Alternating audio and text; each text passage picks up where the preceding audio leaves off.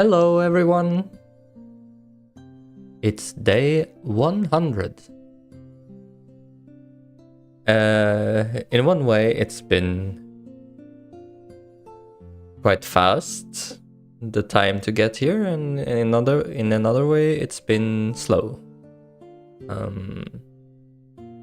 So how good did we get our game in 100 days? Started as a complete beginner that didn't know Godot? That's a question I have.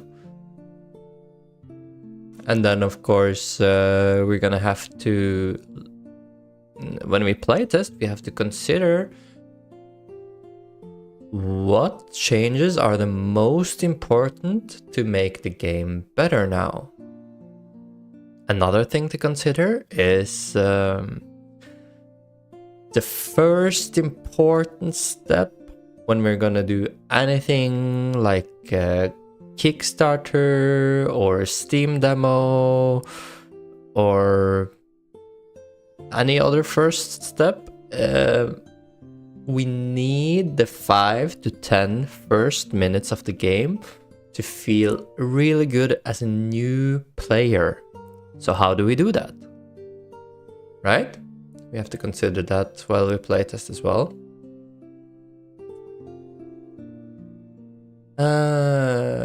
With that said, today is not all about playtesting. I think tomorrow might be.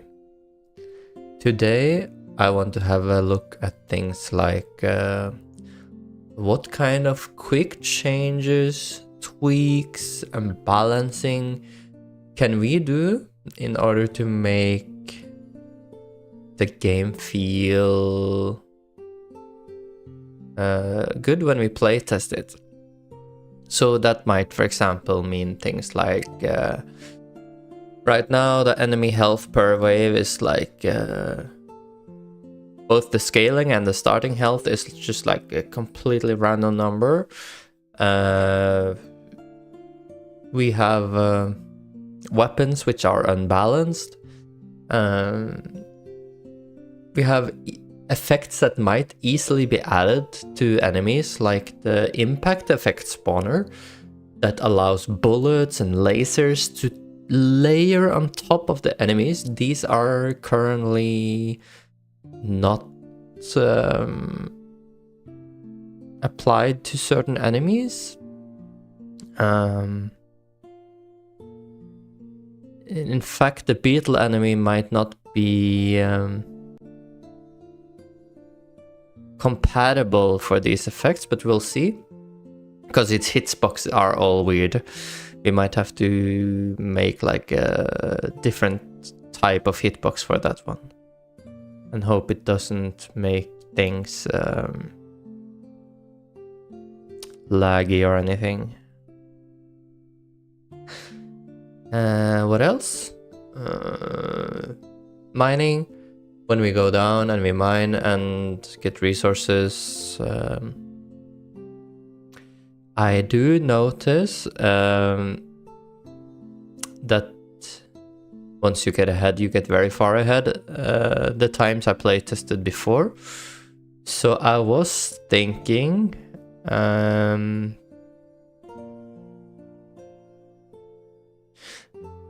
basically what I felt was that when you get to layers that have more expensive resources, but their layers are tougher, your drill will upgrade faster than the layers, even if you go almost straight down. So what I mean by this is, let's say that you need X amount of seconds to mine a normal block, and then when you get to the next layer and the next layer, you will have upgraded your drill faster than the HP of the next layer grows. And this of course means you just mine faster and faster and faster. While the idea was that the next layer is there to kind of stop you from digging straight down being the best strategy from the get-go, that maybe once you reach the next layer you feel like, this is really hard material, I need to upgrade my drill and then I can keep going, then it's worth it. So I think I will be changing the scaling there of the next layer a little bit.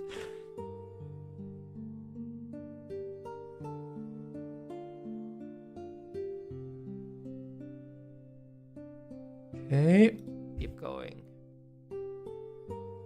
See if I can get the chats on screen, and then we can start making some notes for what to work on today. Yo, day 100, century. It is a century. Thank you, Just Harrier. It is exciting. It is in one way just a normal dev day, but in another way it's a milestone, right? Very fun.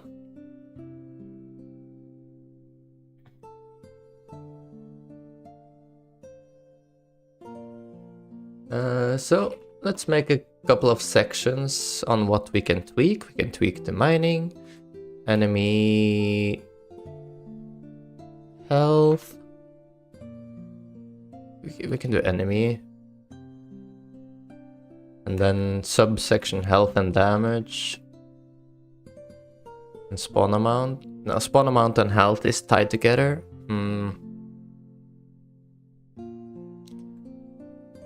Visuals on hit and beetle hitbox question mark.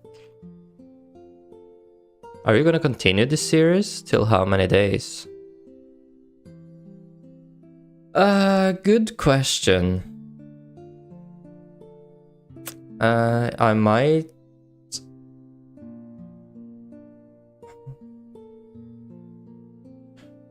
either just start doing Omnicore development without like a number of days, or I continue the series. I'm not sure.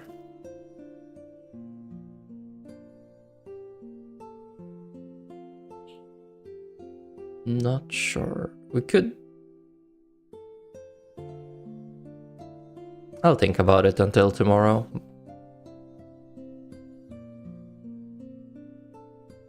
I could keep going with the series until the game 1 is complete. Or I could just change it to Omnicore development day 101, you know? Yeah, not sure.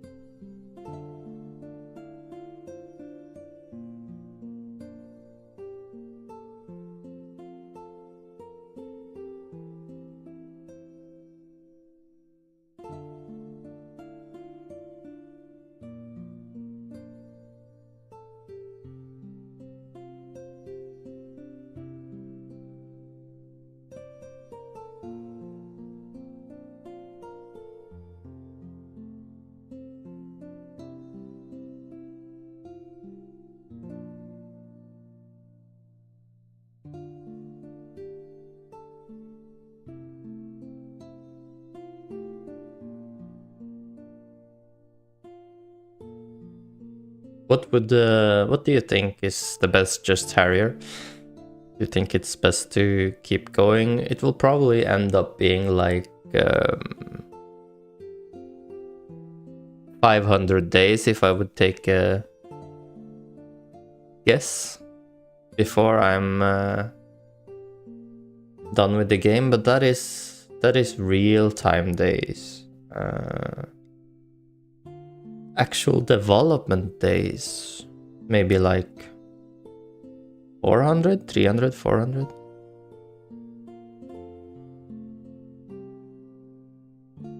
200, 300 maybe, yeah. You should maybe continue this one, but change the name of the series with your game name. I'm leaning towards that as well, like Omnicore development day 101 something. Might be good.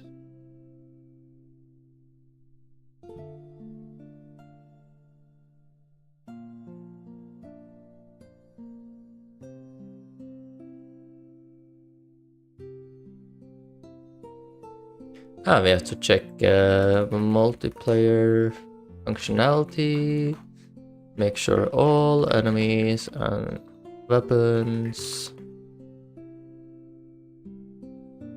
and mining are compatible with multiplayer.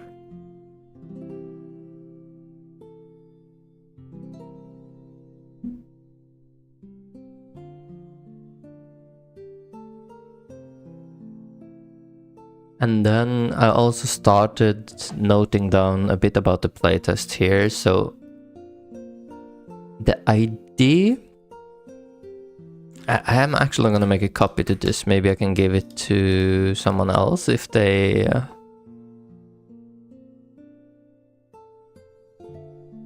play the game as feedback. So this is just things I have to keep in mind when I playtest it, either today or tomorrow. Like, I have to consider what's the most important to make the 5 to 10 first minutes really fun. What is missing? But also, what do I have that makes it fun?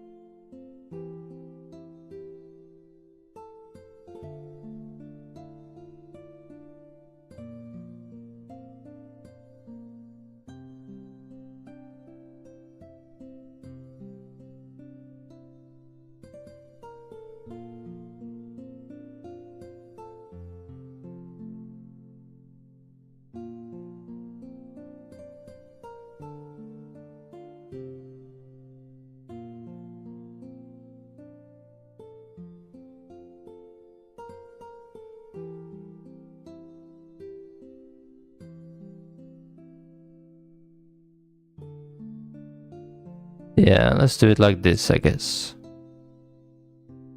Section it into what do we currently have that makes the game fun? What do we currently have which feels bad or kind of ruins the fun? And what new things can we implement that could make it more fun?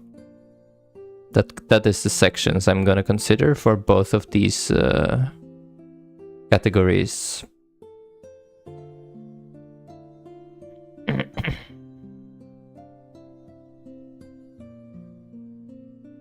Okay, back to what we're gonna do today. Mining, enemies, and multiplayer functionality. What else has to be fixed before we do any playtests? So higher health scaling, I think that one is easy. we go, well, it's easy to adjust it, I think, but maybe not easy to perfect it, balance it. From our spawners, we have one for the blocks. This one. On our chunk, let's see.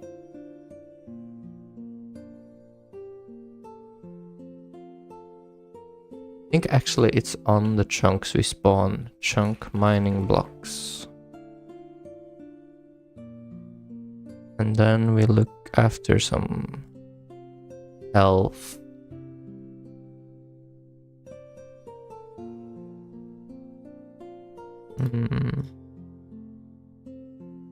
Base health is here. That's base health.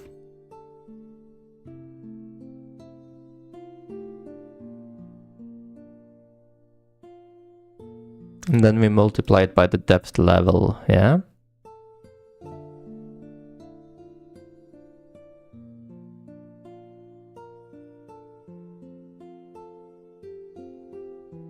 And when do we do this? Get max health.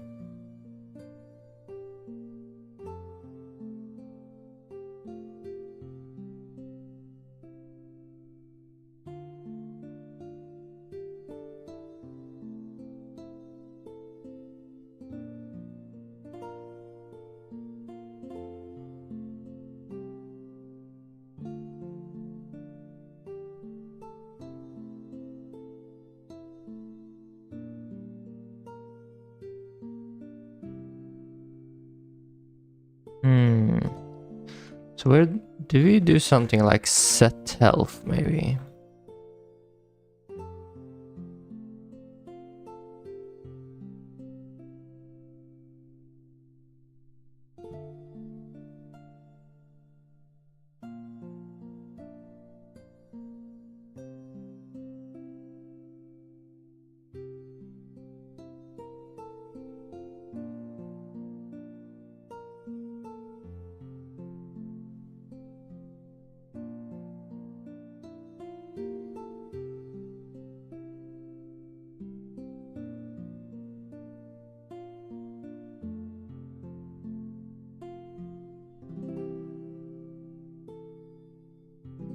Setup and build chunk.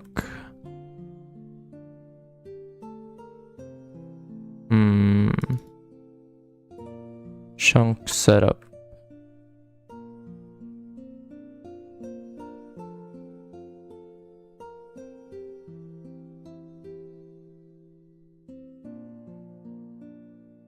Block health array, let's see.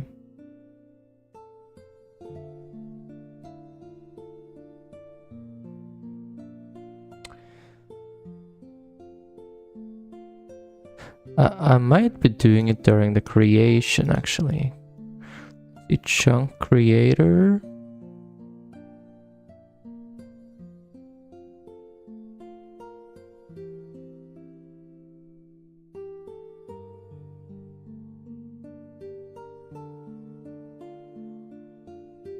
This one. Okay. And we need a new variable. We need to make it...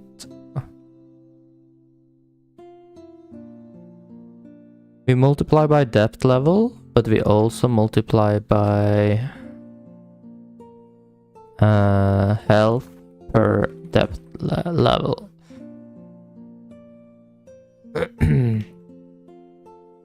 Health scaling.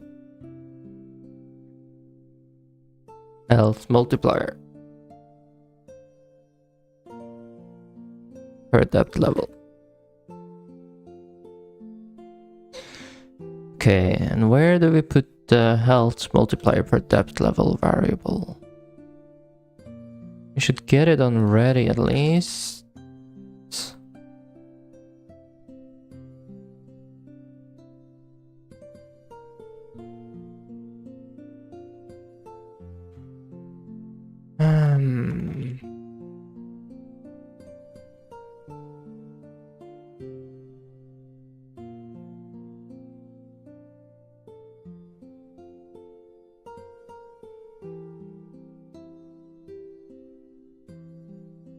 health variables. Export variable for health per depth level is a float 2.0. Okay.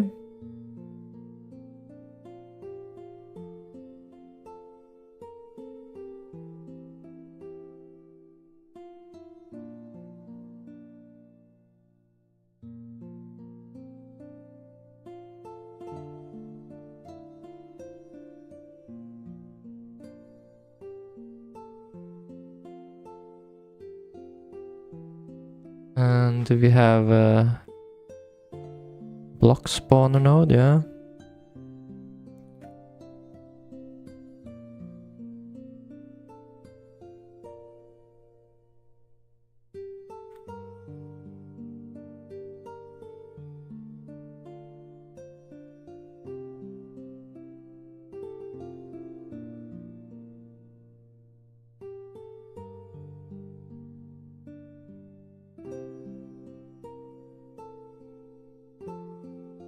Block spawner v2.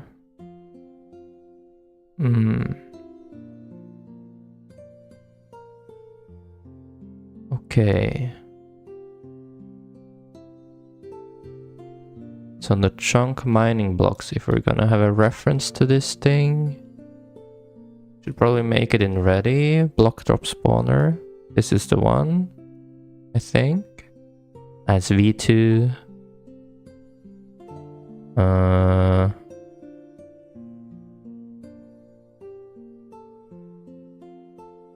Where?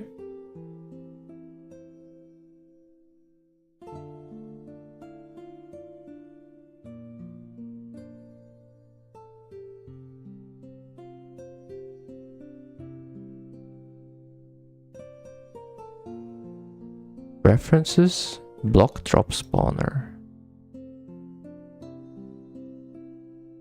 Oh no, I was mistaken. That is not the one I was looking for.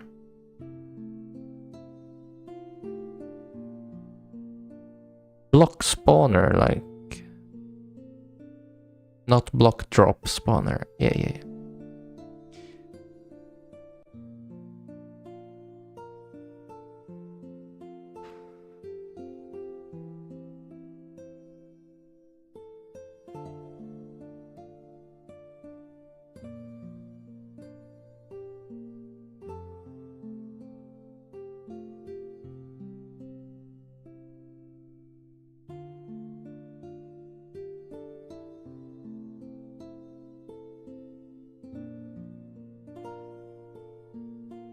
That is a block spawner, yes.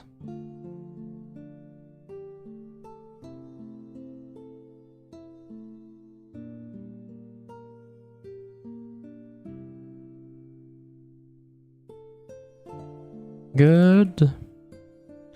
Now, when we set max health,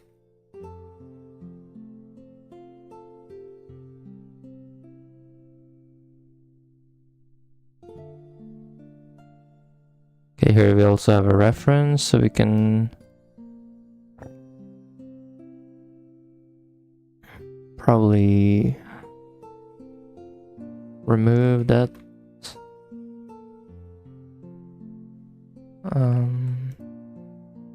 Let's see, what did we call it?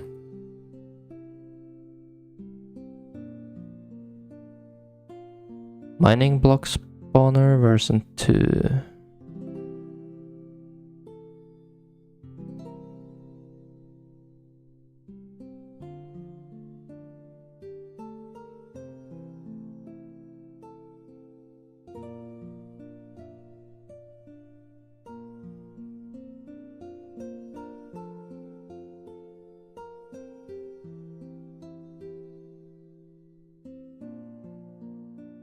Okay.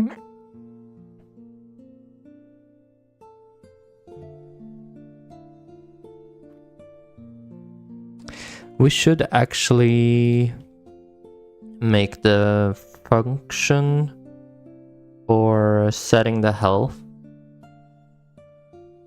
on the block spawner. So if we change how it scales, it changes everywhere.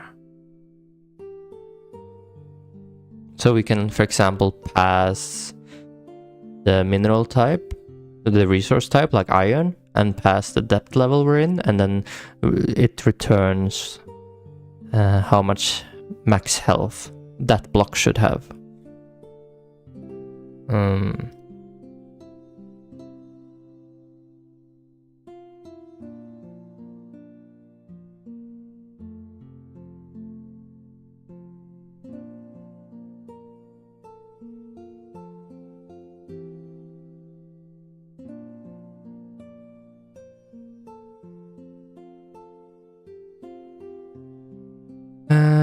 And then first we do resource type, which is like enum's resource type, and then we do depth level, which is an integer, and we return a float.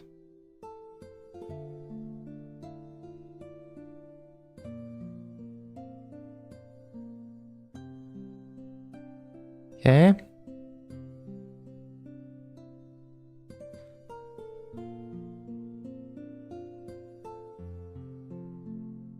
And here we can match resource type.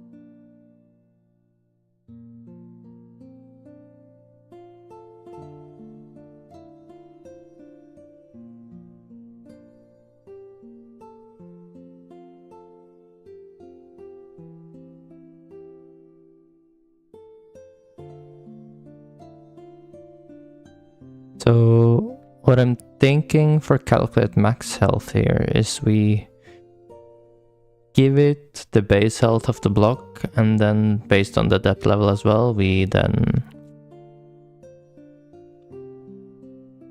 return the health. Let's see.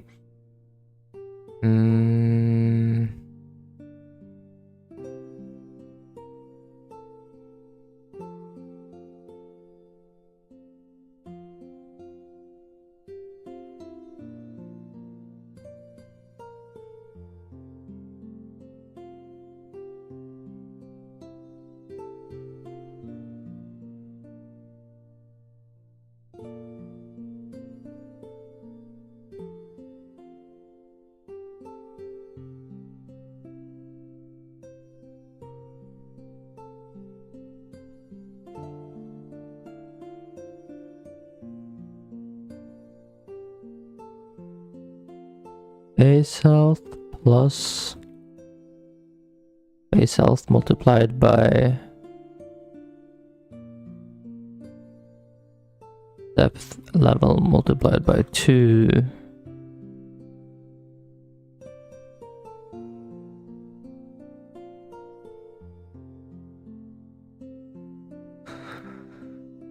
Let's try that one. Okay.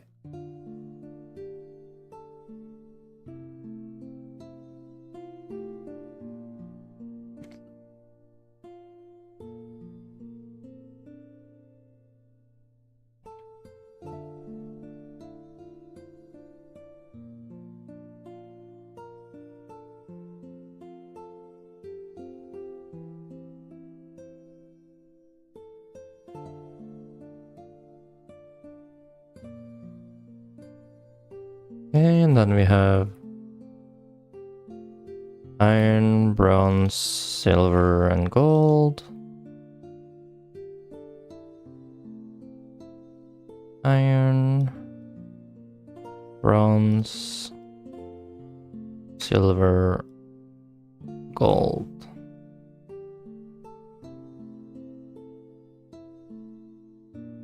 And then how do we do the default one? Is it like this?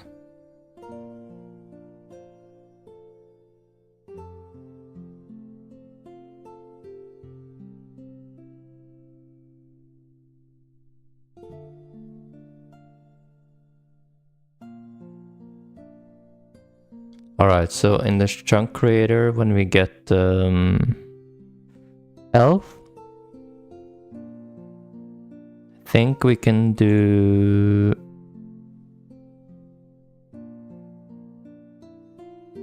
block spawner node, get max health, or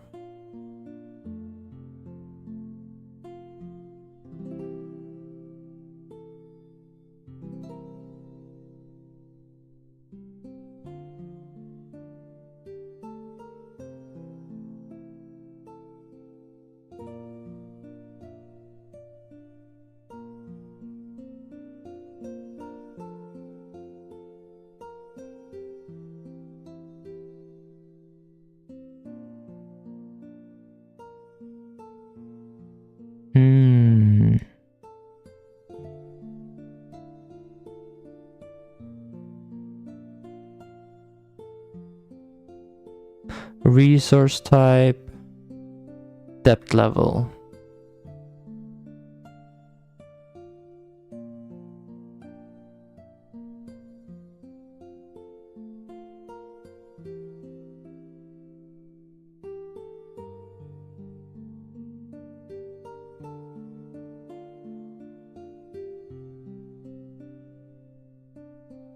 And I think that means we don't need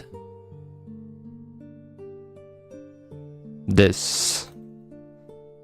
Now, I'm gonna test that right away, so I don't like end up having a game that doesn't work.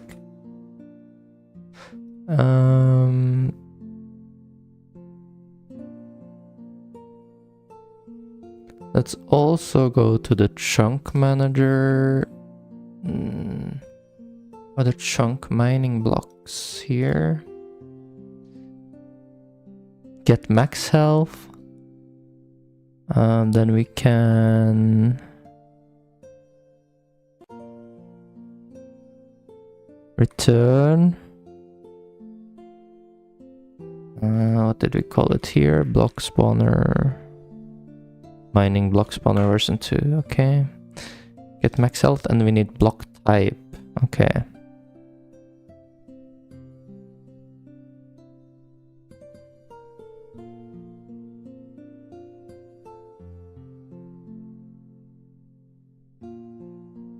And depth level we should have. So depth level, yeah, that's a variable we have here. We just need the block type.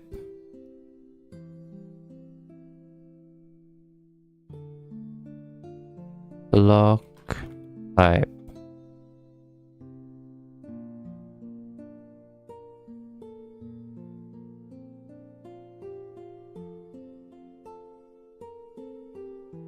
And then we shouldn't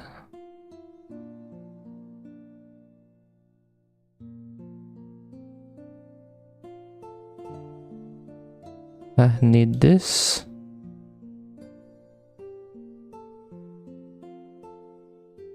And here we need to pass block type. Let's hope we actually have block type here. Looks like we do. Let's see, do we call it anywhere else? Here we call it as well. Here we have block type as well, okay. Here we call it, man. I hope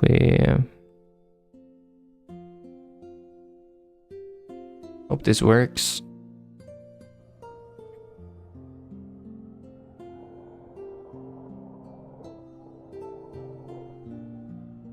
The laser effect, I have to make it hidden by default.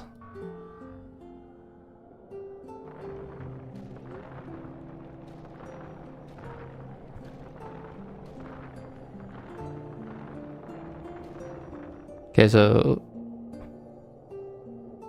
this is actually not so easy to see with the drill, maybe.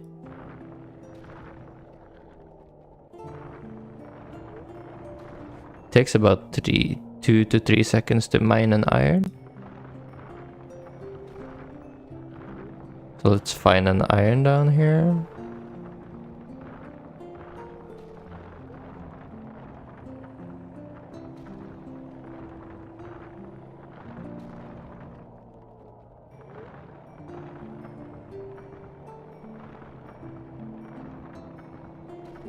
Okay, that worked because that was about 9 seconds and that is accurate. Good. And then we do...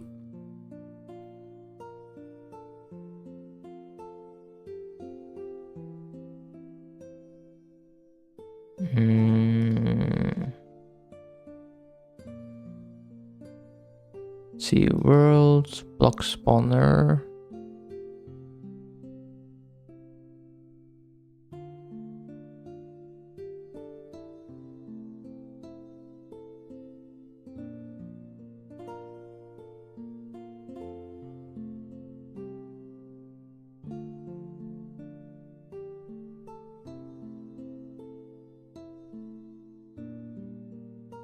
Chunk size 20.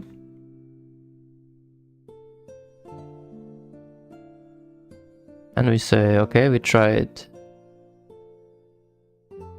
changing this.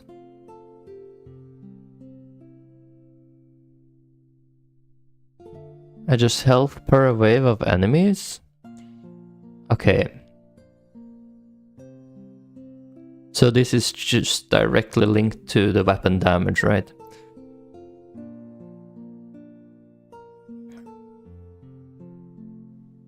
Like, I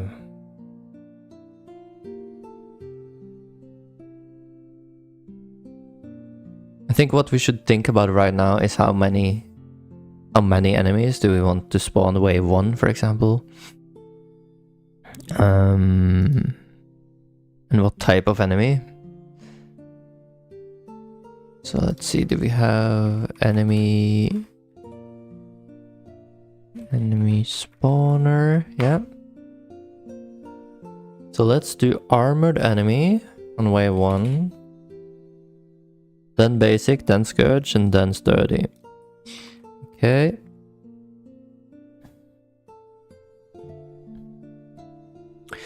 For the health, go to world. Normal enemy is like 200. One of those balls is like 600. Let's see the armored enemies.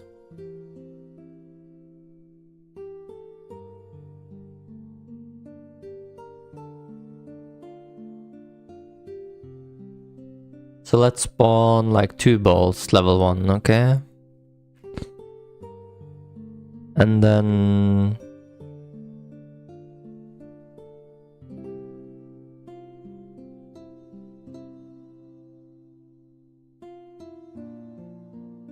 how hard should the wave scale?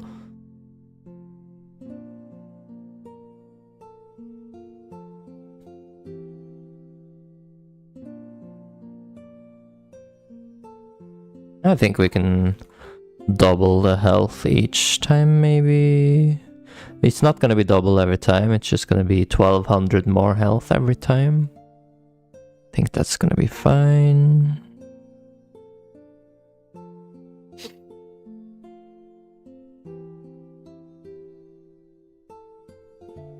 So the enemy damages, those are set like...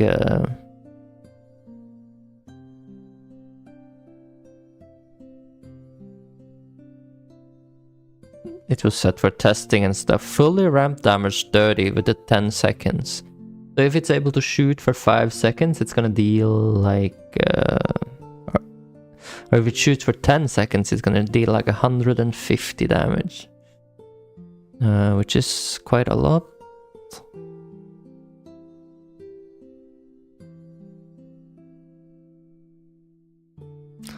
But at the same time, a single enemy with 10 damage per second is gonna kill the shield in 50 seconds. And it needs 10 seconds to ramp up, so like more like 55 seconds.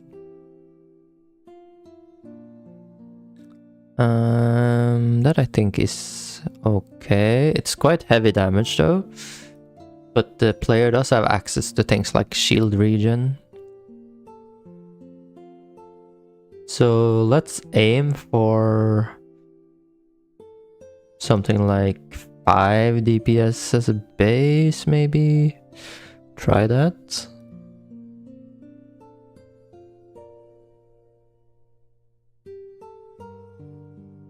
See, beetle attacking. Is that an animation or what is that?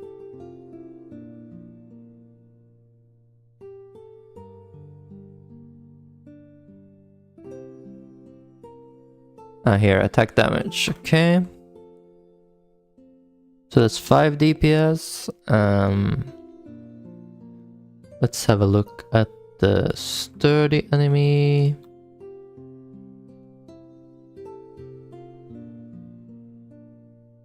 Now these ones are hard to kill compared to the other ones, I think. Let's have a look at their health.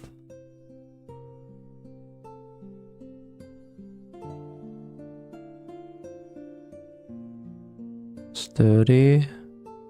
Enemy health manager. I should maybe just set it in the script instead of doing exports.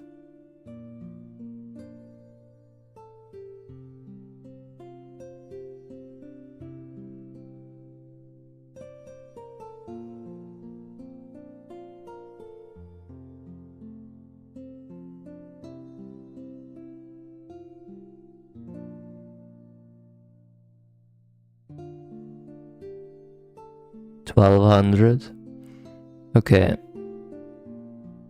I kind of want to have the scourges a little more health and a bit fewer, actually. Okay, so back to where we were. Sturdy.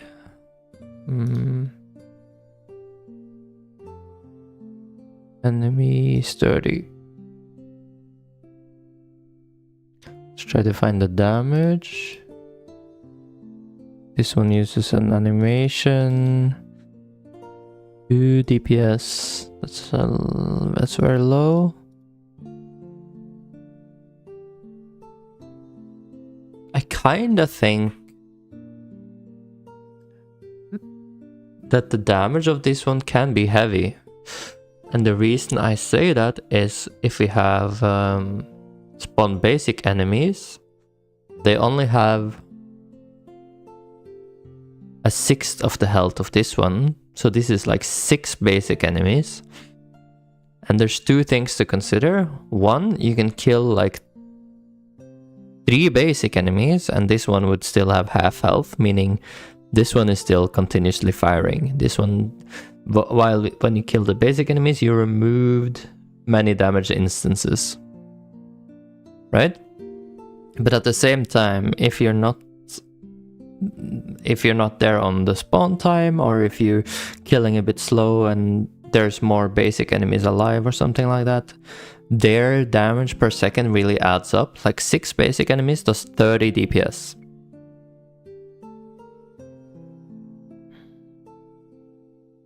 So I don't think it's unreasonable to put the sturdy enemy at 15 DPS, which is equivalent to like 3 basic enemies. Let's try that. Okay. And then the sturdy ones.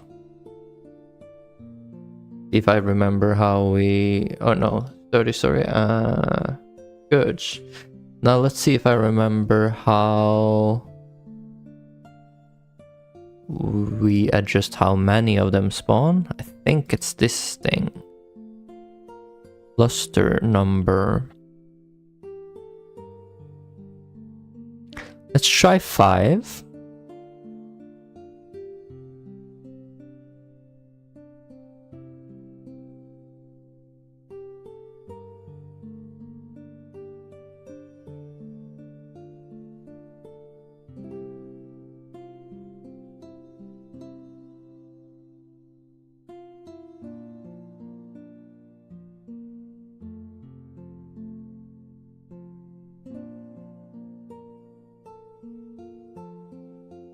Okay.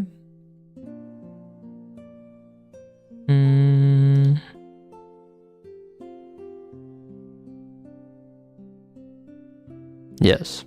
Okay, so 5 of these, and then damage per second. Let's see. This one also uses an attack animation.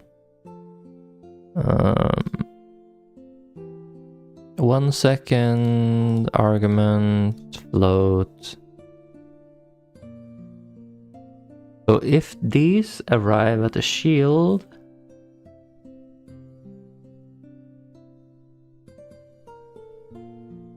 let me think. A basic enemy has 200 health and 5 DPS. This is 250 health. 5 of these.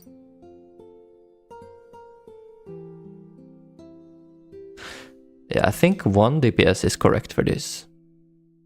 Because then it's 5 DPS per cluster, and it's harder to kill a cluster than it is to kill a single enemy, so this is already a bit overtuned maybe. But it's fine.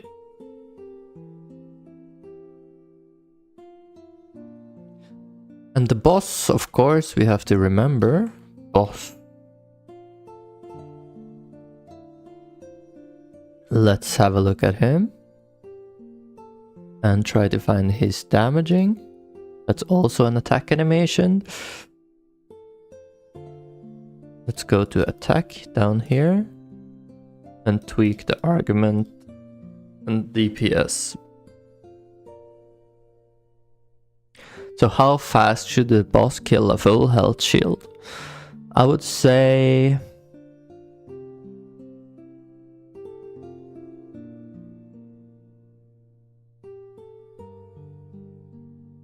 you should kill the boss in 20 seconds. Or 30 seconds is maybe good. Something like this. That's 25 seconds. 20 DPS. Once he arrives at the shield.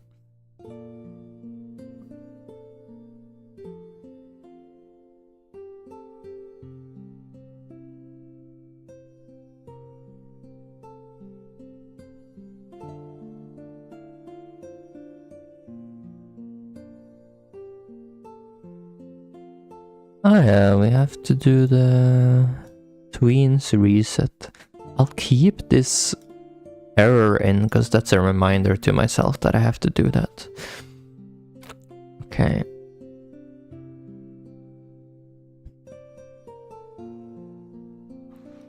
Let's have a looky. And is this still bugged, or is it gonna be fine today?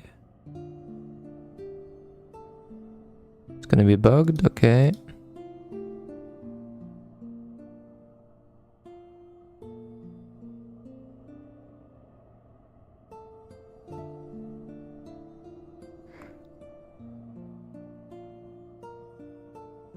Visuals on hit, apply impact effect.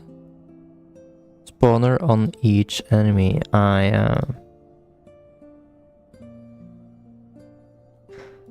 So this started happening after I did the Windows update, and I'm not exactly sure why. But I think if I do 2 connects,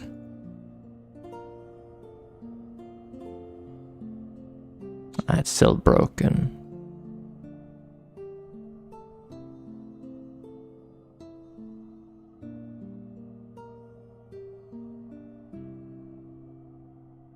It seems a bit like last time I tried this, it was a bit RNG when it went through and not as well.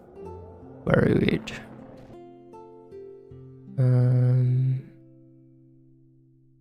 See. I'm gonna immediately tweak the laser impact effect to not make those that smoke and stuff in the beginning, because it's just gonna spawn right away and put like smoke in the middle of the map there.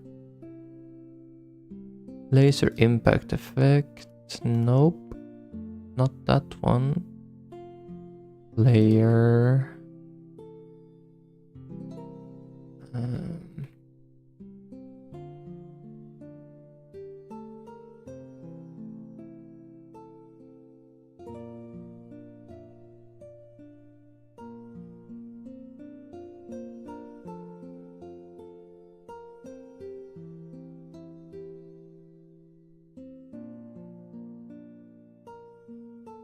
This one, laser trail decal? No. Maybe it is the laser impact effect. Ah yeah, here we go. Splinters and smoke. Let's just put the amount ratio to 0 in the beginning. Is that the amount ratio we're gonna tweak based on the laser doing damage and such?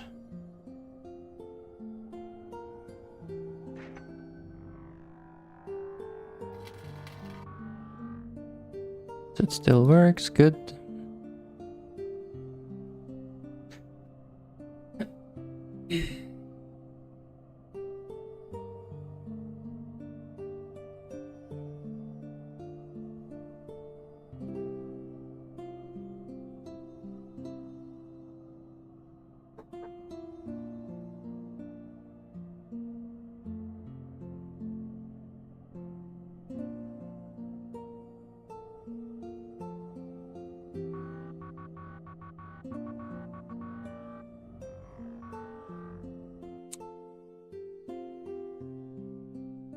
Let me try for fun as well.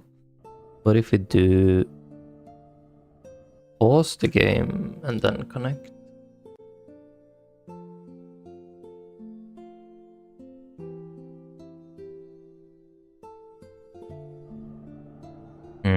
Interesting.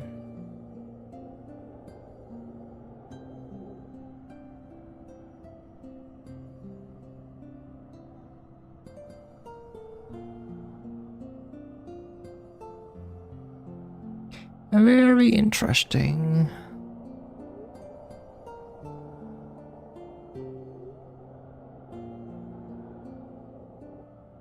Do you, mister? Everything okay with you? Yes?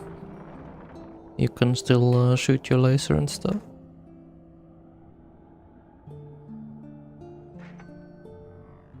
No, you're missing. Unlucky.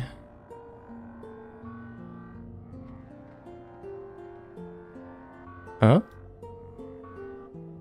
He's missing before he changes his camera the first time. Okay. I see.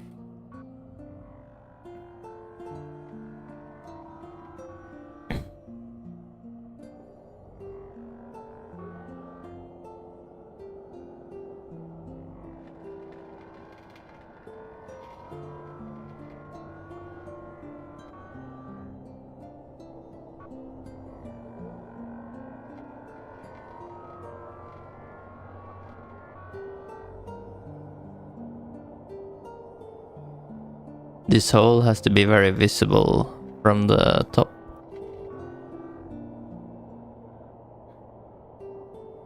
Don't know what I'm gonna add to make it visible, but I have to add something.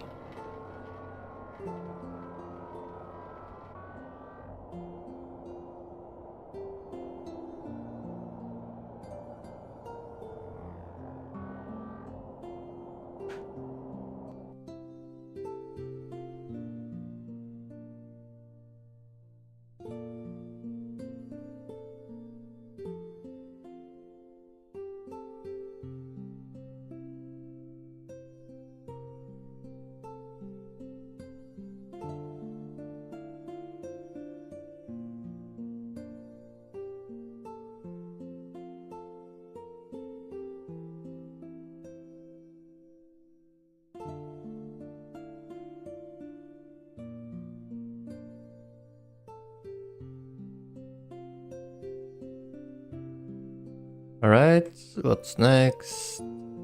Visuals on hits. Right. So the beetle is the biggest issue, right? Like the... like how would I make the collider work here? Let's first see if we are able to create a collider. If we...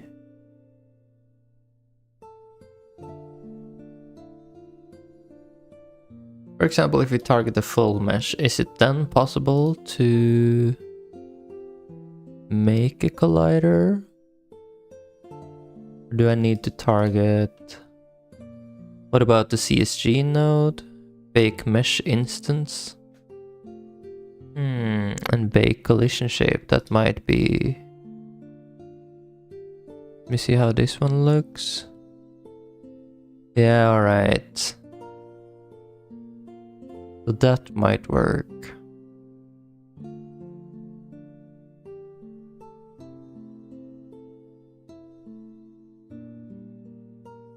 But we're gonna...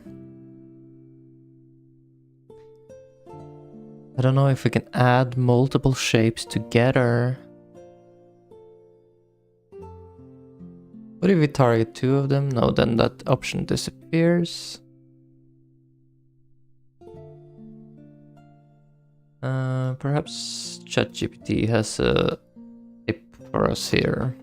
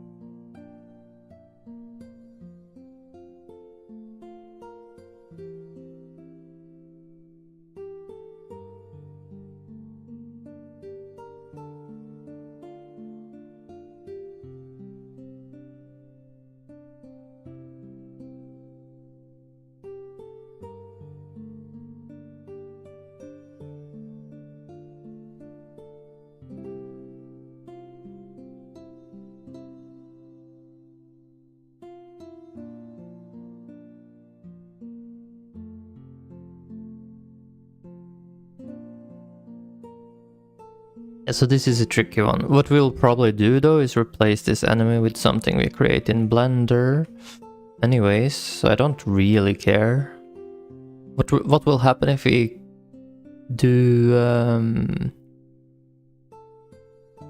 impact effect on this dude right now is that we're gonna have the impact effect hit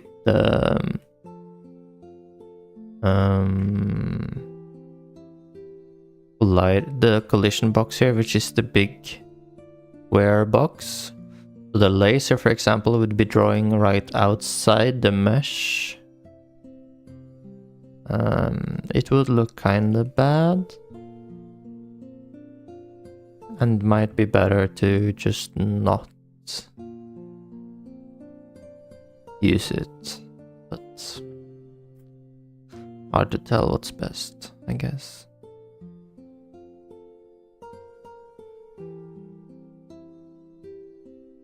I don't think it's a lot of work to add an impact effect though. We can always try. We do...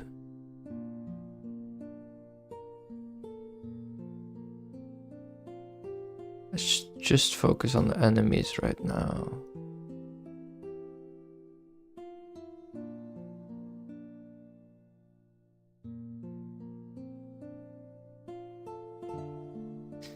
And then impact effects.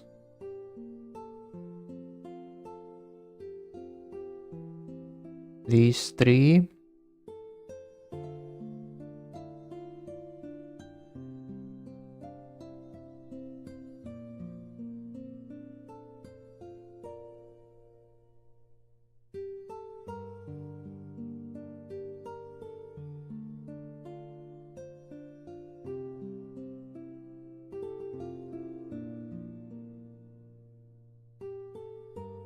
Okay.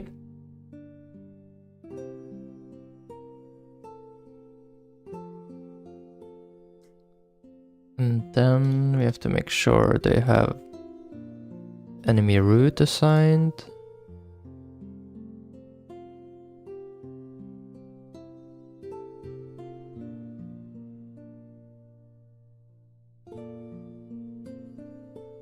Okay, and then we have to make sure every hurt box knows about the spawner.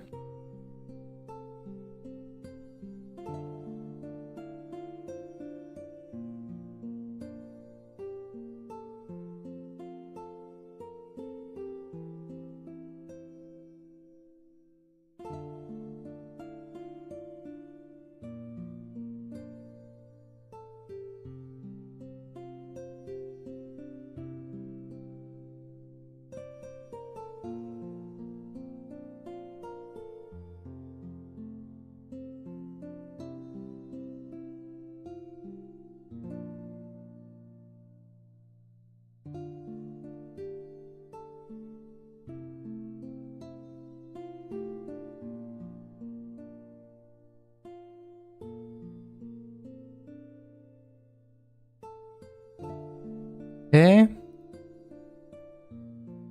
And that should do it. We have to test it, of course.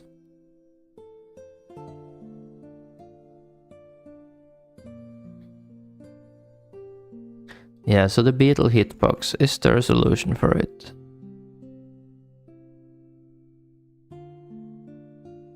Yeah, I tried to do that, but it's not good.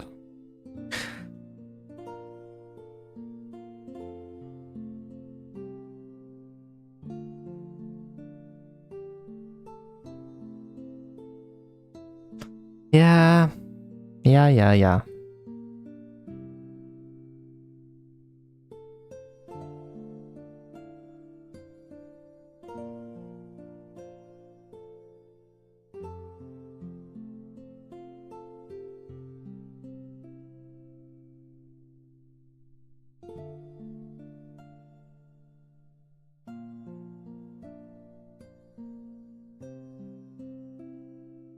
Okay, so let's do DPS of weapons.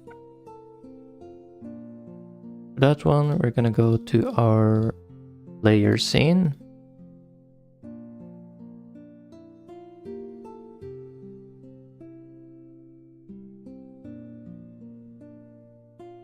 Honestly, I wanna do like 200 DPS or something. That's what I think is good. That means 100 DPS. That means we're gonna kill the sturdy enemies in like 6 seconds. We're gonna kill with one weapon, and we're gonna kill the armored enemies. Sorry, the first wave.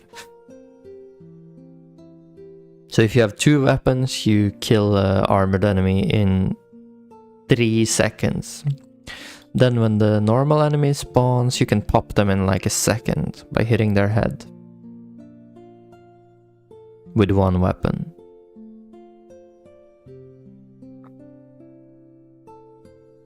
Let's see, if you have 100 DPS, that means the wave takes 12 seconds or less if you constantly hit them. Or realistically, it's gonna take you like 15-20 seconds maybe with one weapon. Less if you have more weapons. Okay.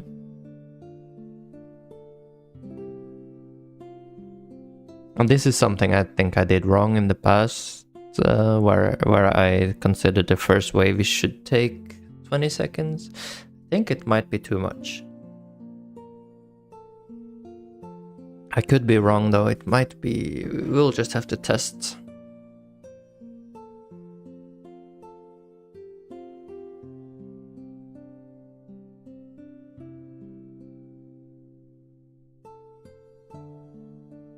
So that's under the player scene, and let's start with the machine gun.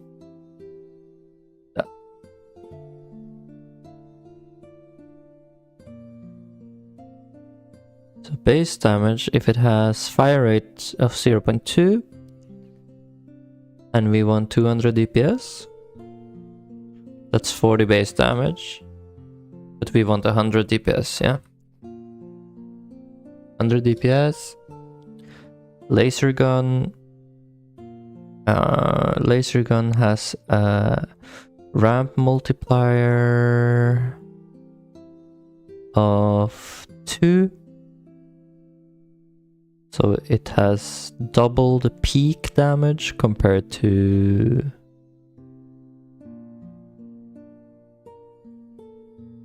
machine gun.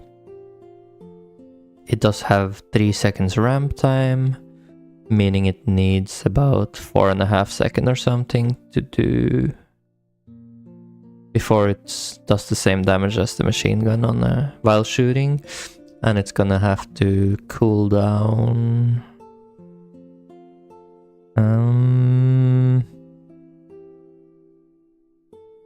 Let's put it at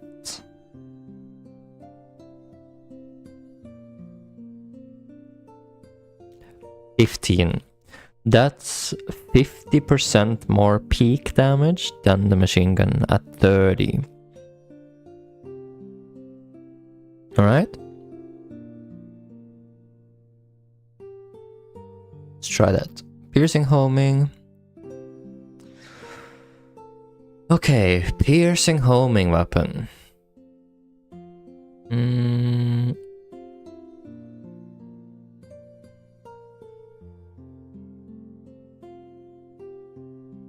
Now, with the machine gun having a reload, that really changes these calculations a lot.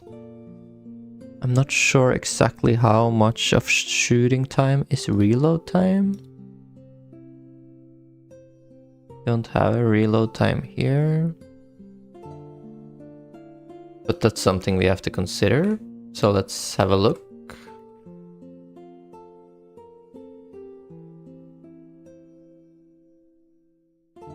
Weapon reload is 2.3 seconds. 32 bullets. I don't know if that is too much or too little, but 32, 0.2, 6.4, 3.2, 2.3, that's like a third. Almost a third of the time you reload. So that's a 33% DPS loss. Now for the stats of the piercing homing, this one doesn't have a DPS loss. 33% of 20, that's like 6.66, so that's like 13 damage. Is the same as the machine gun, but this one also you don't have to aim, and it's always dealing damage. It ramps its damage while it's not hitting something. So 10 DPS is probably a good number. Missile launcher, this one has AoE effect. It's a 2-second cooldown.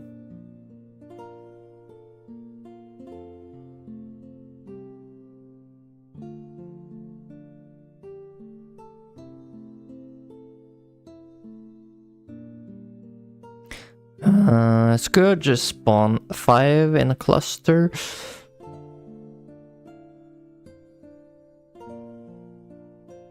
So that's really good damage on the Scourges. But let's see.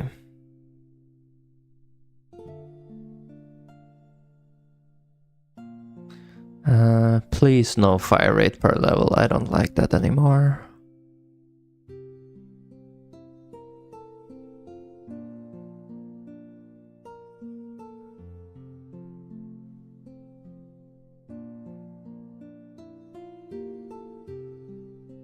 Ah, here, max projectiles per level.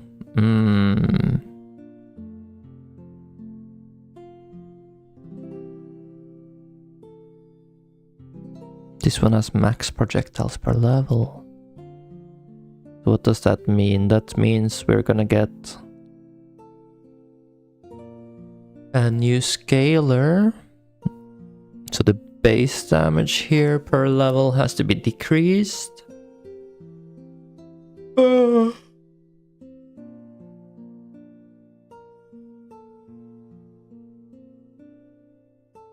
So first level, it's gonna double its damage and then it's gonna go 50%. It's actually same as having this on 10. Yeah, it's actually exactly the same, so that's perfect. We just increased the number of projectiles here.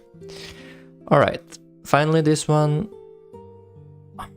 If we want to have like 100 DPS, this one needs 200 damage. It does do AoE damage. So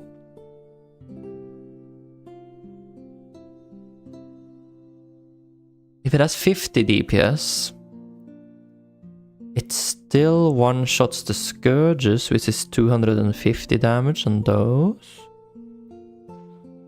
And of course, more stuff can be inside the area of effect. However, this is only 50 DPS on the normal enemies. Still, it might be fine because the piercing homing weapon is like 70 DPS, and that's the reason why it's lower than 100 is because it's consistent, and so is this one. The only negative about this one is that it might have a lot of overkill damage.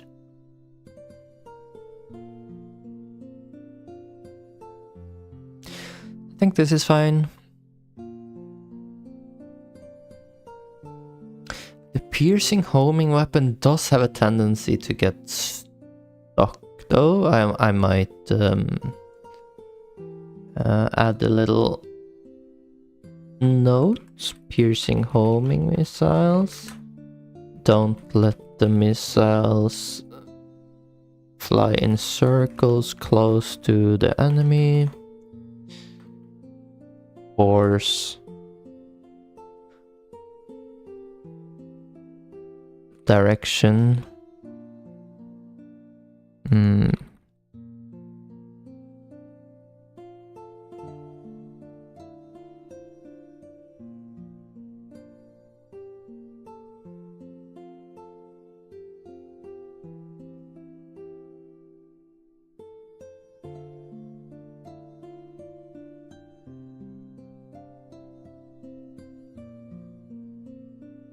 So instead of turning the missile normally when you're really close to an enemy, just instantly change direction.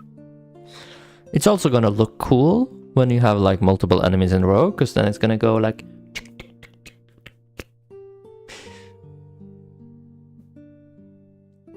which will be fun.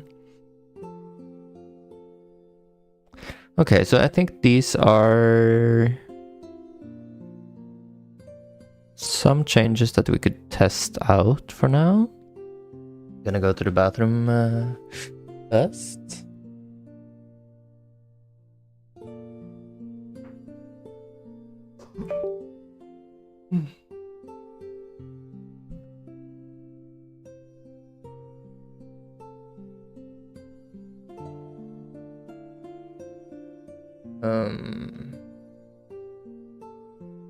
Be right back.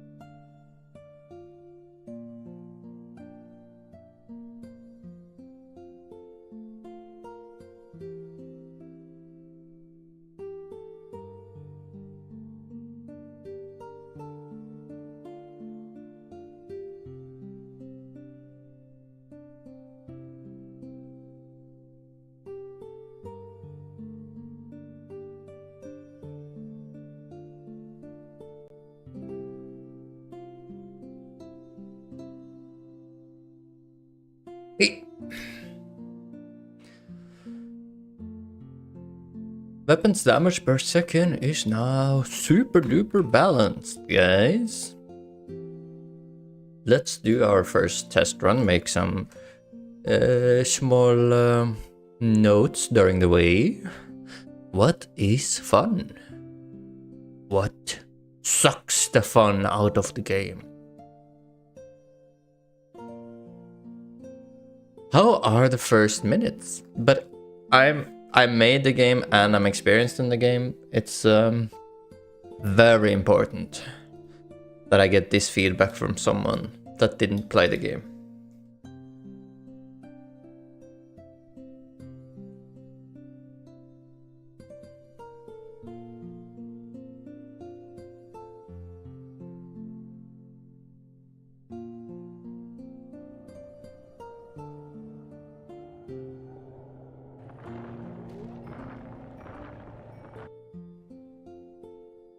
Let's actually try using the in-game music and stuff.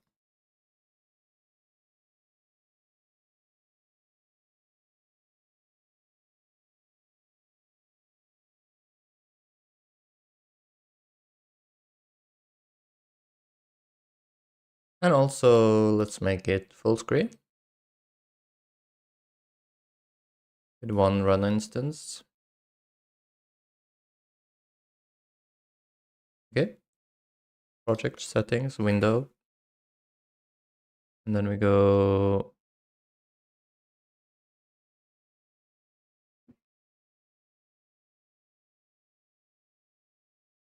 full screen.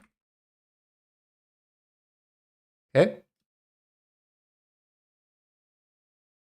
Here we go, boys. Let's see how far we get. Could actually try some third person as well now that we fixed it.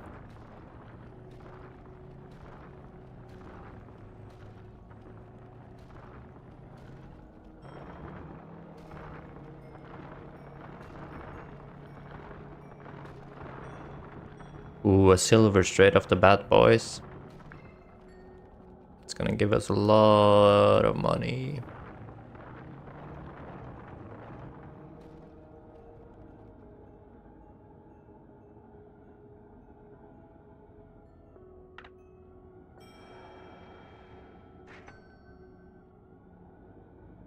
You wanna improve the drill?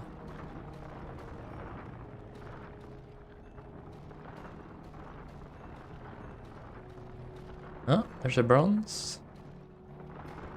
Anything else over here?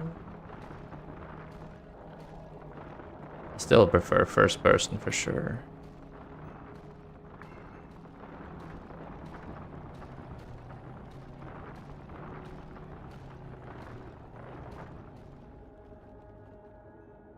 Alright. That should allow us to buy more carry weight.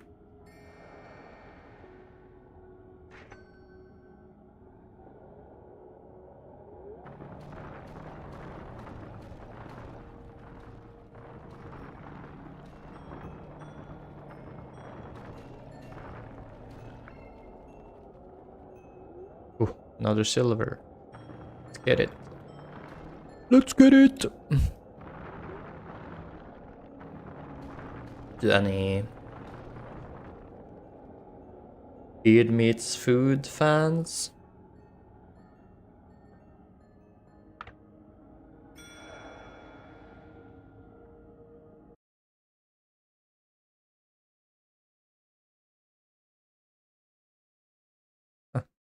Oops. I was gonna move this chat a little bit here. Okay.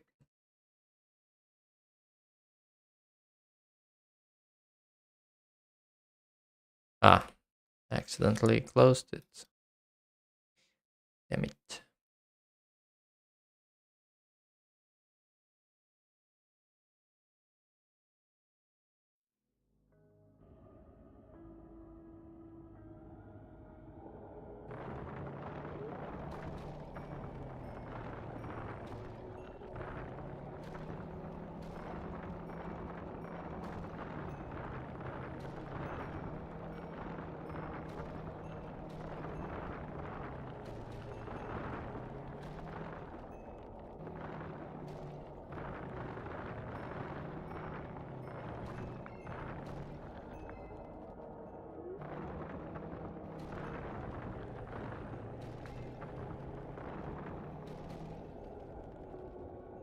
That's 4. That's a new drill.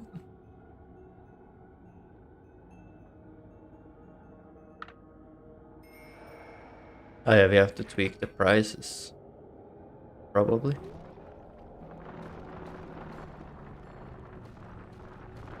Ooh. Triple bronze. Let's go.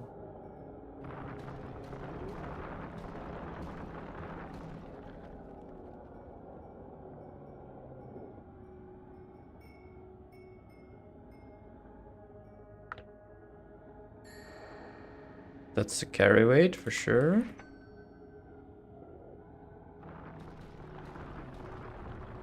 There was...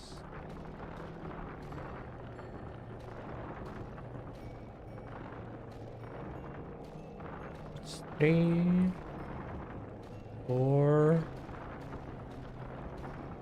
5. That's many enough.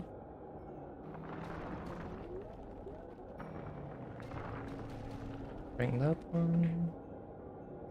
Okay, so we have 60 seconds before the first wave. We probably want to do like 1 jetpack speed and then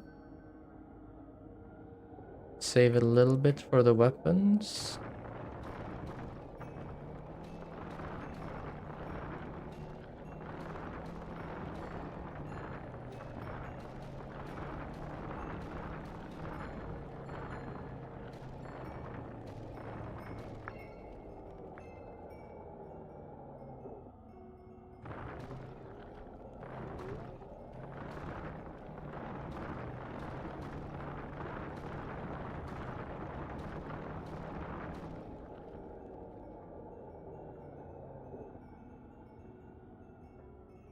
$20, that is a lot of time, but the machine gun and piercing homing. Now we get ready. 5 seconds to go.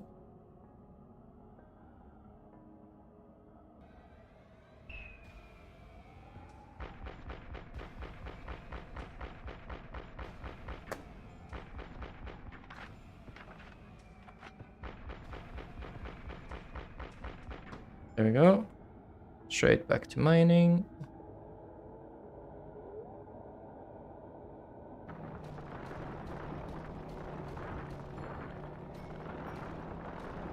Now it's gonna be interesting to see, do we think it's still worth it to go down here?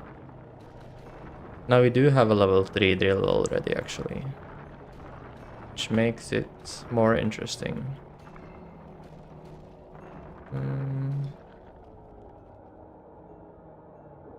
Silver down there.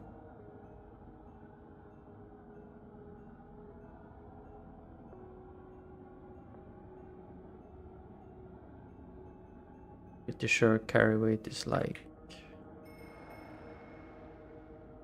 8 now, okay.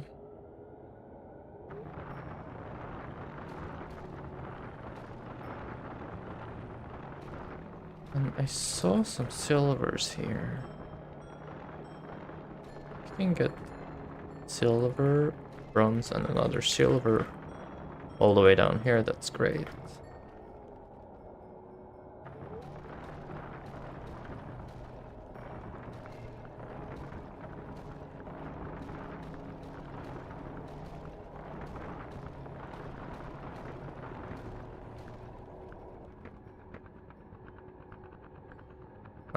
We got a bit too heavy. Oops. Okay, so the wave timer is 20 seconds.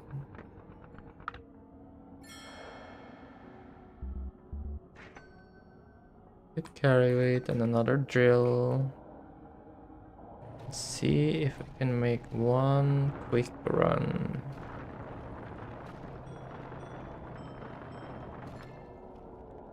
Okay.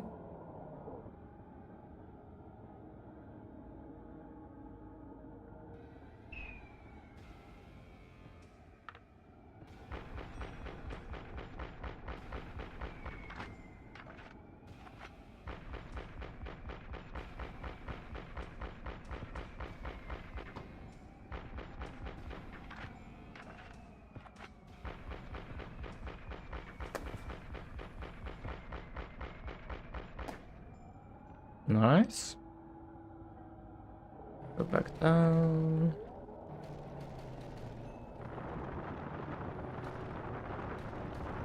Oh, there's a gold. That's nice. Okay, so we have 20 carry weight now.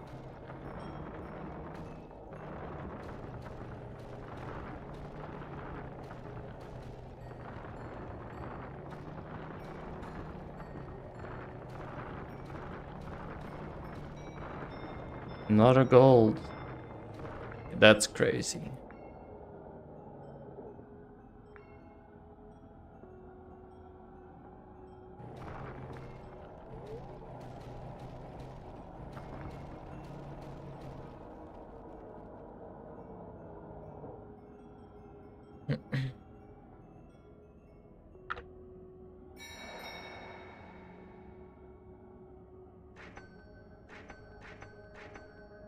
Okay, now we got really fast.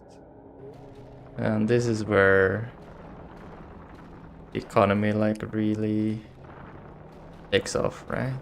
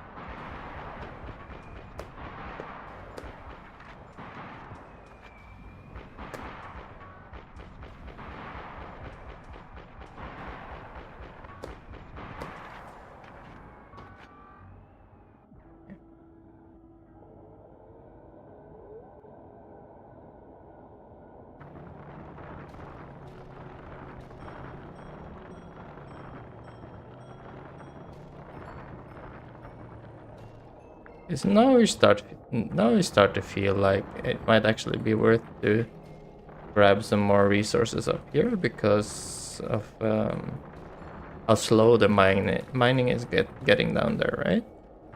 That's kind of what I wanted to achieve.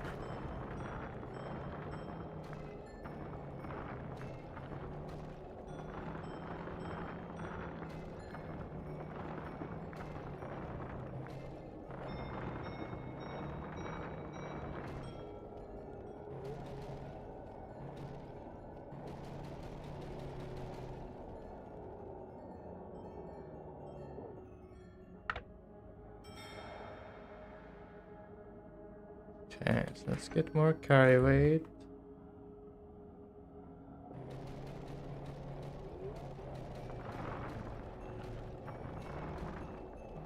Yo, what kind of game are you making? Hi, Soga. It's a game that is very similar to Dome Keeper on Steam. It is a mining survival roguelike. So the main differences from Dome Keeper is that it's 3D and that you have the weapons attached to the character instead of to the dome itself. And it's probably gonna have abilities eventually.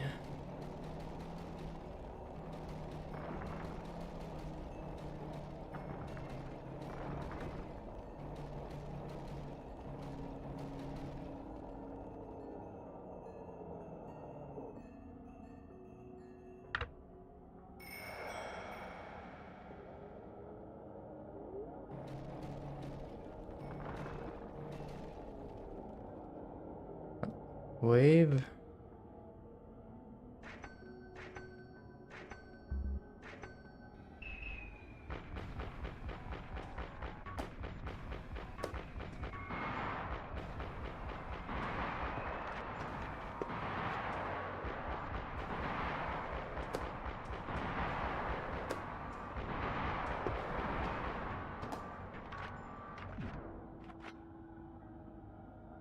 Let's try just before the blue level to go sideways and see how that feels.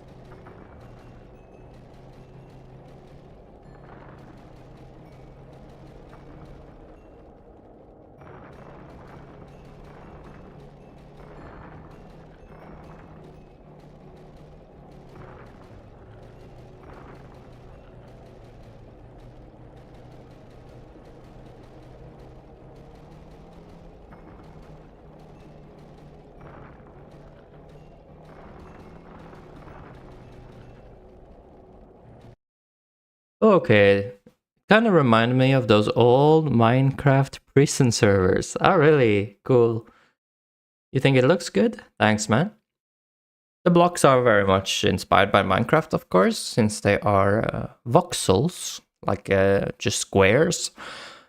And the animations on breaking the blocks is a mix between Minecraft, Hytale, and this breaking effect you see right on screen here. It makes sense, it reminds you of Minecraft. I do take inspiration from many type of games, like Risk of Rain, Gunfire Reborn, Minecraft, Hytale, Domekeeper, Megabonk.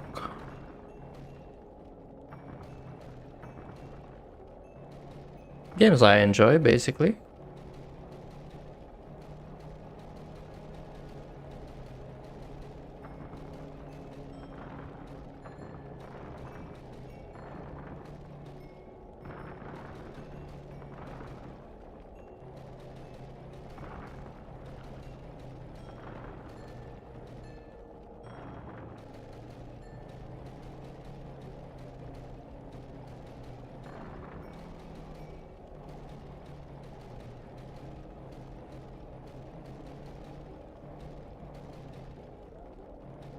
Ooh, a little opening.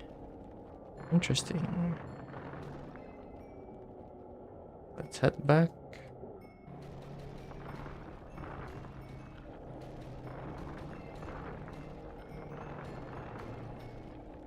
This way.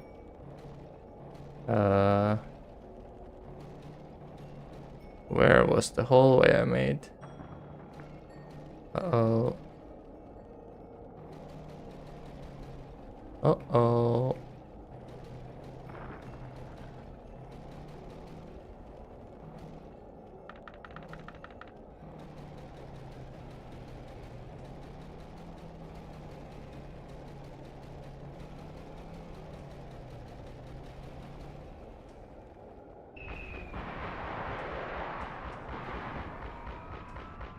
They are scaled? Okay, bro.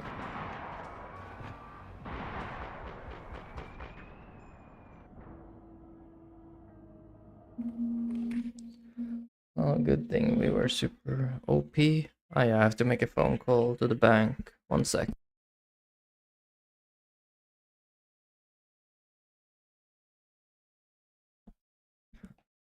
The prison servers were kind of similar to the gameplay. There were these giant pits of stone and ores, and you try to get as much of the good stuff that you can upgrade your tools. Yeah, that is very similar.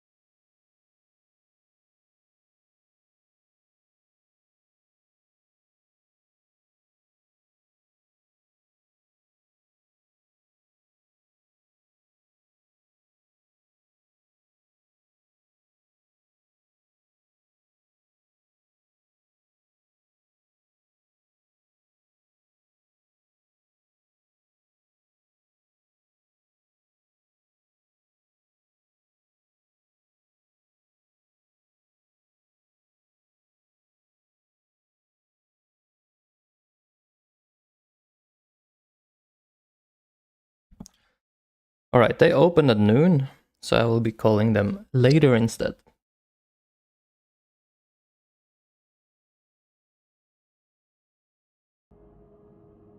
Okay. Where were we? We were trying to dig sideways, right? Where did we dig? Here. Now let's see how many resources we got. In one wave of digging.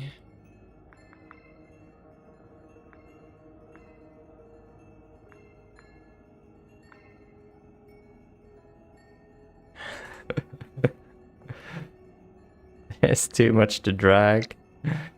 Ease. How long have you been working on this game? I would say like 700-800 hours, like 100 days. And this is my first Godot project, so there are too many balls. No.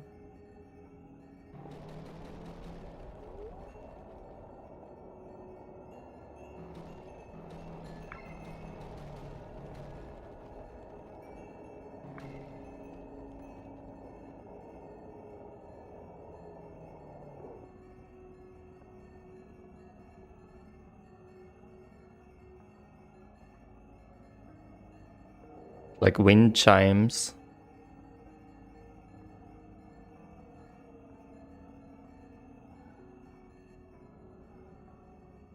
Get it here. It's a 61.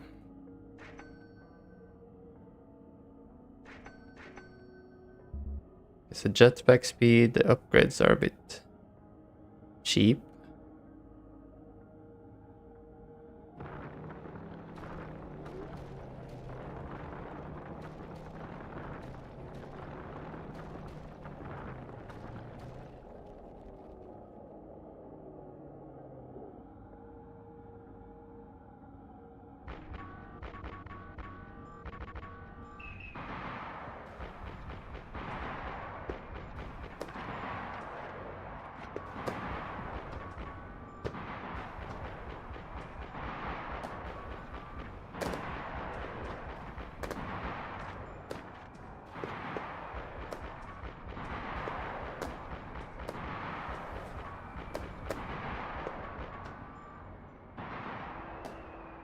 It's time to get some regen, I guess.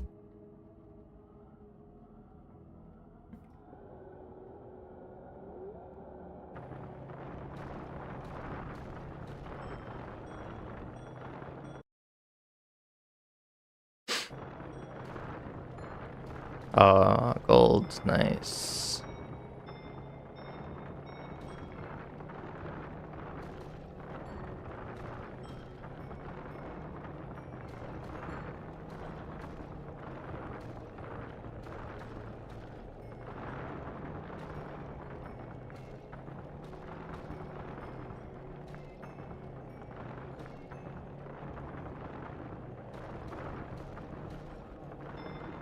Another gold.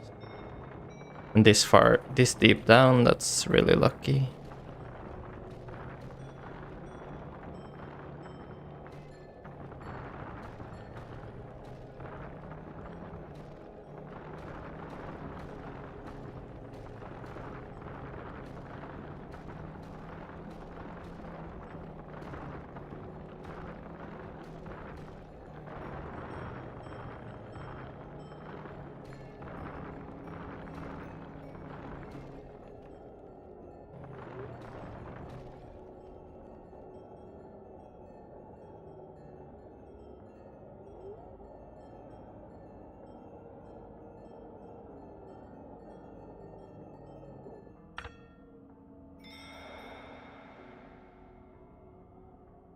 It's still worth it to go deeper, it seems, than mining sideways, honestly.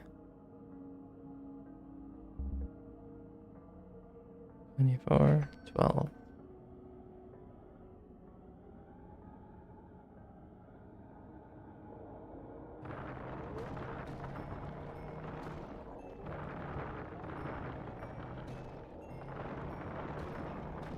A little iron vein here.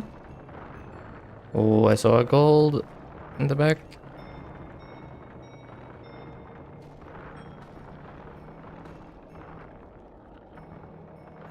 Eight seconds. Ooh.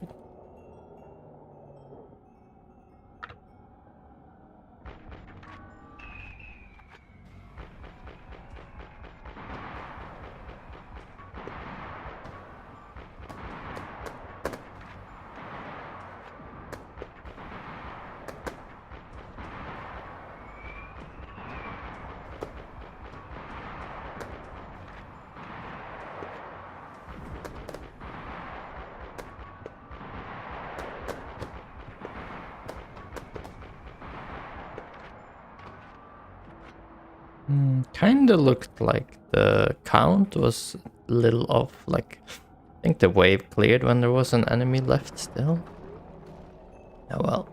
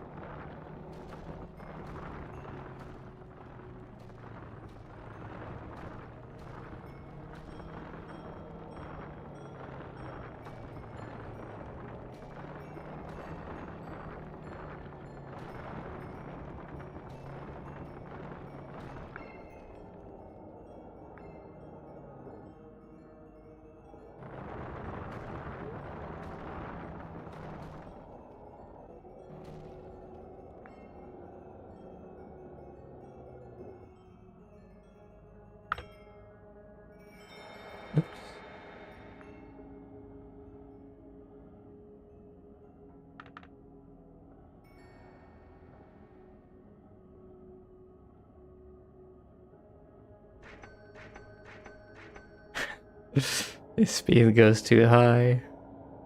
I'm super fast now. Okay, so that's definitely a B tier. Speed ramps too fast, or not ramps too fast, are too cheap.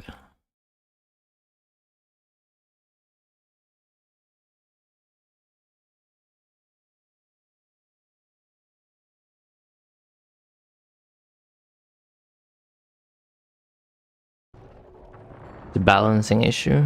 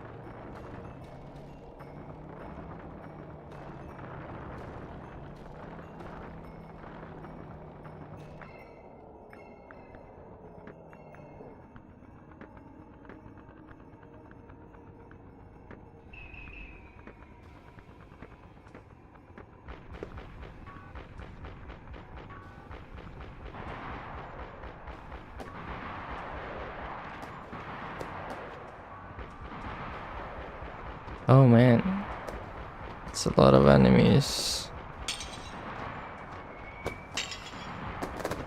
No, I wasn't back on top on time. Unlucky. Now does the shield come back if I get enough regen or no?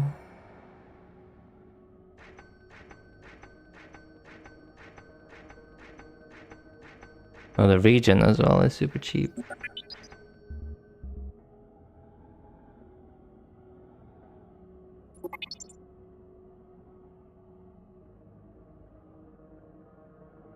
There we go. It's back. It's funny as well, the marks disappear when it gets healed.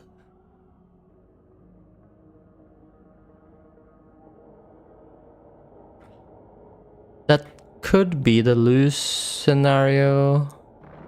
It's either when the shield breaks or when the enemy reaches a certain object or something inside the shield.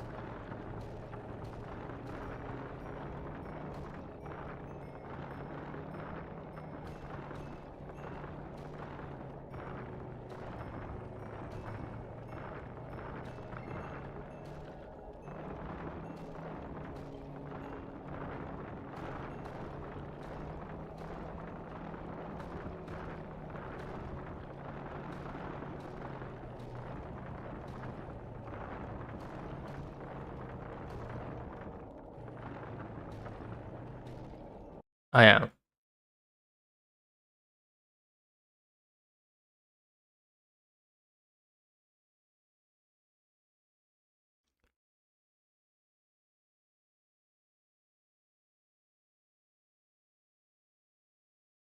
In general,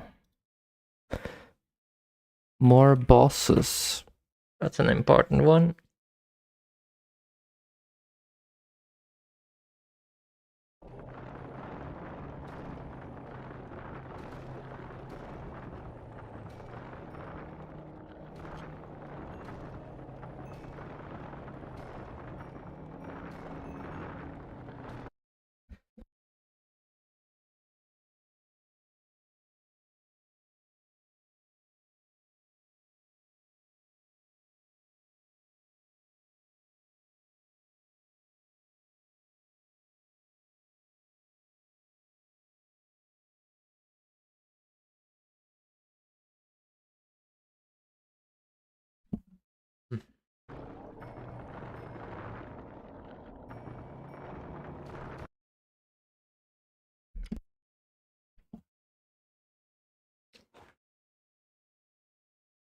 Ah, yes.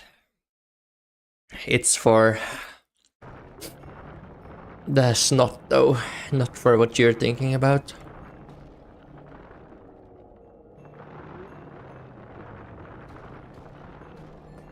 Welcome, stolen ID.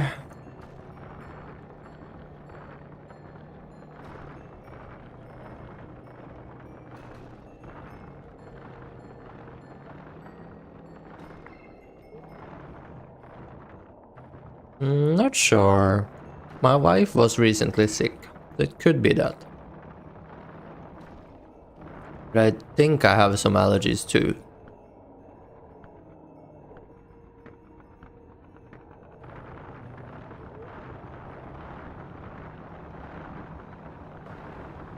Oh, there was a gold behind there I saw.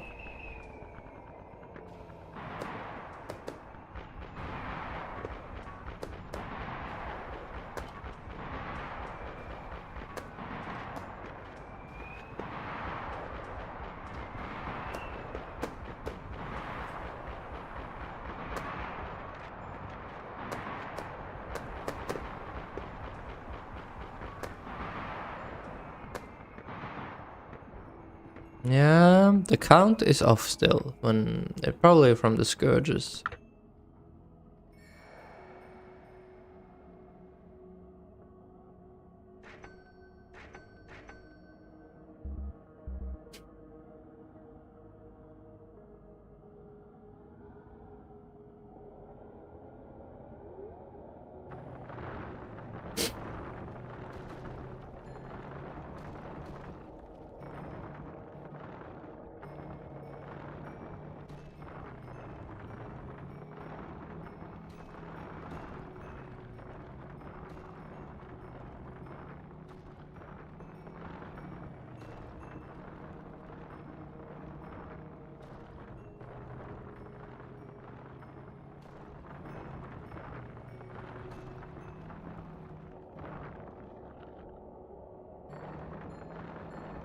Honestly, I think maybe there should be a max upgrade on the speed, especially. On top of it being a bit cheap, This is not fun when it's too fast.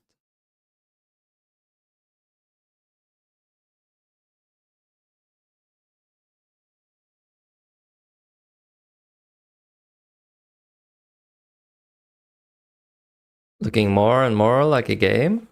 Yeah, it's getting to a demo eventually. Demo point. The content is missing a lot, but the core gameplay loop is getting there.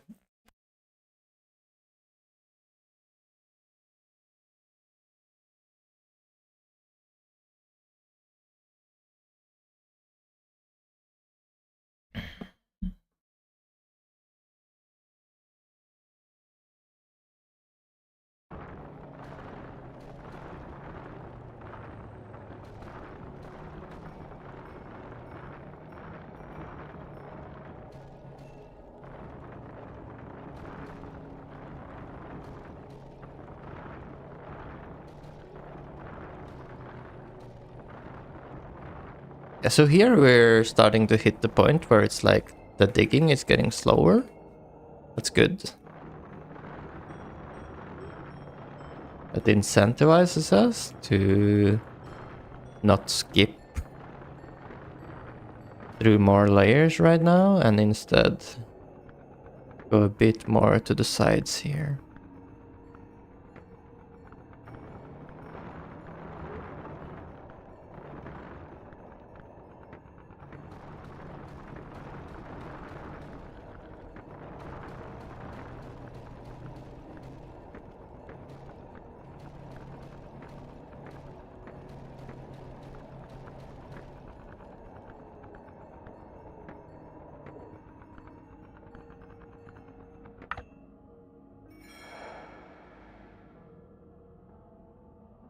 Almost afford a new mining upgrade too.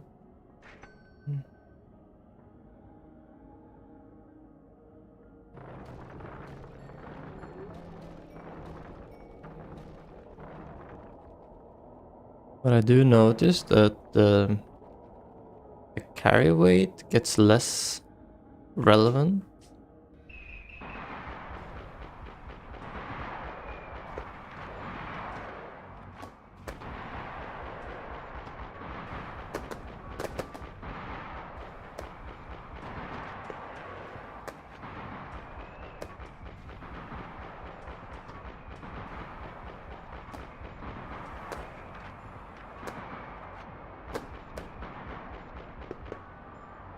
Get wrecked, boys.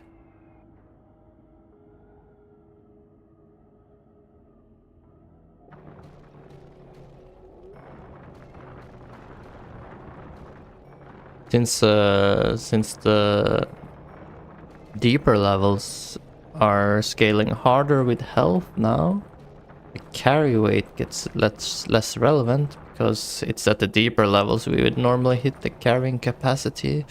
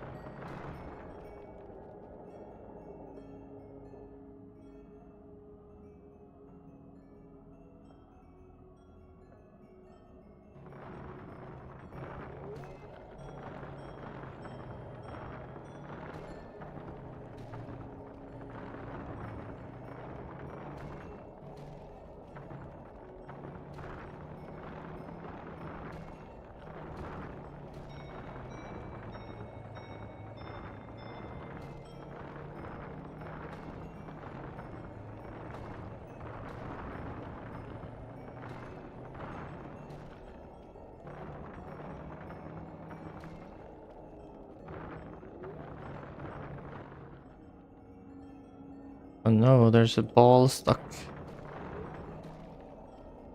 Get out of there, ball. Oh no, now I am stuck.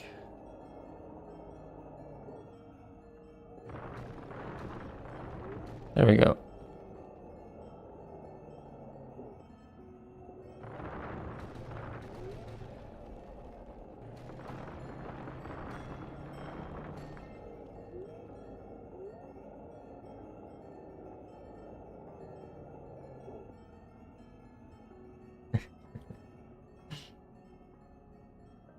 Yeah, its movement speed is stupid.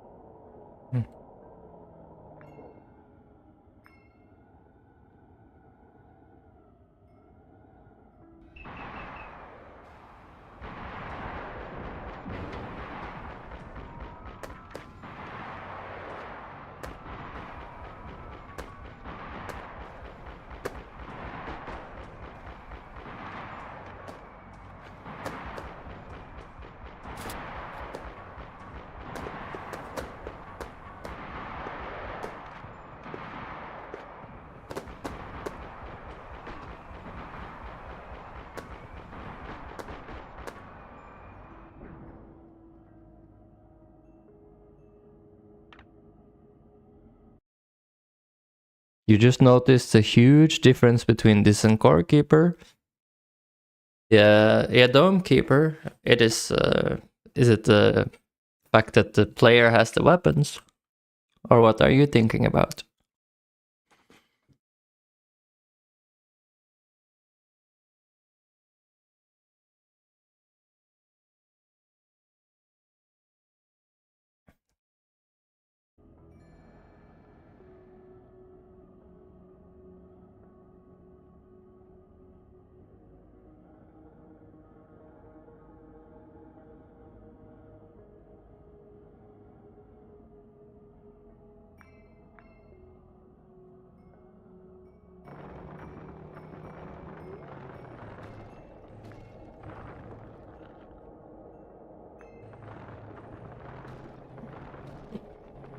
You think my player character has gravity? Hmm.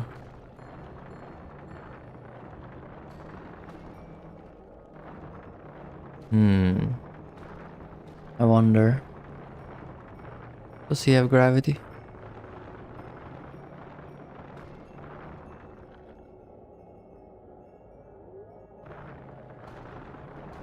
I think the jetpack either counteracts the gravity or ignores it. I don't think my player should be affected by gravity.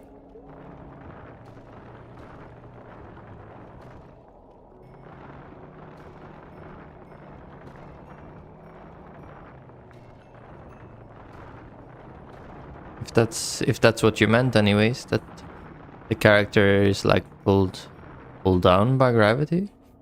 I don't think so.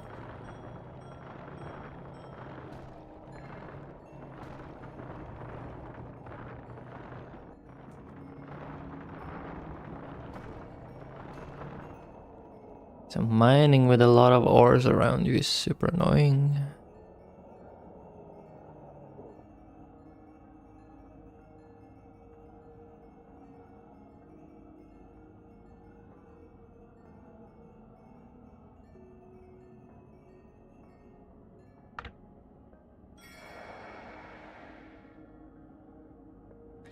I think the scaling should maybe be more exponential as well. It really depends.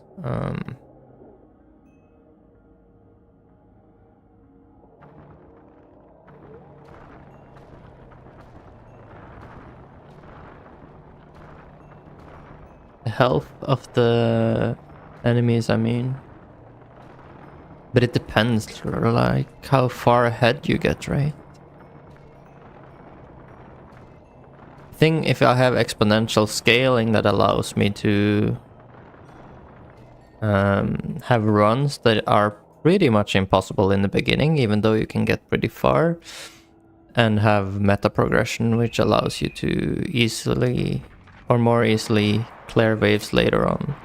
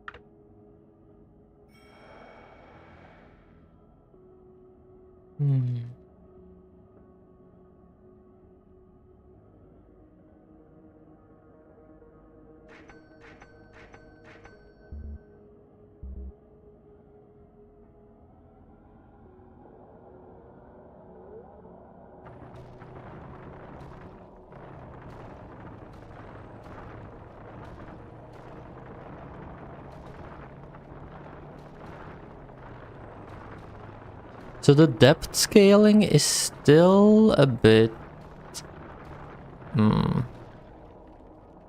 Maybe it's fine, but you go really, really deep though. I'm gonna have to see how it feels when I have more... when I have less movement speed.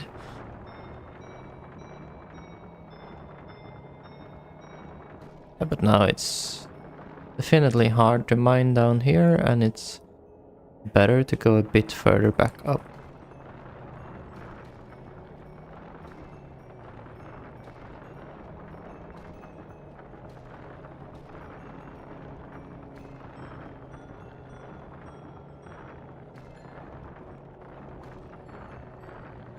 Could be nice to have a little indicator on where your mines are.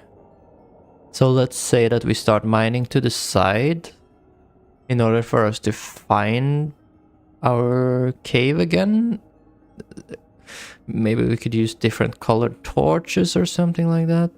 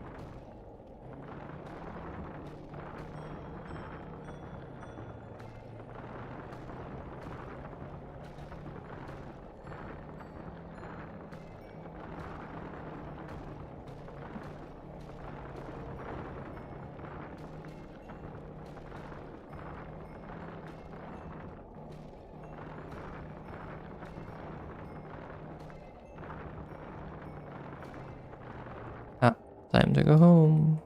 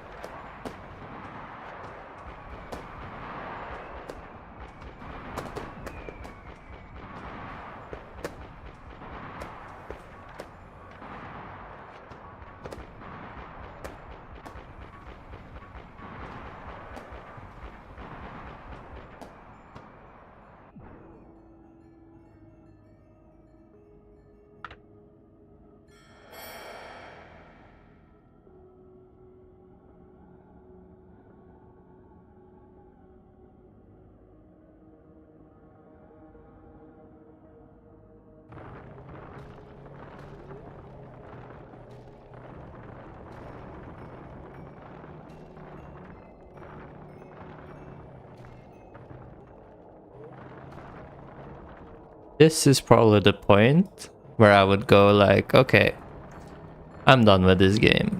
Like, if I played the demo on Steam, at least if I knew that there was no bosses incoming or anything like that. Now I feel like I experienced like what the game has to offer. And a big reason for that is that there is no like meta progression. There is no like I don't feel like I'm getting overwhelmed by the enemies right now.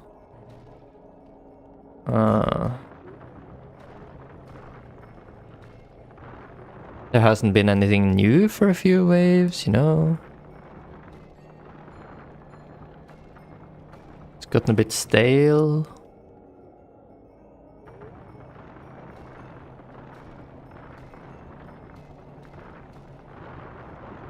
So yeah.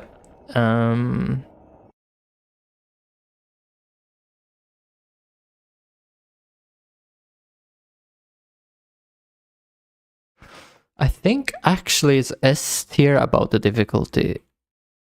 Difficulty scaling based on resources gathered.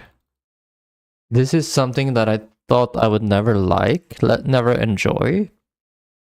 But Dome Keeper does this, and looking back at it, it's really smart. Like when you mine resources, you add to the difficulty. So a player that gets ahead very fast still has a challenge and still has to upgrade his weapons more. But the difficulty also scales with the wave level. So it's still the correct play to gather resources as fast as you can. It is never correct to hold back on the resource gathering. But yeah, it makes it makes the game a bit more challenging for those that are good at gathering a lot of resources fast. As one component to the scaling.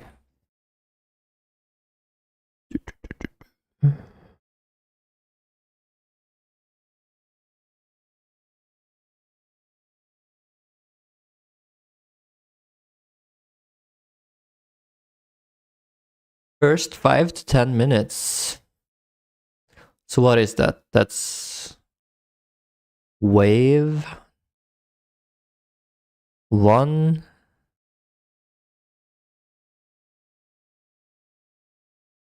One and 2, that's 5 minutes. And 3, 4, 5, that's 11 minutes.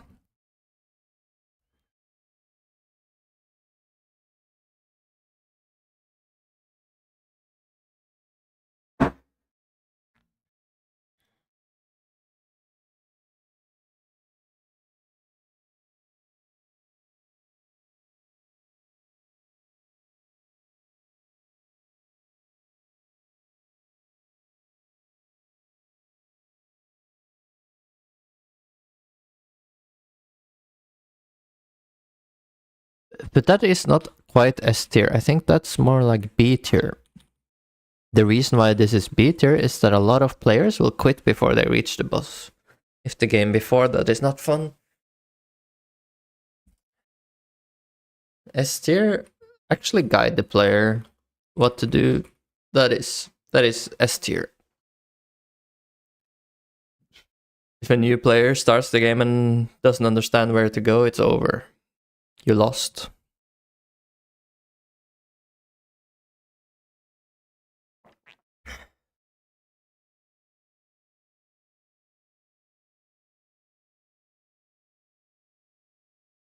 What do I have to make it fun? Juicy animations. from the get-go. That makes the mining and stuff feel more powerful.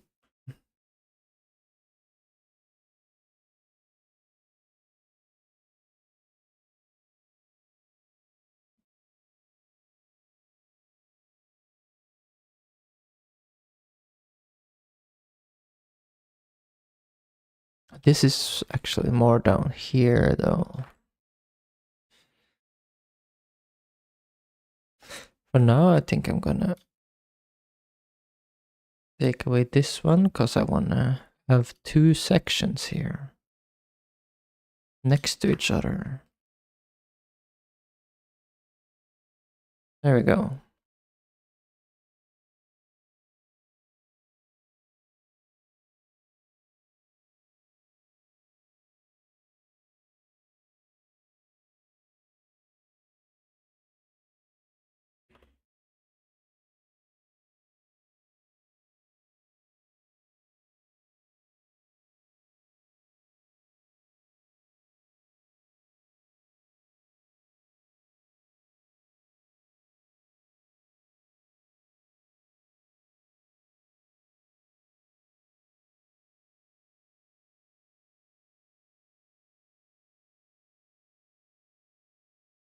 I think actually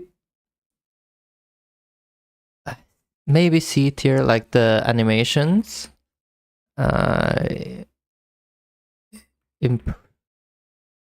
Very different visuals for upgraded items. It's quite high on the list, but it's not, for example, more important than more interesting enemies and bosses.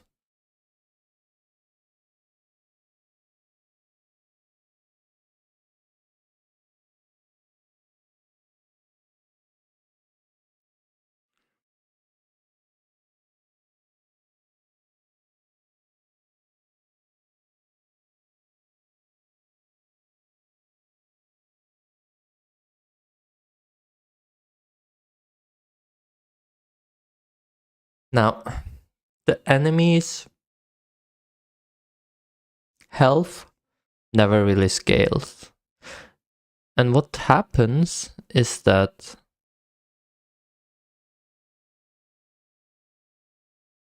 more and more enemies spawn, but in the end, weapon starts to one-shot them. And it sort of feels like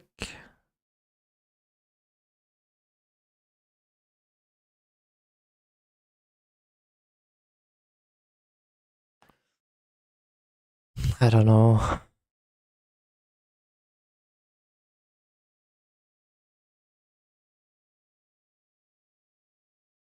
Maybe it's fine if there's more enemies. I don't know.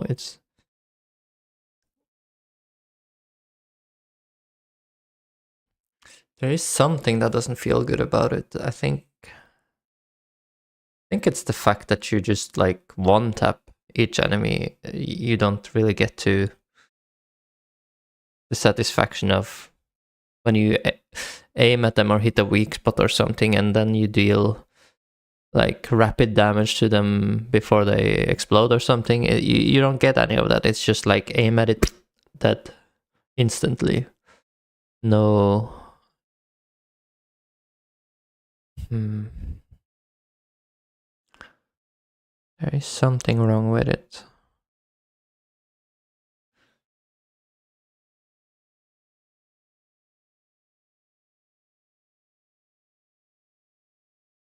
Okay, let's make some of the changes. First of all, I think the speed upgrades are important to fix. So speed, that's in the world here. Jetpack shops.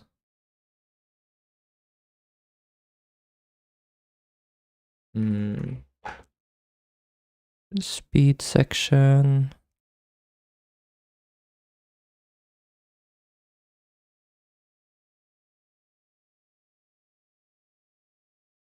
Jetpack level. Jetpack here, speed.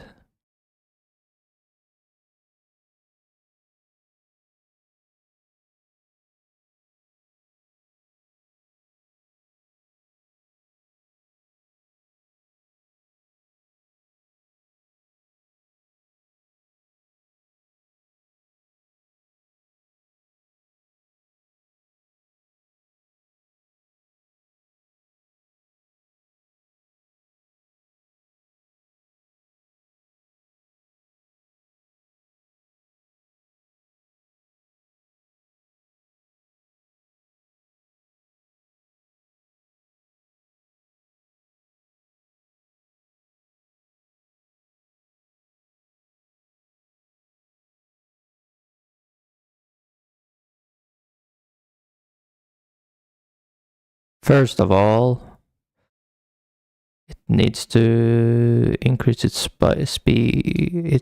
price more. 4 per upgrade level is fine. But I think what we should do, this one,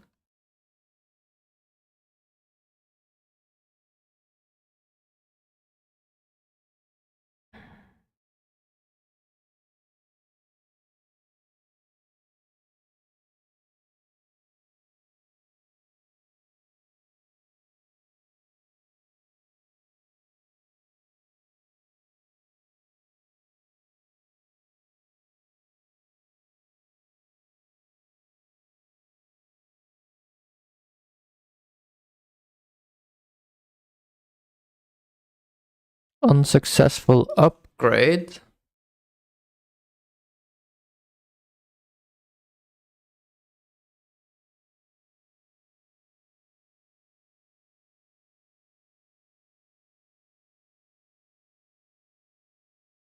That happens after we equipment upgrade, yeah. What I want to do is check max. Check max reached, something like that.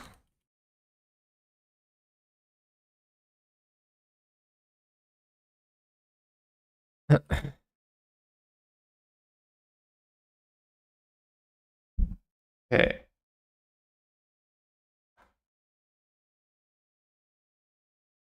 This one.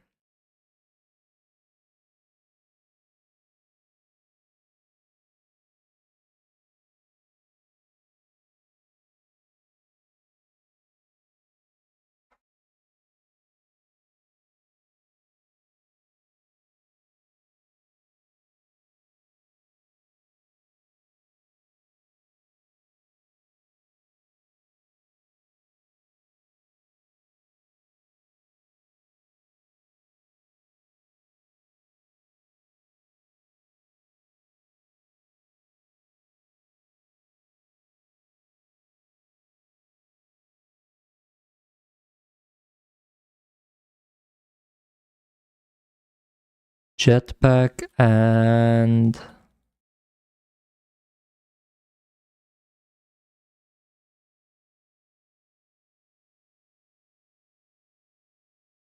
upgrade type.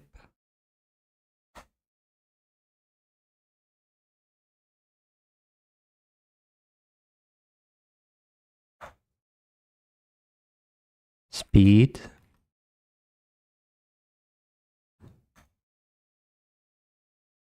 If, let's see, what's the upgrade value called?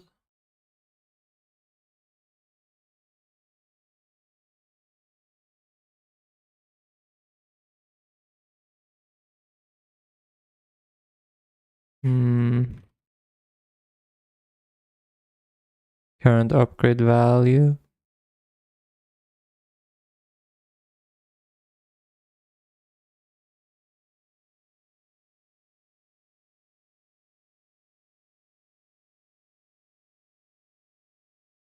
I just have to make sure I get the thing correct here where we look at the current upgrade value or something.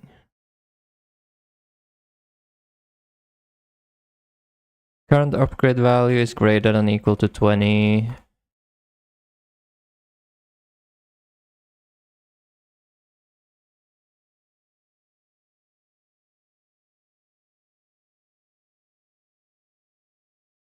And we can set text for the limit reached.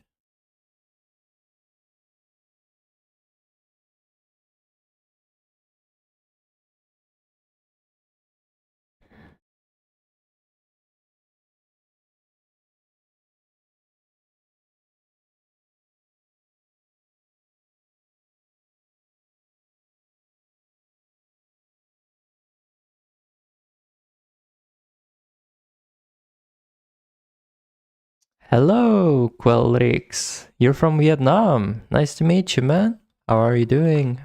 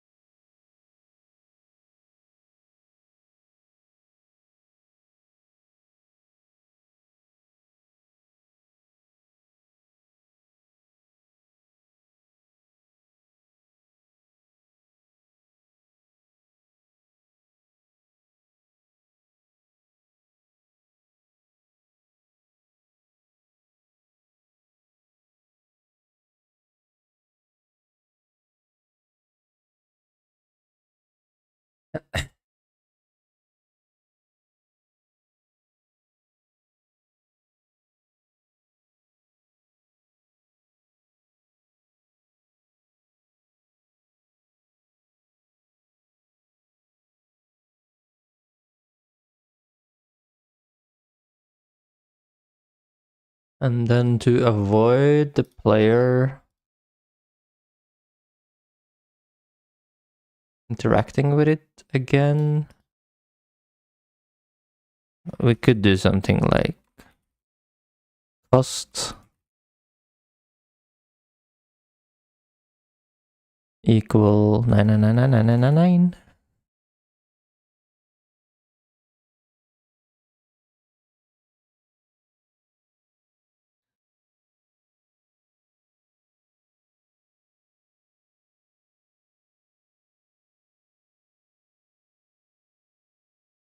And then max upgrade reached, and then max upgrade reached.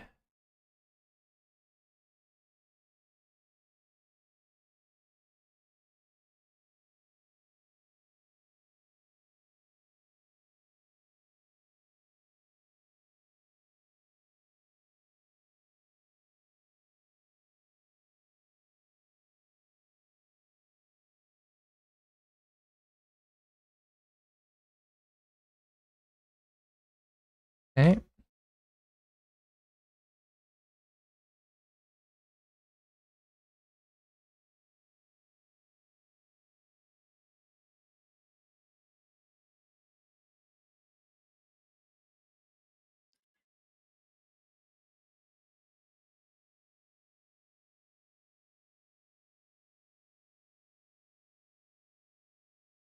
You have opinions?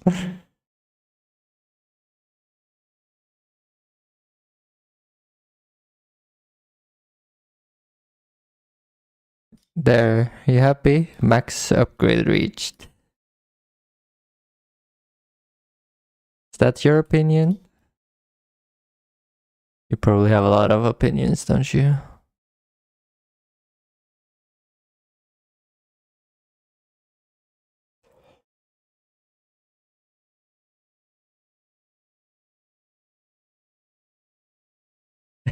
Yes, every day. You like torturing yourself by watching a newbie code, and you're sitting there like, oh no, why does he do it like that? Oh, my eyes. Maybe you're a bit of a masochist. You're a closet masochist. Okay, let's test it out.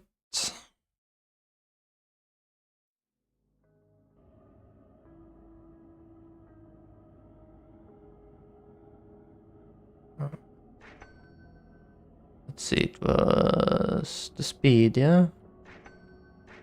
It should go up to 22, I guess. This is already really, really fast.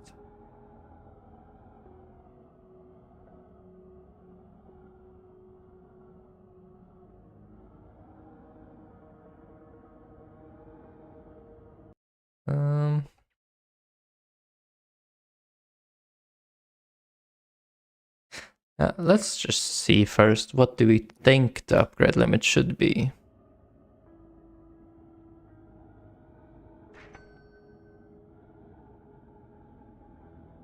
Then that's fine. 14. Still not too bad. 18. This I think might be the max that we're gonna need.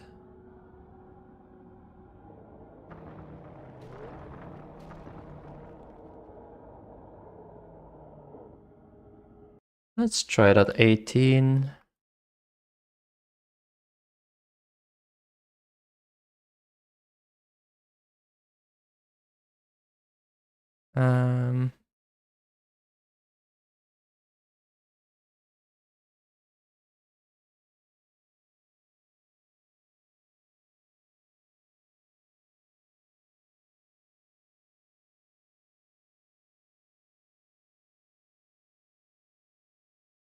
Will this be correct, I wonder? Are your equipment not objects? Your shop doing specific match checks on specific items seems odd to me, because that implies equipments are mere stats rather than full objects you can pass around. Let me see, what are my equipments? So the enums equipments, that's just a way to track what sort of equipment I do have. And when I say, for example, upgrade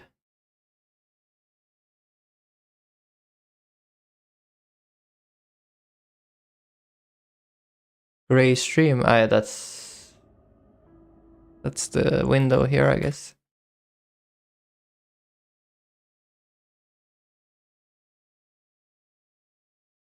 So when I, for example, say pickaxe level and I pass that from the shop, then the equipment manager uses that to create or update the pickaxe item for everybody. So for example, if I do the shop pickaxe level 2, that is going to upgrade the pickaxe damage on all players. Yeah. The matches are because I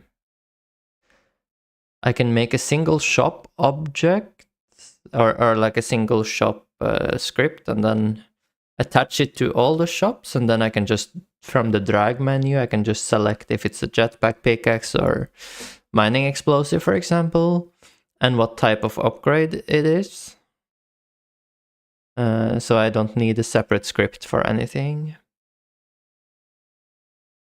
Upgrades are shared? Yes, my upgrades are shared. Between the players, if that's what you mean.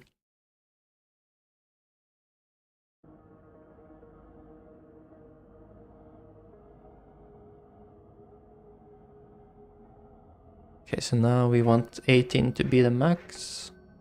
Yeah, there we go. Whee. Should probably update the text as well. That next says is gone, or says upgrade to max or something when we're about to reach the maximum.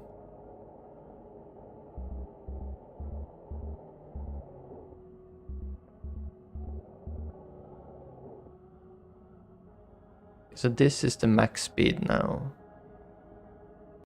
And what was the price of it? It was quite expensive, right?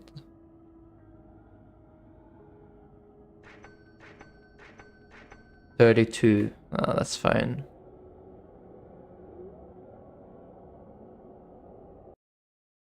Okay. Hmm.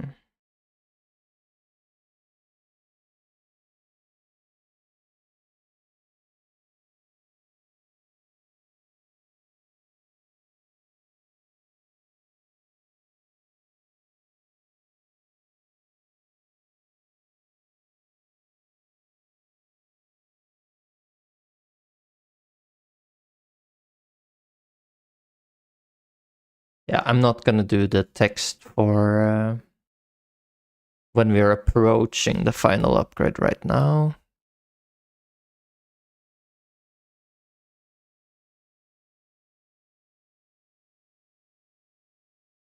More bosses, that's not something I can add right away. Difficulty scaling based on resources gathered. I could try to add something like that. But first, let's try to just increase the difficulty in a different way. Enemy spawner. So what do we have? Per wave cooldown, first wave cooldown, total enemy health,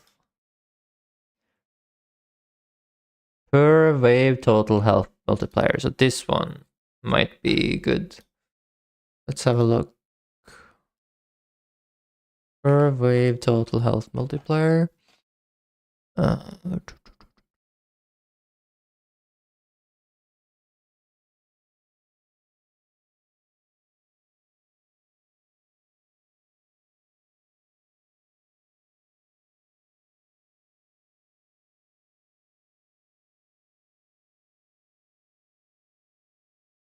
This is still linear scaling.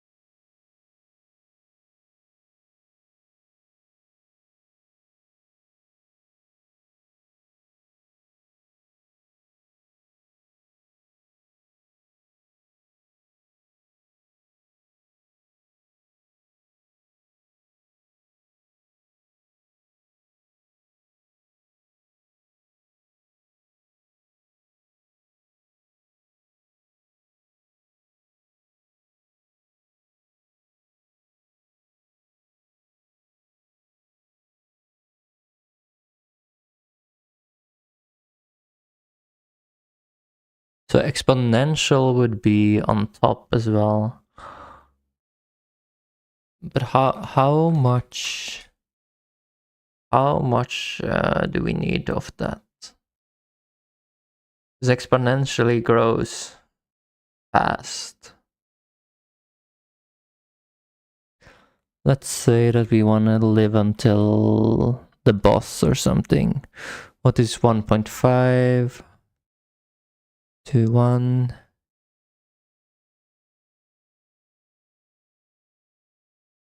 2, 3, 4, 5.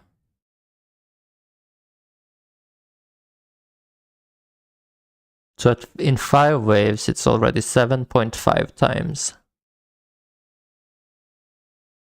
It grows really, really, really fast, this thing. 1.1, 1, 2. Oh, wait. Reset this. 1.1 times 1.1. That's wave 2, 3, 4, 5. 60% more health than now. That's a bit low, I think. 1.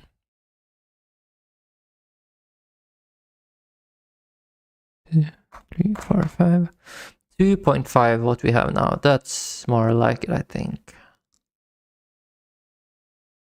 But let's still try it a little harder. 1, 2, 3, 4, 5.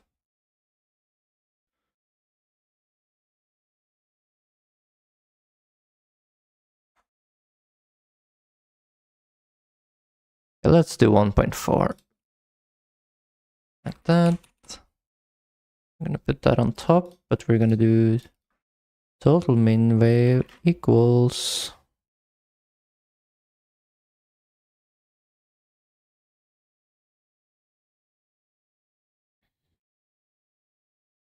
multiplied by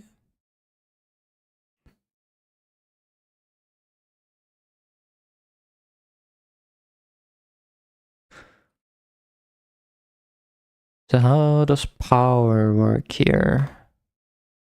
Power takes base and exponent. So this is the base.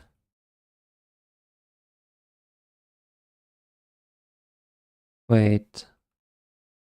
Yes, this is the base and the exponent is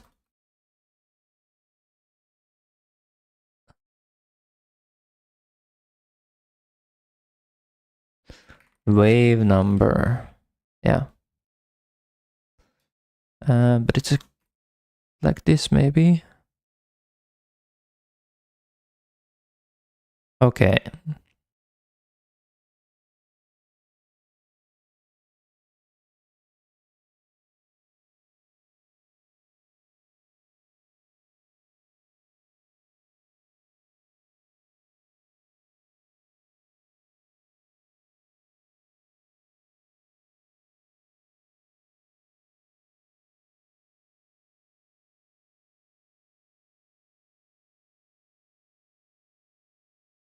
I guess we can do -1 because the first wave we shouldn't.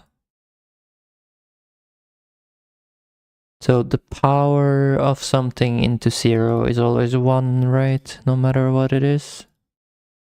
Can this one do powers? Yeah. But you can't specify the power maybe. Something to power 0 is 1.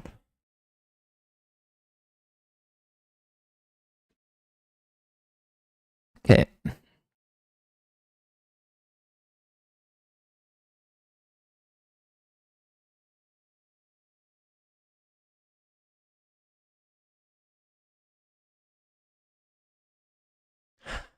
With more health scaling, speed upgrade limits, are we then ready to do test run number 2? I do kind of want enemies' health to scale as well, based on level, instead of just the number of enemies.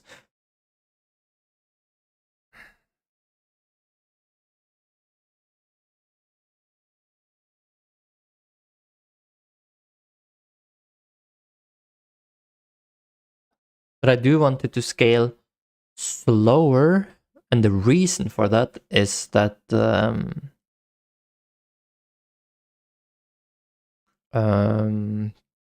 I do want the number of enemies to grow as well. Let's try without scaling this first, because now there's going to be a lot of enemies. Let's see if that is fun. And then let's consider afterwards if we're gonna scale each individual enemy's health on top. So there will be fewer enemies, but they are gonna not die in one hit all the time.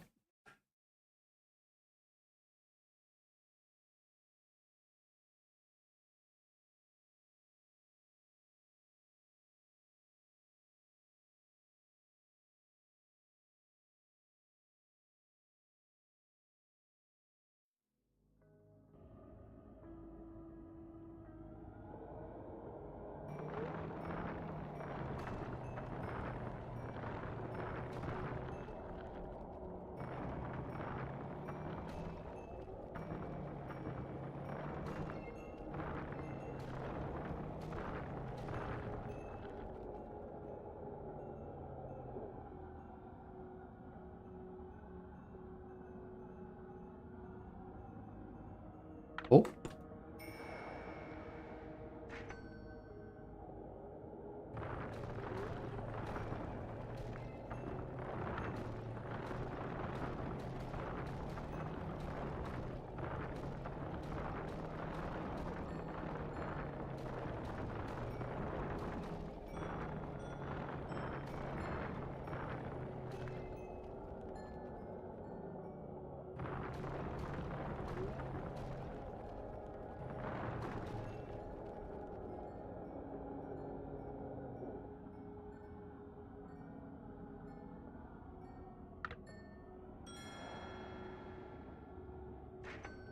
Carry weight.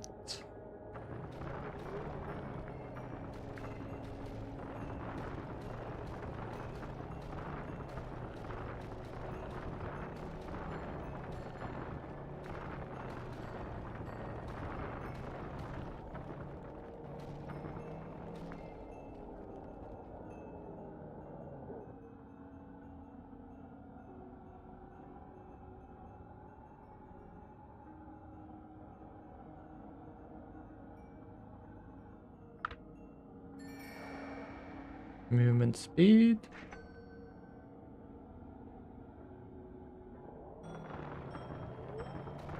Yo, Lehis Liguer. Finally, day 100 special. I had to think about it yesterday if I wanted to do something really special for day 100. But I quickly realized it's gonna be analysis paralysis. Like, I'm gonna halt my production in order to try to figure out something smart, you know. So for day 100, it's gonna be try to make it so that we can play test the game and see like how does it look after 100 days. That's the goal of today, and try to figure out the way forward, like what is important to make the game better right now, especially in the first 5 to 10 minutes, but also overall. That's what you're in for today.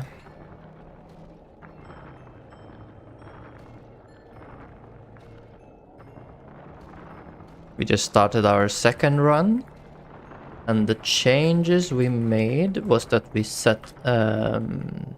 made the speed upgrades of the jetpack more expensive. We set a limit to how much speed we can get, and we made the enemies scale a lot faster, meaning by wave 5 I think we would have about 5 times the health than last run, making upgrading weapons more important.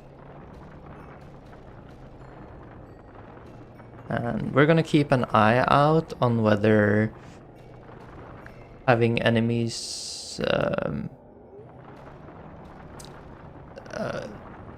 whether having a lot more enemies is more fun, or whether having a few more enemies with a lot more health could be more fun. Yeah.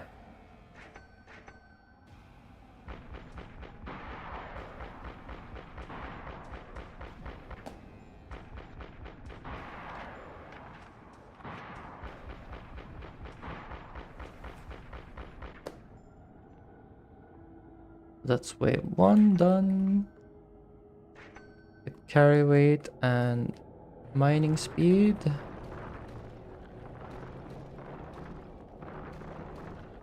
Oh yeah, and we also made it so that going deeper does scale the health of the blocks faster.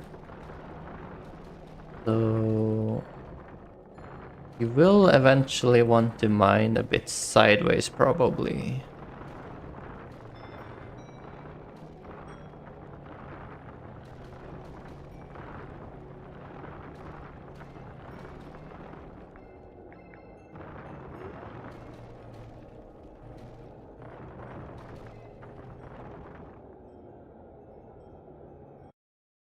These kind of games are really hard to balance, so I guess a lot of playtesting is needed. Yeah, for sure.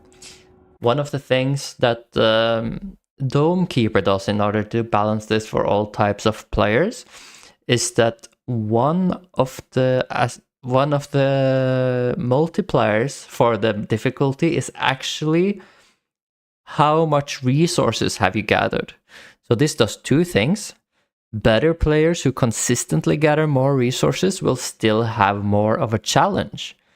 Still, the enemies also scale with the wave number, so gathering more resources is always the right play if you're able to do so. But the second thing it does, if you get a really lucky run, it's not gonna like completely trivialize the game. You still have to think about your weapon upgrades, you still have to pay attention to those things, even if you're lucky in the beginning and gets a lot of resources. It has a lot of features though. It's like a 3-in-1 super game. Yeah, like it's going to be a lot to create over the next year. If you saw Dome Keeper before, you know it has like these special event rooms slash technology you can gather, which kind of changes the run. You will have stuff like, for example, this machine that blows out smoke that makes the next wave delayed. You know, you will have like a special machine that digs straight down from the hole, right? Yeah, a lot of things to add that could be really fun. Hey Shivan, welcome. Difficulty scaled with the player resources? Yes, so if you gather a lot of minerals early on, one of the wave scalers will probably be the player's resources. So how it works is you're gonna have like, no matter what, the waves are gonna scale in difficulty, something like this, right? But let's say that you gather a lot of resources. Now your scaling might look a little like this. And a player gathering extremely little resources will instead have a curve like this. So obviously, this player has a lot less resources than this guy. So he's still gonna struggle. This guy is gonna struggle a lot more than the guy who gets a lot of resources. But the guy who gets a lot of resources is still gonna have more of a challenge. Like, it's not gonna be like completely trivialized, right? It's still gonna be somewhat hard. That's how Dome Keeper does it.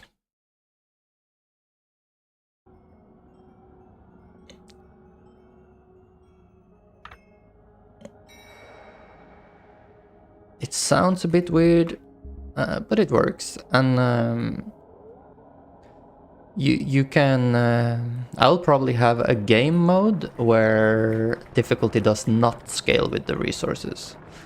And that will be probably more for if you want to compete with your friends or something. That game mode is kind of more fair in a way.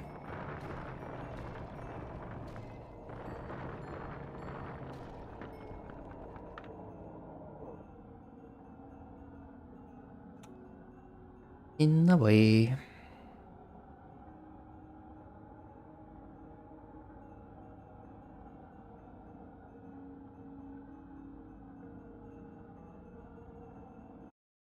Want the players who have grinded way too much will find the game unfair. Well, that's the balance, right? You have to balance it so that when you grind too much, like you say, you are still having an easier time than a player who didn't get as many resources. So it's not like you should ever stop getting as much resources as you can. That's still the correct play.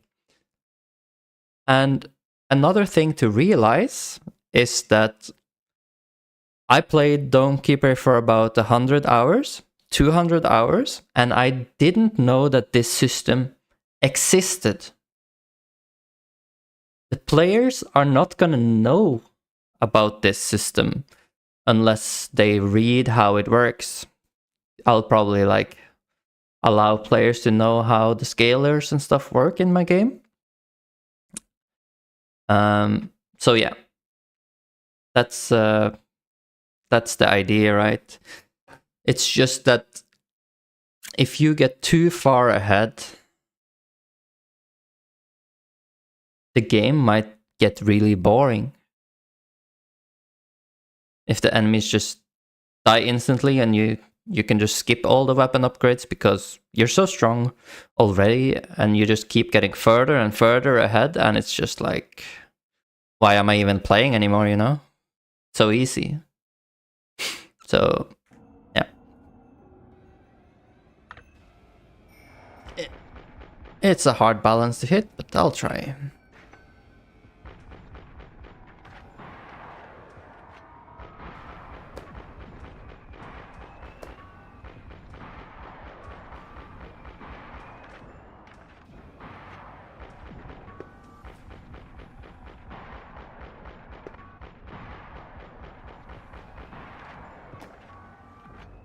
Nice, we are already feeling that they're getting it that is more difficult than last time.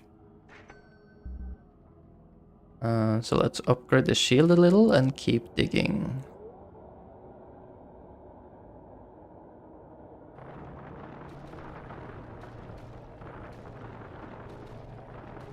But I'll tell you what, Shivan, I had the same view as you. I thought that kind of system, it's unfair.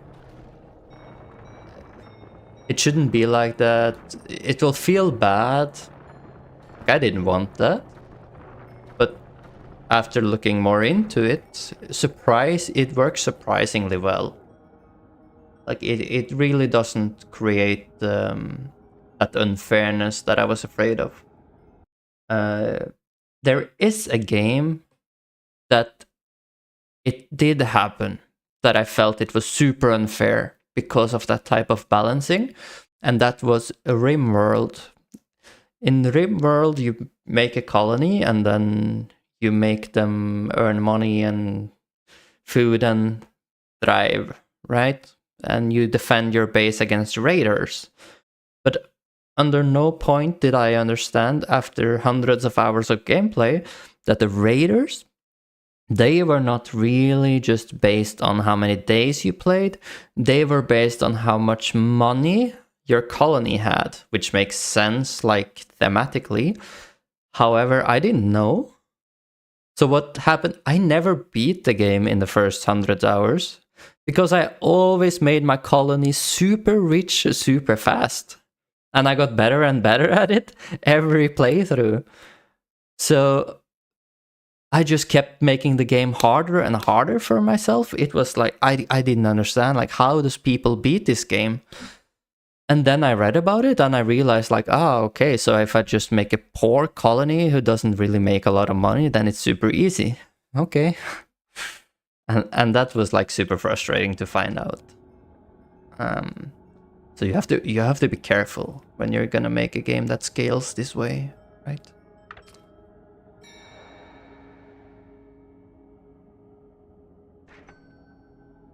So I'll definitely put a lot of thought into it and make sure it's not unfair.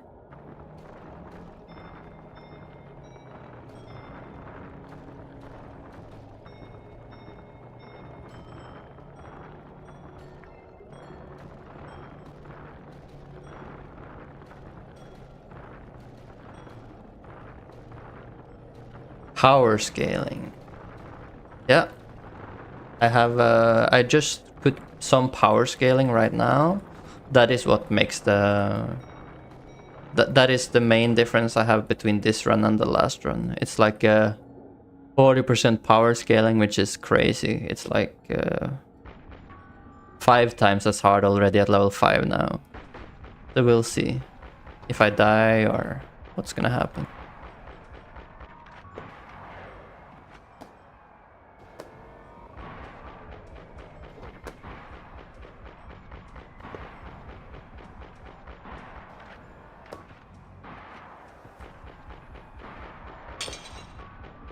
It seems like I'll find out sooner than I wanted to.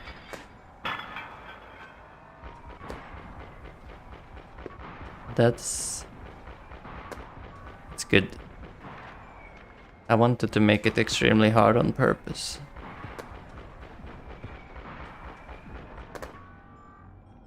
Okay. So depending on the lose rules, we might have lost right there. Depends if they have to get to the middle or if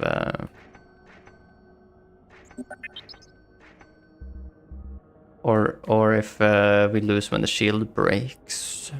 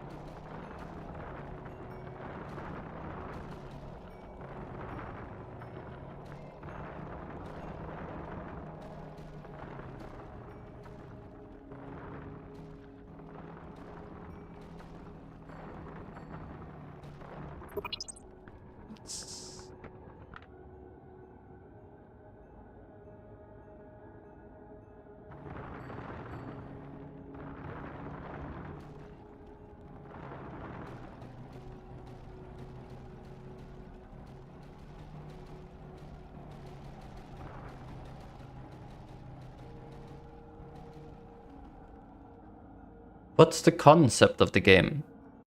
Concept game, like the gameplay loop, is that you mine deeper and deeper and get more resources. Then you upgrade your mining equipment and your weapons so that you can defend against the waves of enemies that arrives every 2 minutes or so. And then the end goal of the game might be a couple of versions.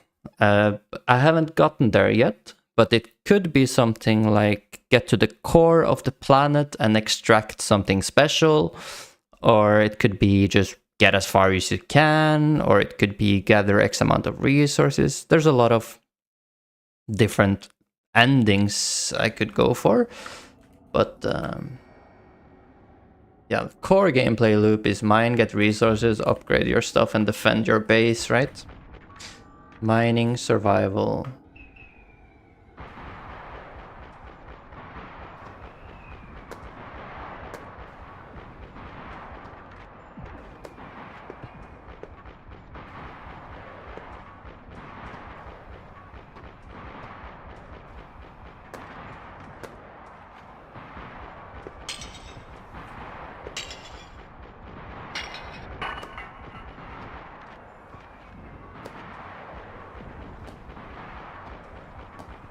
Oh yeah, true. The game is... it's also gonna make it a lot easier if the enemy's health scales instead of the number of enemies. Because when there's a lot of enemies and all the damage stays the same, of course they're gonna completely obliterate the shield. Compared to if there's fewer enemies hitting the shield at once. So that's something to consider too. So I do think the health scaling might be fine as long as we make each enemy have more health instead of spawning so many. Yeah.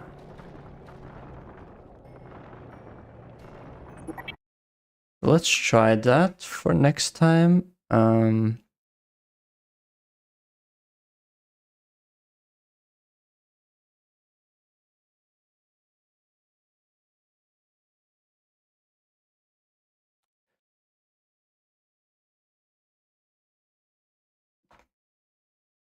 Balancing health.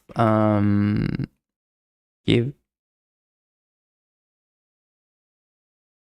individual enemies health scaling. So number of enemies grows slower. Yeah.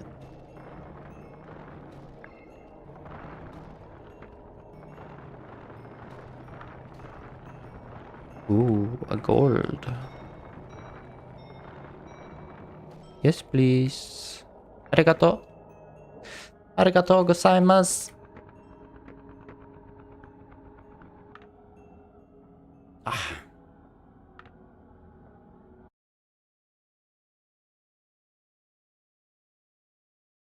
Difficulty is a difficult topic. Very well said, Stone ID. There's many different ways various games manipulate it behind the scenes. Absolutely. It is not as black as white as people think. Some scale by player count in general, some scale enemies based on how many players are in a certain radius of them, and Left 4 Dead spawns more enemies the further players are apart from each other. I see, I see.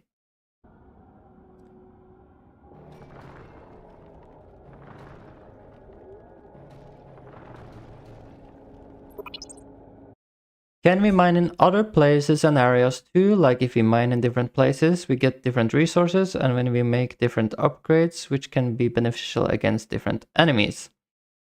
Yes, so the upgrades are definitely quite high on the priority list, where you will do things like once the laser gun reach upgrade level 3, for example, you can choose a path. Maybe you can make the laser gun bounce between enemies to make it stronger against multiple enemies, or you can make it so it's focused more on one enemy and dealing a lot more single target damage and things like that. But already you have like the laser gun, machine gun, those are the strongest single targets weapons. Laser gun, stronger than the machine gun if it's a long fight. You also have things like the missile launcher has area of effect, so it's stronger against clusters of enemies. So there's already a little bit of that going on. For the different places, that mining in different places, it is gonna be something like once you get down in the mine, it will be beneficial to explore different sections of the mine, because there might be areas which holds like special rooms or resources, like you say, even special upgrades for your run, such as for example, maybe you can find an item which allows you to teleport to the bottom of your mine or something from the top, or give you a new special weapon or other stuff. Are you planning to make it playable with a controller joystick as well? I think that the controller joystick should be a small enough thing to add, like that should be doable. Yeah, it should be worth it as long as the game doesn't completely flop. So I'll do that. I'm gonna need to buy a controller before I start setting up how it works in order to test it.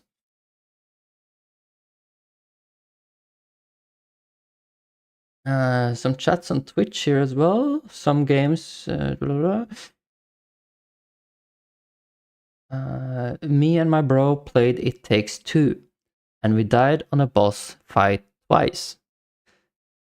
And you swear the third time, the first two stages were way easier. They reduced the health in those phases without telling you. Sneaky. Sneaky. In the end, the goal is that the player has a lot of fun.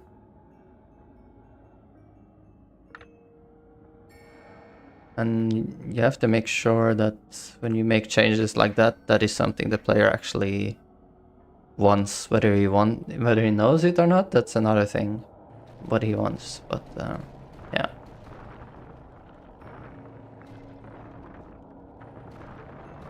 Like, you see, right now I'm considering what is making my game fun or not, and a lot of it is talking about balancing, right?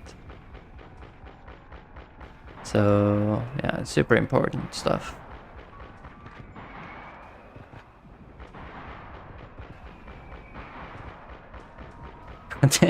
These special effects getting larger when we hit the big enemies, so stupid.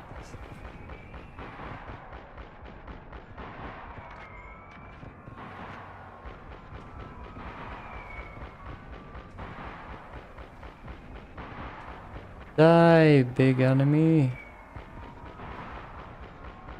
Stop killing my shield, bro.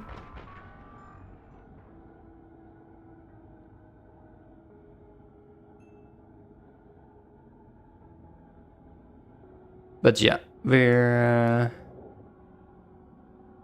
are completely screwed here for the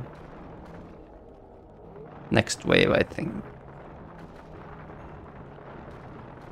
Probably what we can try to do is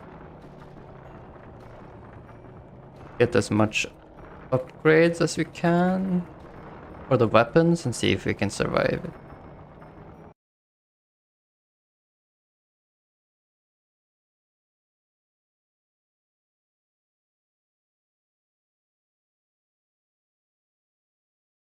You gotta see that's a game for couples. Yeah, true. Yeah. I know when you have games for couples, it's good to have like one difficult section and one easy section that is split so that they can always choose if they want to give the controller to the other person or something like that. Yeah, or who does the difficult part. Wait, this is a little planet, right? So if you keep drilling down, you can go to the other side, the dark side of the planet. Yeah, good idea, man. Could drill past the core. The player always predicts difficulty according to their current positions in the game. Yeah. Yep, they do.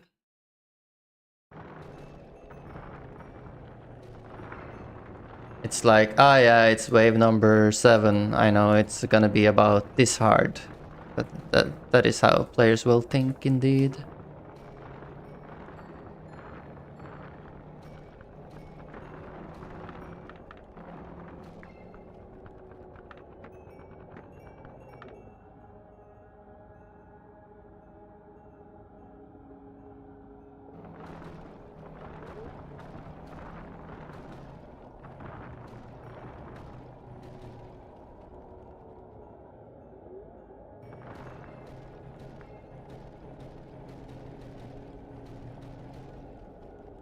Indeed.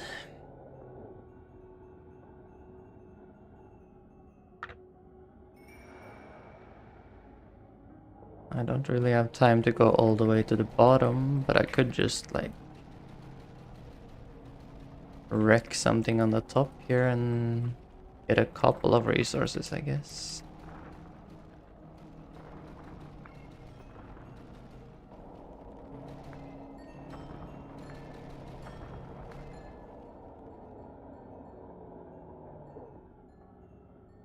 Oh man. A bit greedy. Don't have time to upgrade. Come on.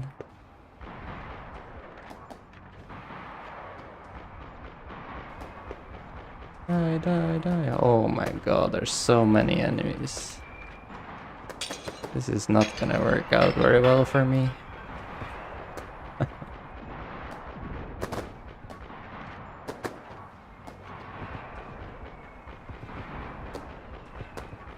It's almost as if exponential scaling makes it exponentially harder.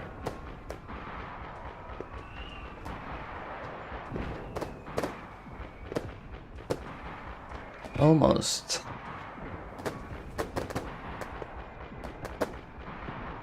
Woo! Victory! Or defeat. Okay.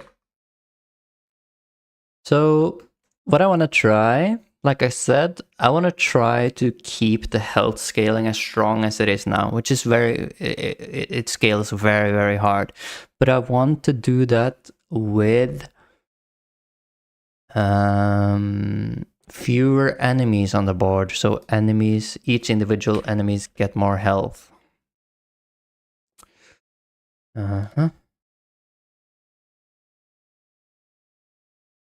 Current wave health multiplier, right.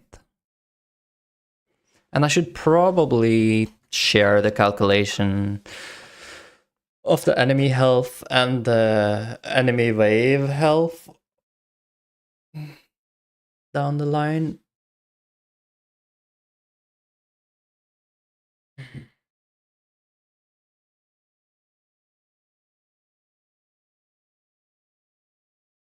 May I suggest drawing numbers in a way you can read them? I do have that on my to-do list, yeah.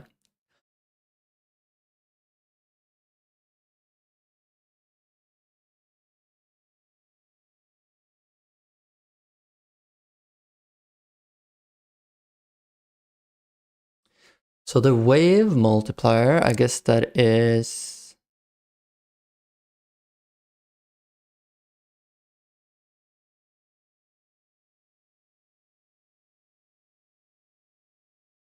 Let me see. Get enemy base health is here.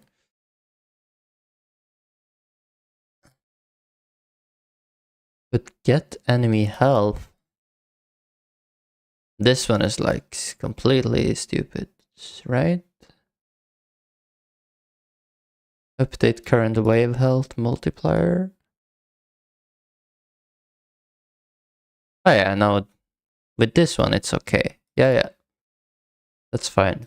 So let's make it so that enemies get twice as strong each wave, or twice as healthy. That's gonna halve the number of enemies. But without the exponential scaling, they're still gonna grow more and more and more.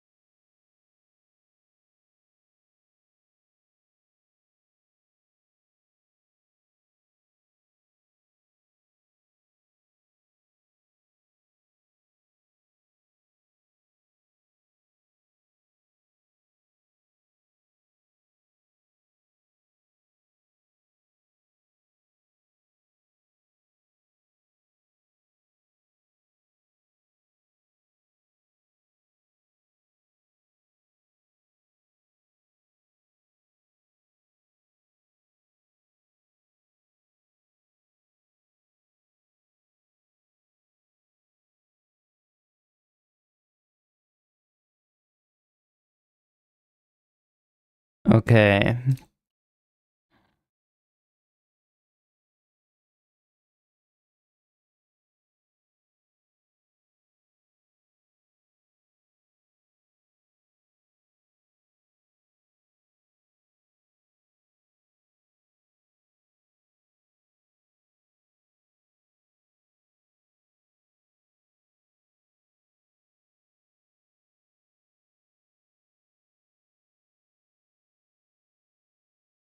I wonder, we could maybe base the current health, the exponential health scaling based on the health exponential health scaling in the enemy spawner. So we could tie them together, like when we increase the when we increase one of them, increase the other. But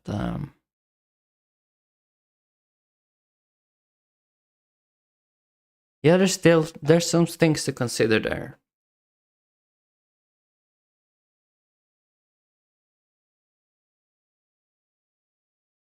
Values that tie these two scripts together. We could also have something like how fast do we want the number of enemies to grow, and then we tweak the scaling of the enemy health versus the scaling of the total health in a wave in such a way that the number of enemies grows as we want it to.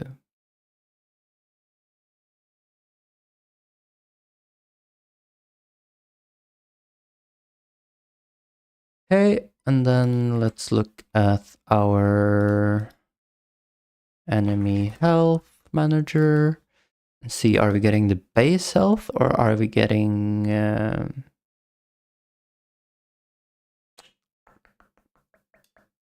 get enemy base health? Yeah, but what about enemy template health?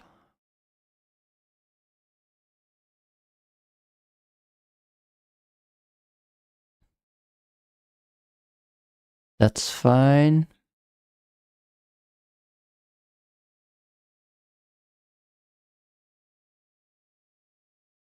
So this is get base health. What if we do get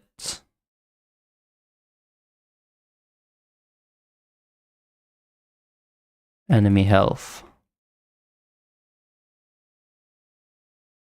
Enemy type. See, where is the enemy type?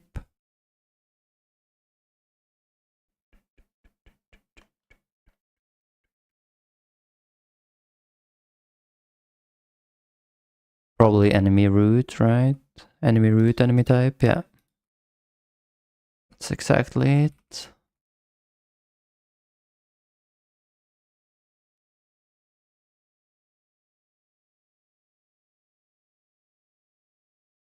All right.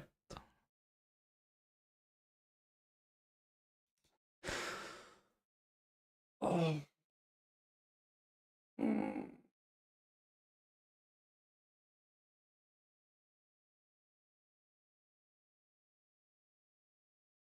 Is the music properly audible? I didn't really think about it much. Yeah, it's fine. I wonder about the players' colors. They're maybe a bit stale. They almost look white. But I do think they are.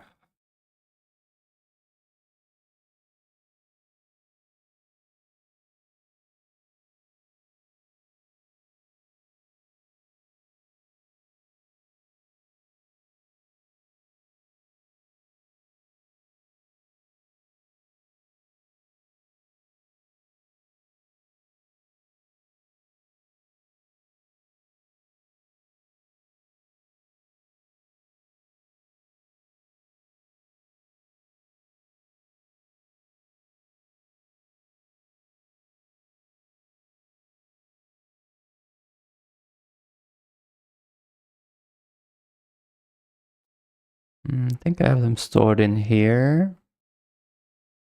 Color palette.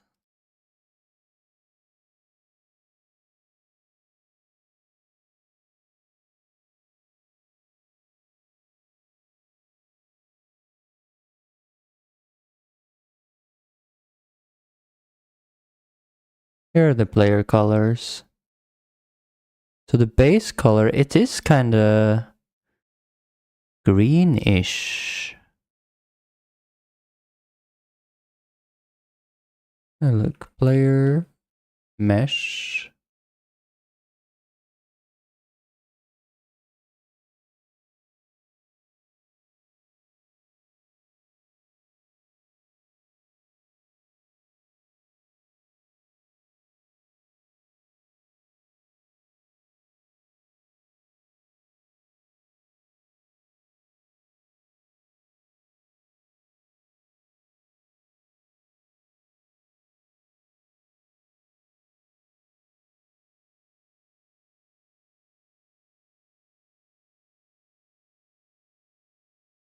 Is there an override? No. This is base material. And if I set this one to like black, it is black. Okay.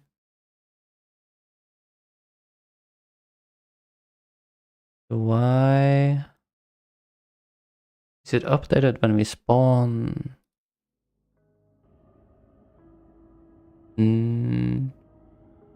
Not really. Okay, so why is that?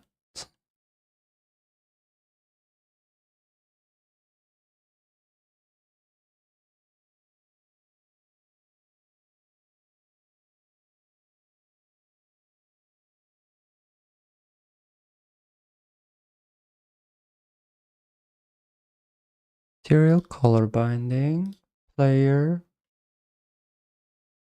base.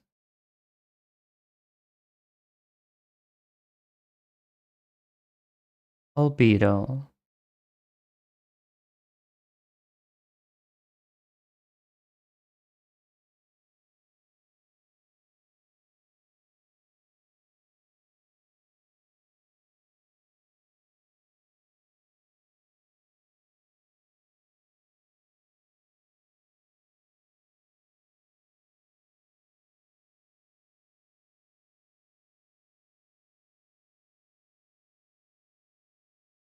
So for all in player materials,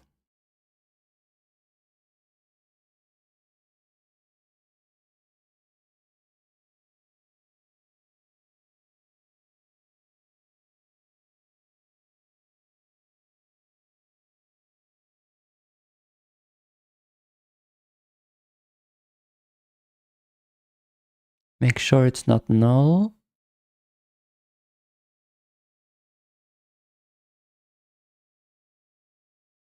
Make sure it has a material.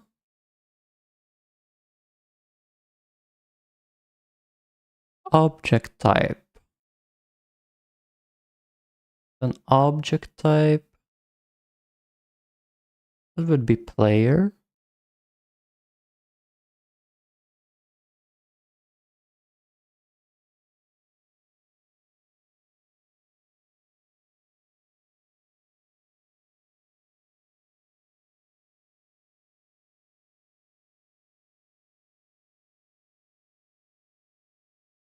Then we set it to base color. We get the color.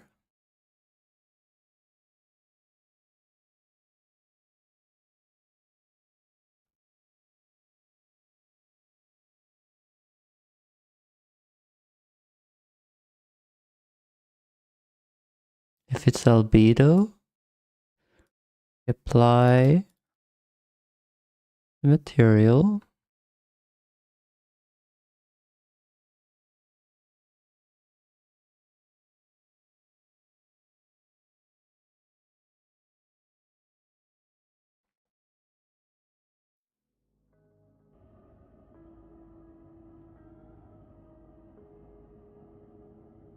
So did we run material sets? Yes, we did that, and we did that a lot.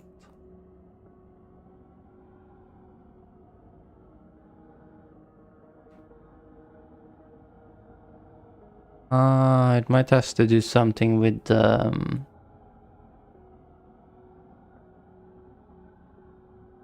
'cause He did make the jetpack and stuff unique in order to...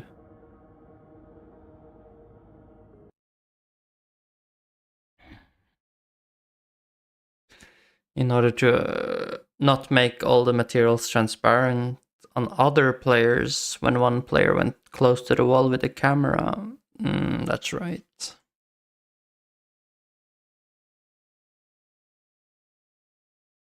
Okay. So it's something with the timing.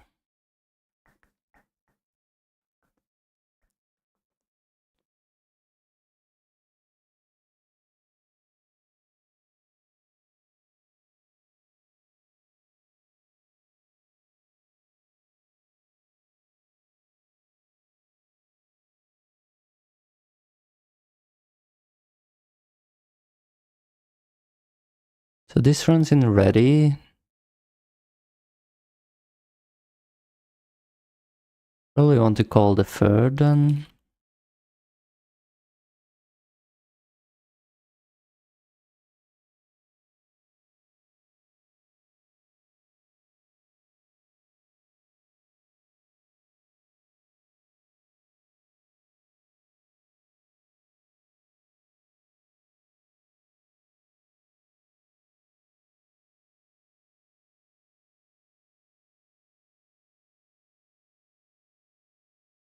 Yeah, let's try it like that.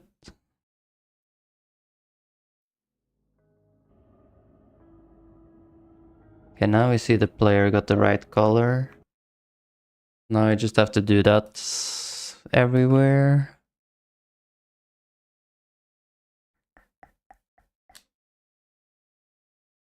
Yeah.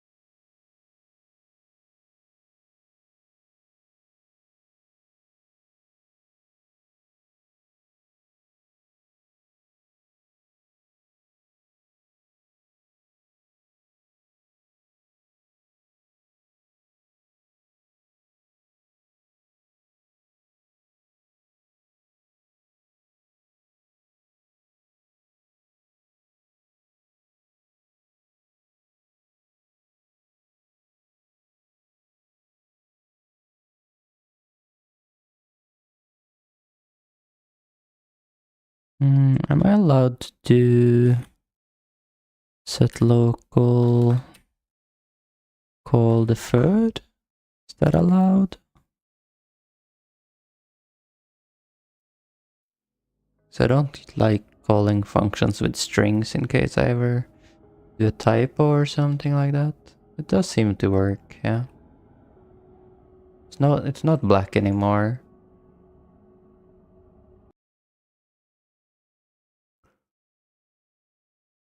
Let me just double check by having a completely different color.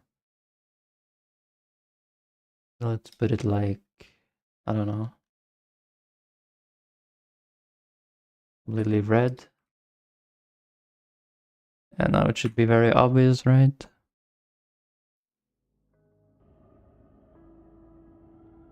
Yeah. Player is the right color now. The tubes on this thing might not be, I'm not sure.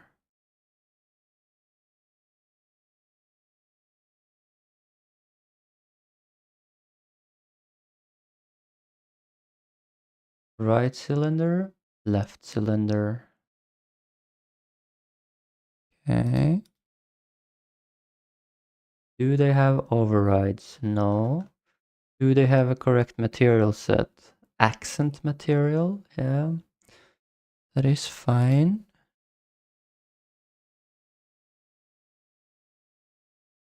So let's make these pink. Now it should be obvious. If it doesn't change. Okay, it does change. Good. And I think we're ready for a second playtest, or third playtest rather. So the main changes being we have fewer enemies spawning. Still, they increase quite drastically over time, but they scale. Their health scales a lot, and they are fewer than before. So it's as difficult, except that there's fewer stronger enemies instead of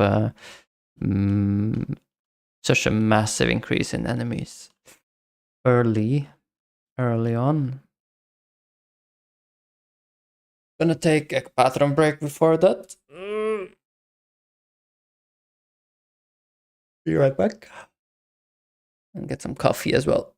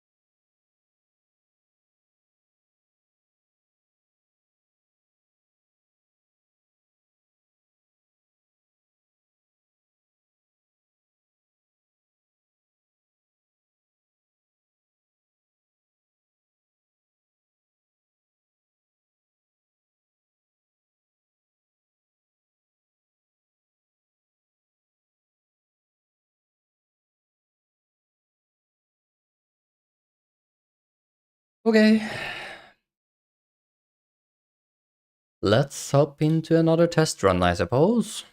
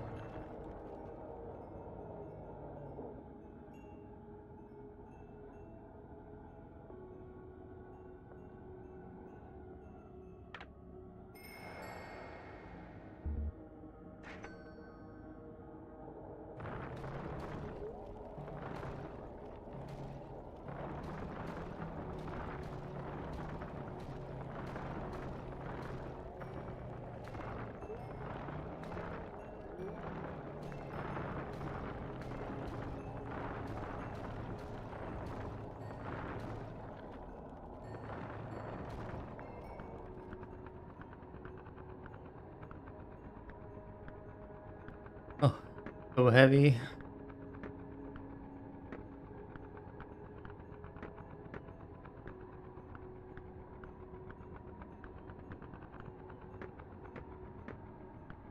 So not worth.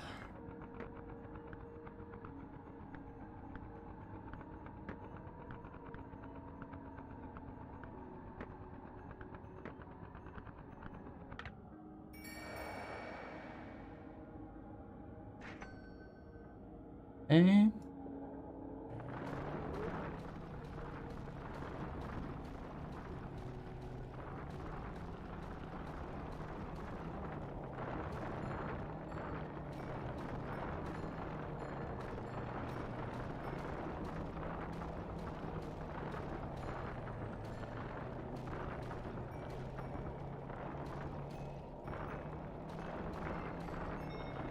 Ooh.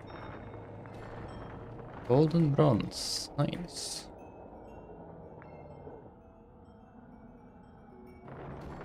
Another bronzy.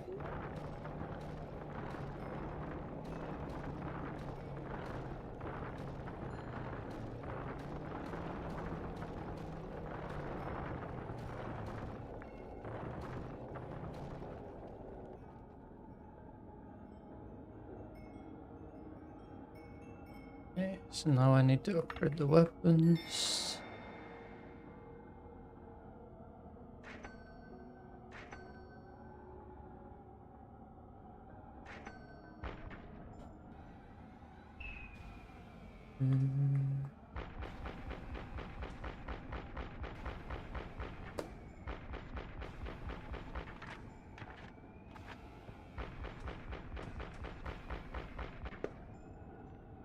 Right?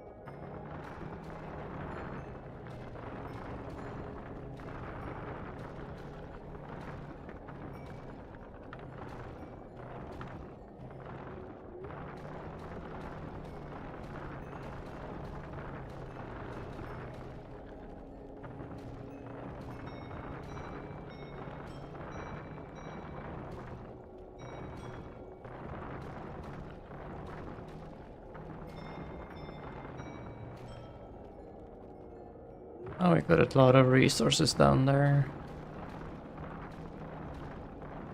20 seconds.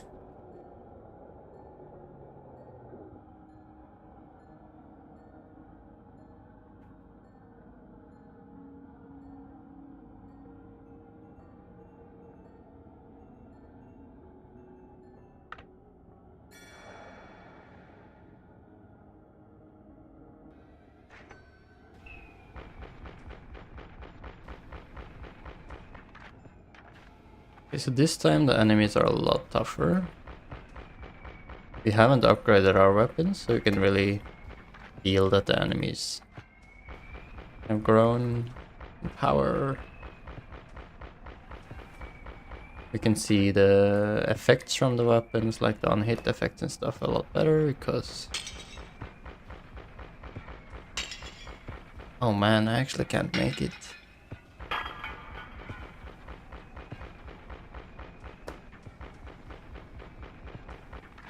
Could it be that I forgot to...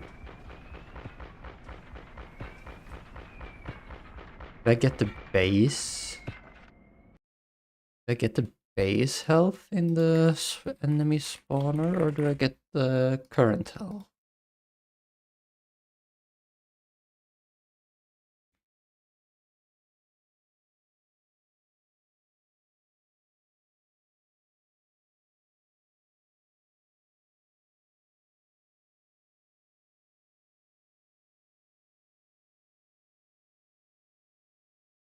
Yeah, enemy base health, exactly.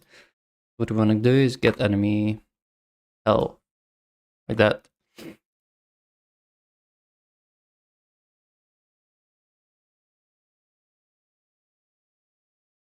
Otherwise it's gonna be completely impossible.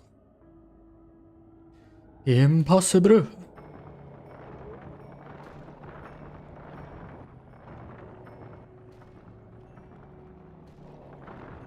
Let's see.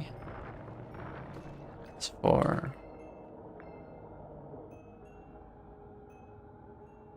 instant drill upgrade, easy game.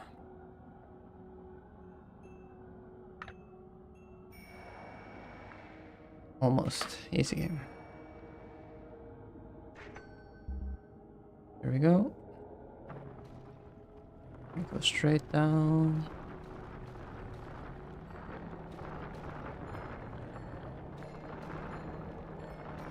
Nice. Triple bronze. That is one more upgrade. This time carry weight.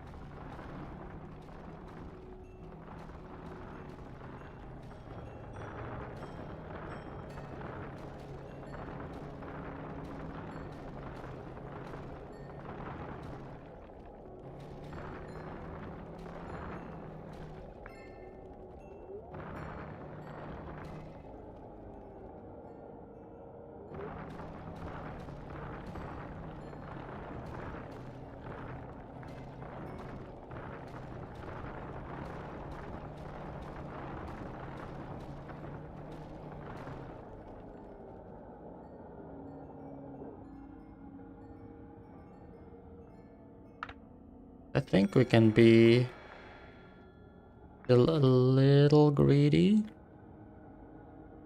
and get more drill power.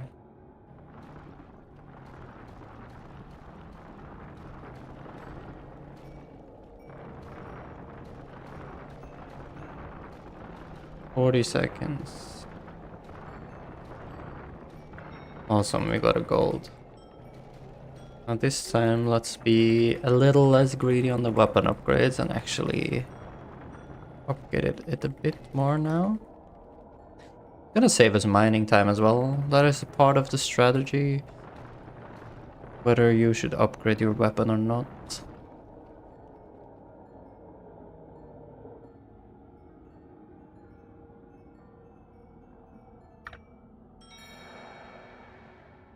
Okay, so let's get the laser missile launcher and another level on this one.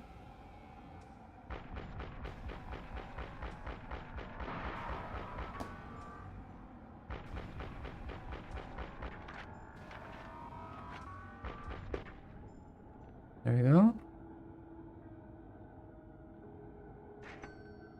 Carry weight. And I really like the strategy we found last run. I didn't really talk much about it, but if we mine close to the next level here, the blue one, we can discover ores on top of the blue one, which will be worth more. But like moving to the sides here is still very fast because we're mining on the top level.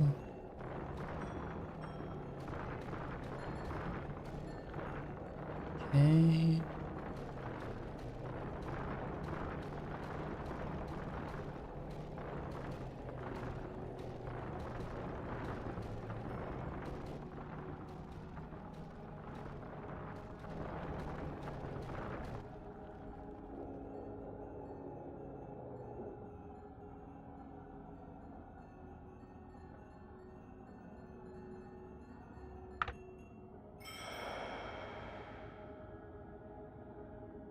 That's a lot of cash, a lot of dough.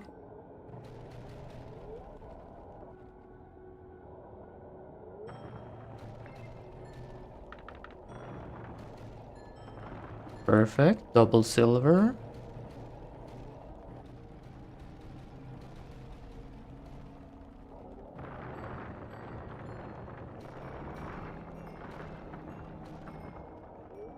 Let me see about these being dragged here.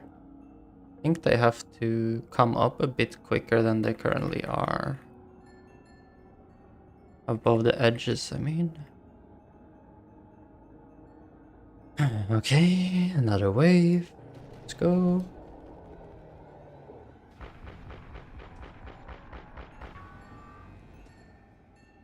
Get in here.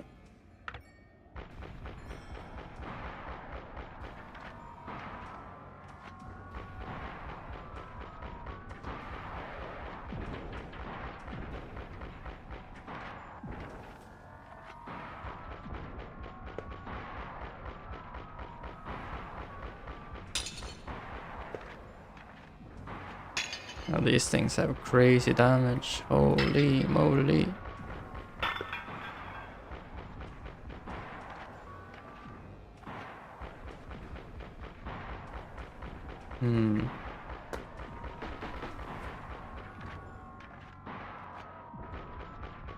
There were still so many wave 2.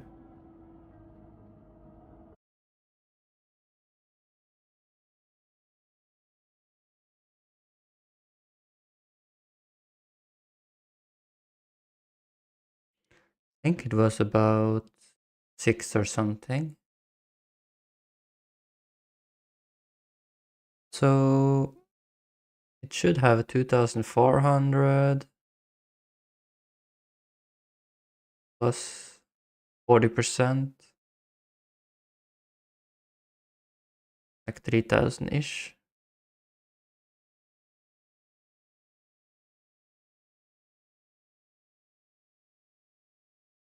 $3,300. That man got some balls. Yeah. Ton of them. It might be correct. If they have 600 health. But did they have 600 or did they have more? I'll have to double check. Anyways, let's get some regen going on the shield.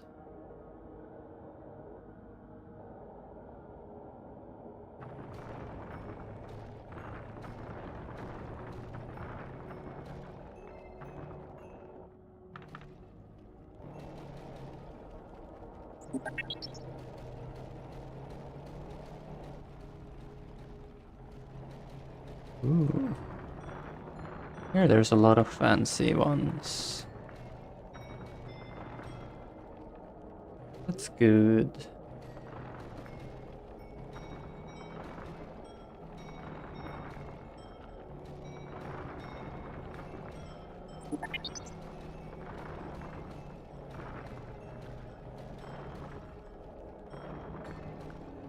Go further this way, okay. 20 seconds.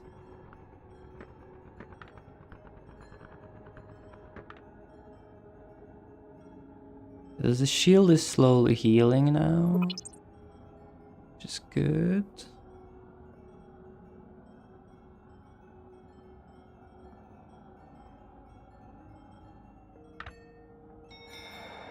Missed the gold one, unlucky.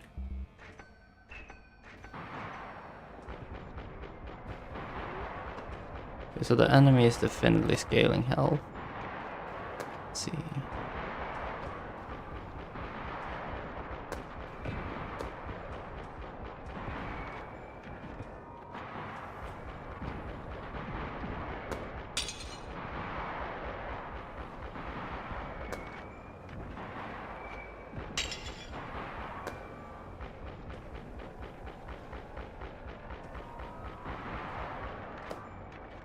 Okay, so it's really difficult now.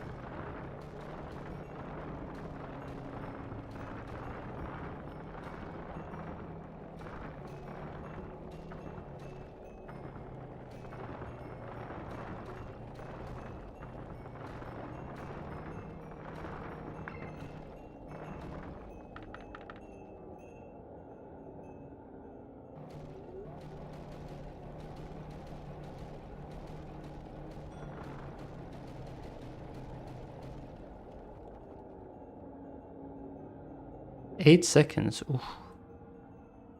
That is very soon.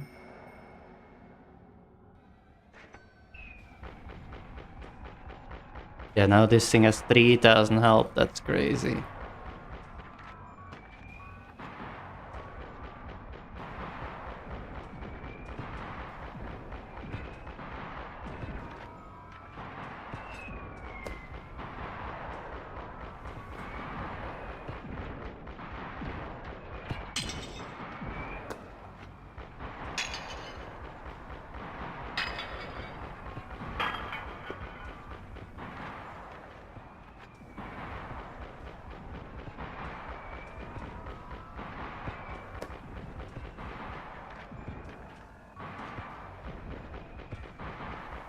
No, I lost the game.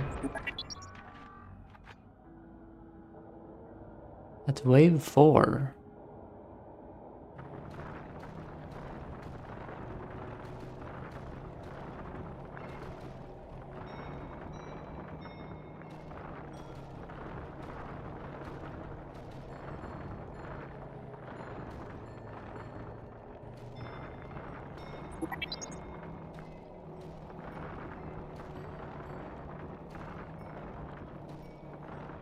Oh, another gold. Give it to me. Oof, another one. Ay, ay, ay.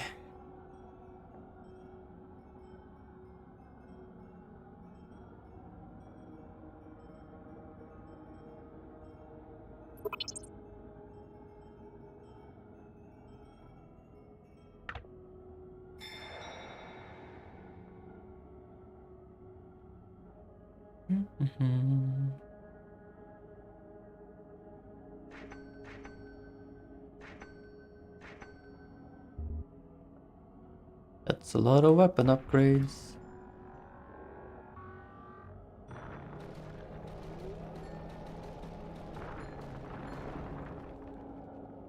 See, down here there was gold, yeah.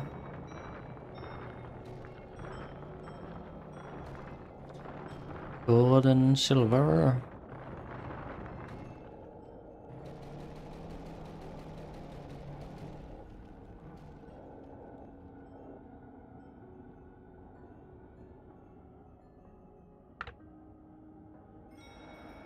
Bring it on, enemies. Ah, it's a boss now, I think.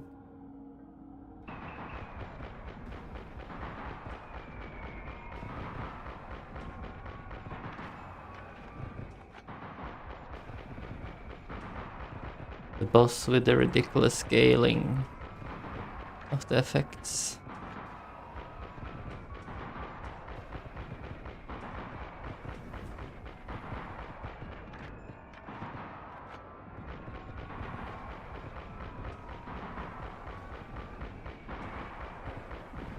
Hi, brother. Nice. Let's buy a lot of region, why not? OP region will save us.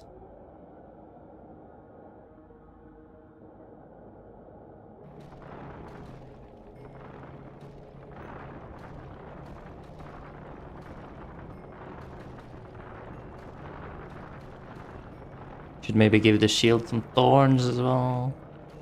Region and thorns build. Kill yourselves while I'm mining.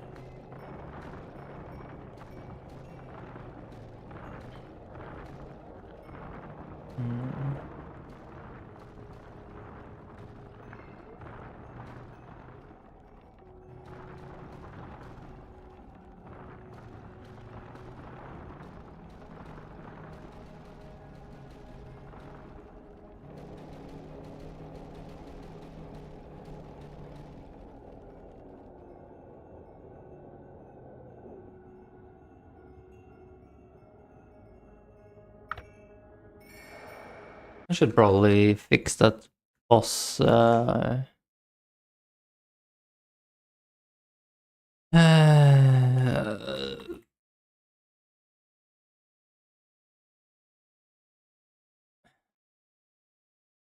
Hit effects, impact effects.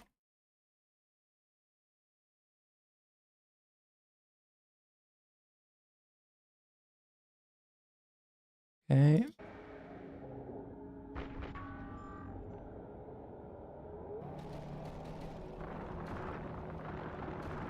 Gonna do like one more wave, I think.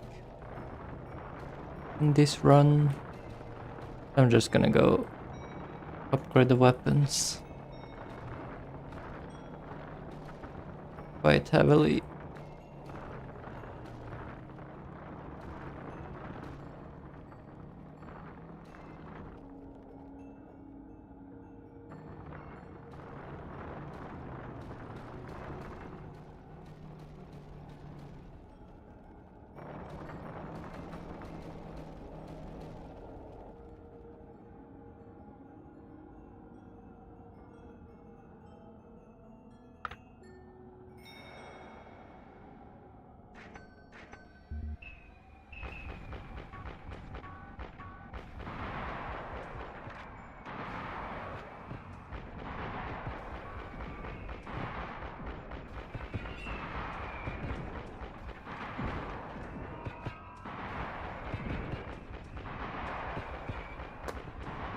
That's still probably not gonna be enough, is it? Damn you, enemies. You're too many.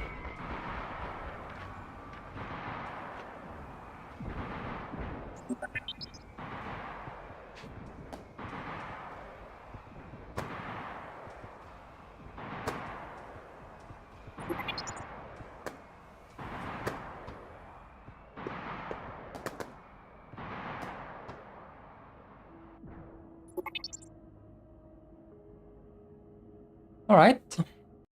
Obviously the scaling was too large now.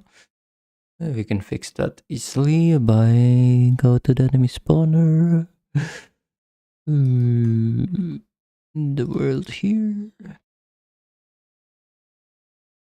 Exponential scaling 1.2. Save that. Then we can go. Let's see. To the boss. Boss enemy. Boss 01.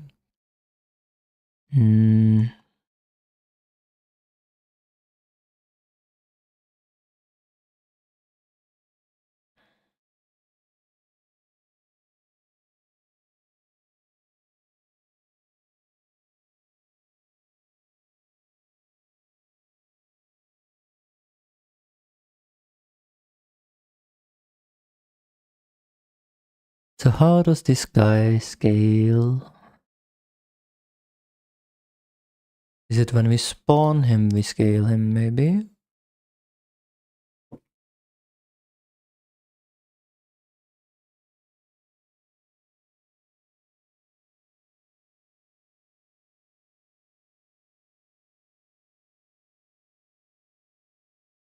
Here we scale him.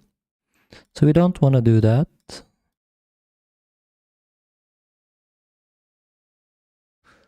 Let's see. Boss. Scale, scale, scale, scale.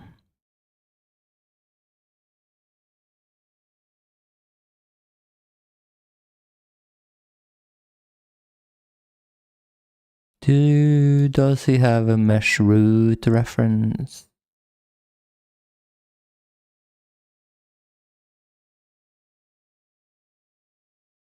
Doubt it.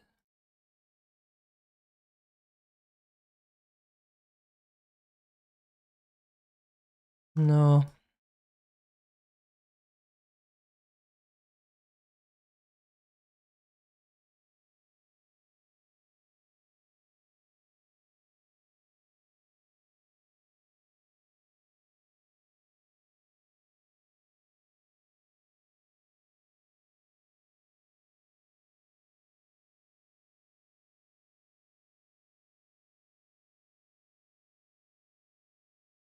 Can I have it here? No, I can't.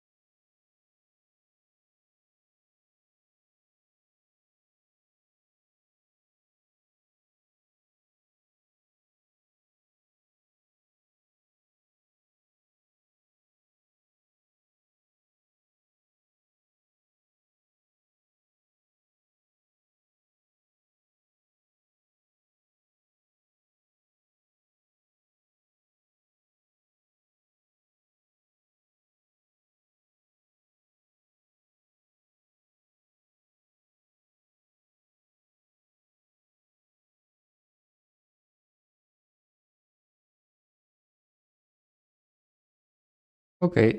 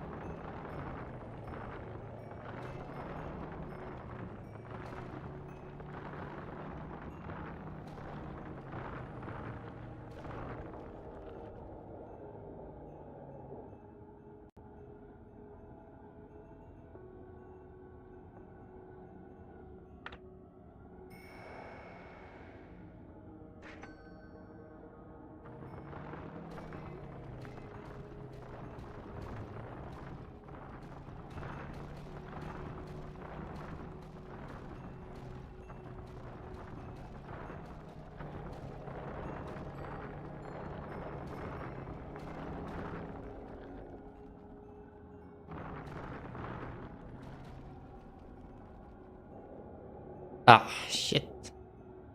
I hit the cheat, so I got a lot of money.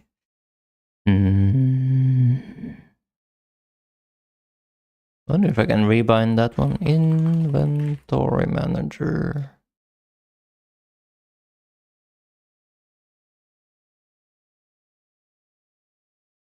Key. Bit further away, please. And also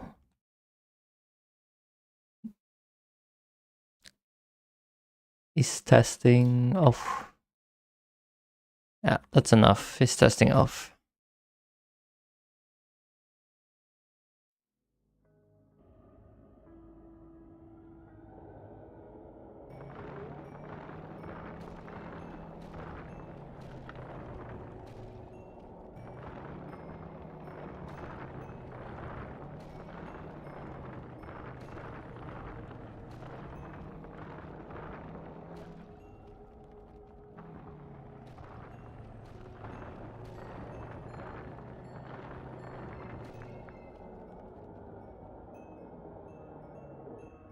Yeah, the balls do get in the way of the camera when I'm supposed to be mining.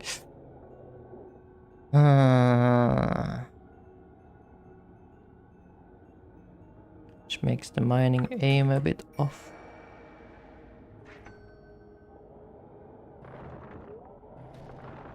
That is true.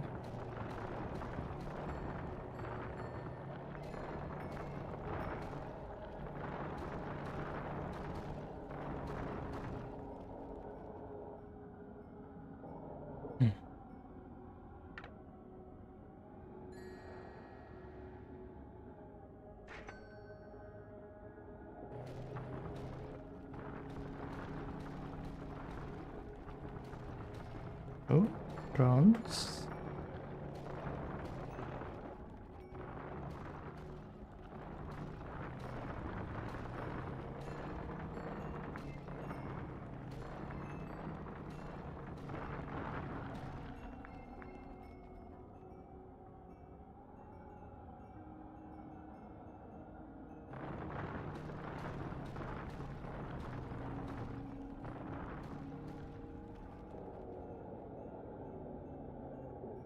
$60.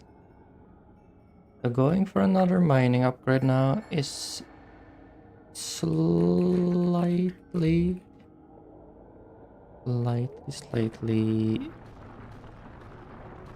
greedy. But that's fine. I like being greedy.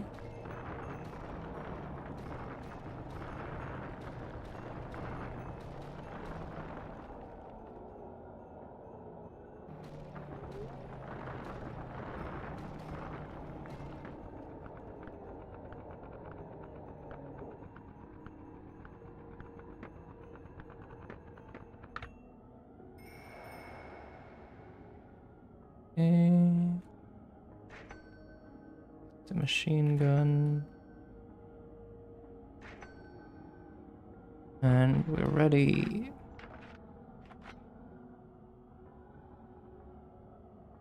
Bring it on.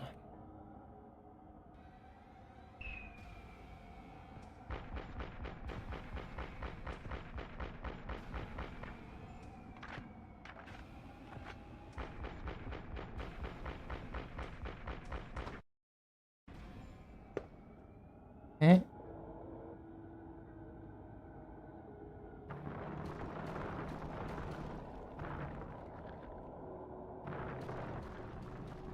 Let's see. Ooh, is that a gold? Nice. Me do like gold. Gold is very nice. And silver. Have to go back though. Too heavy.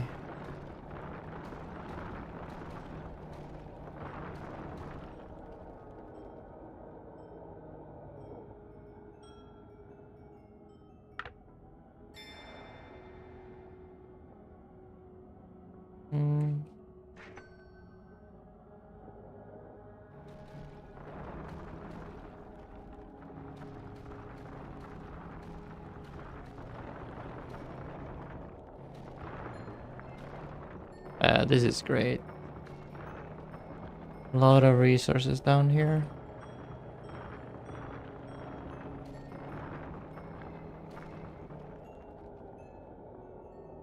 Oh yeah. I think the pickup, mass pickup is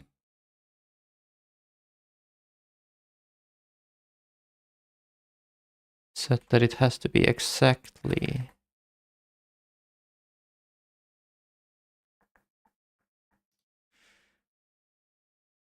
The key press has to be exact on the mass pickup, and I don't want that. Let's see. It has to be in interactions, mass pickup or something. Nope. This one. Mass pickup. There we go.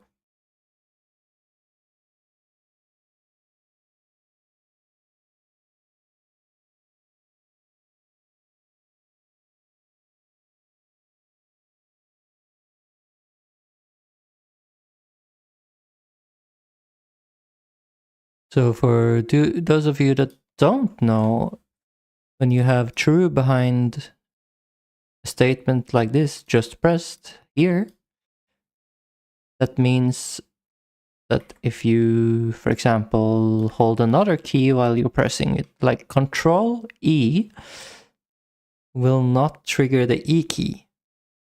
If you take away the true statement there, that means you can do Control E and E will still trigger.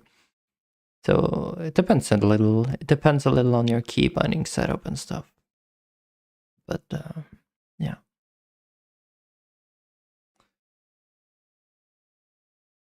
At least for now, surely I don't want to not pick up stuff because I'm holding control, because that's how I move downwards. That's no good. Okay, so we're gonna get some more weapons. And this time we're gonna really blast this level.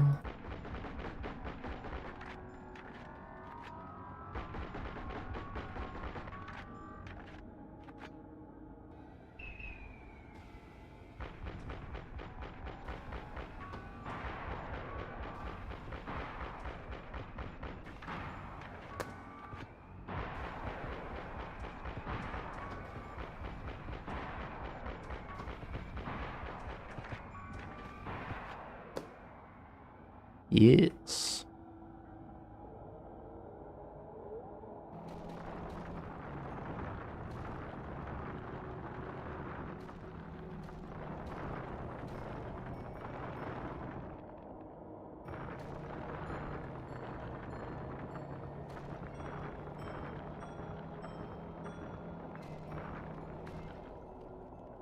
Yeah, 6.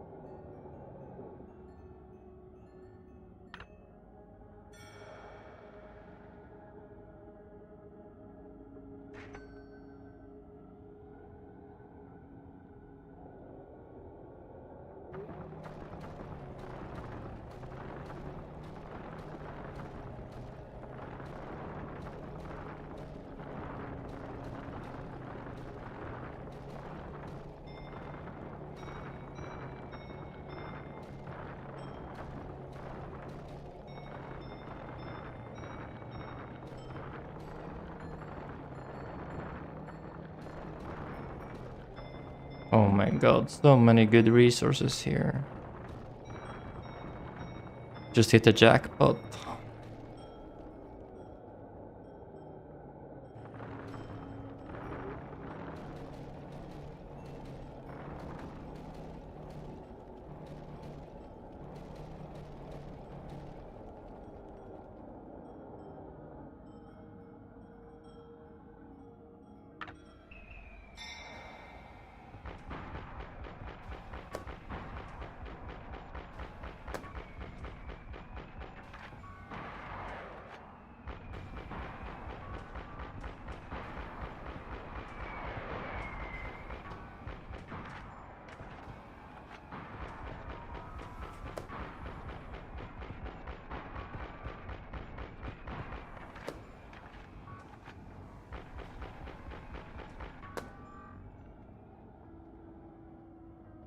Okay, let's get some more upgrades.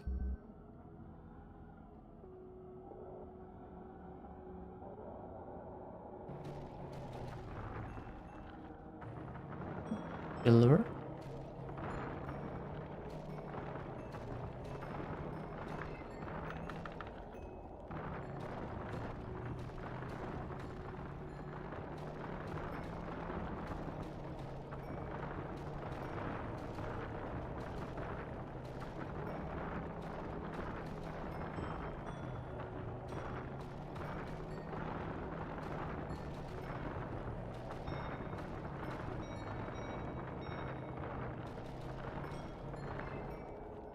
Okay, how much do I have? 12, 14.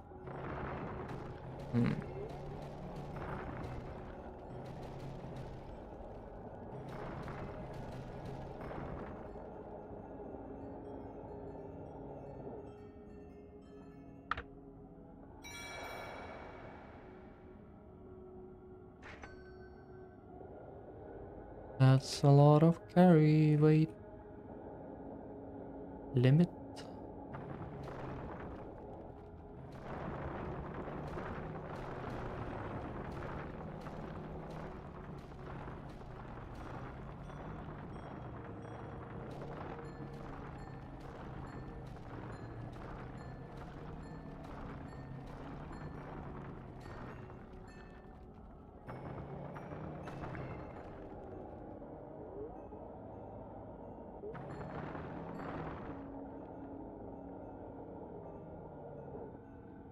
Hurry, hurry. Get back to the surface.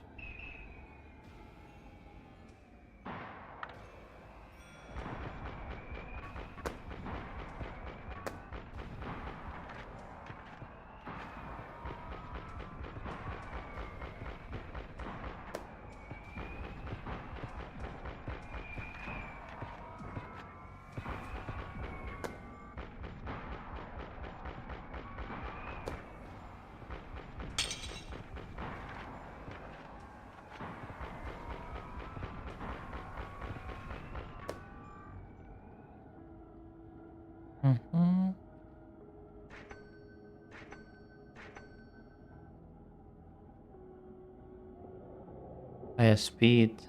Totally need some speed here. Let's go.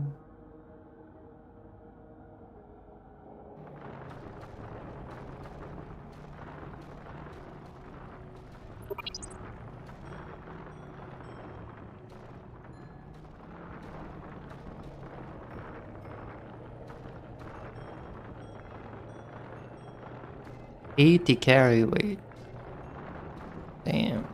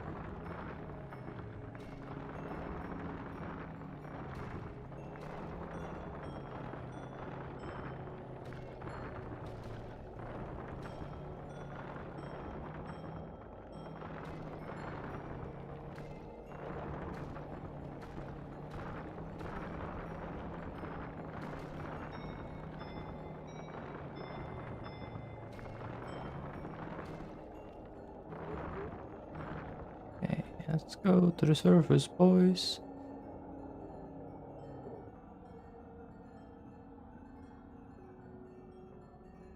Okay, I need a good 20 seconds to get back to the surface. Maybe even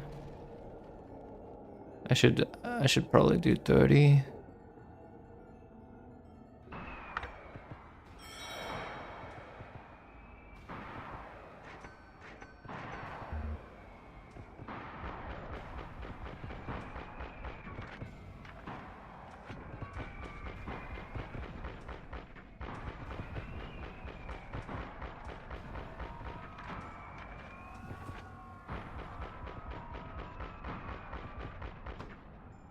Oh yeah, it was fixed now, the size issue, which was nice.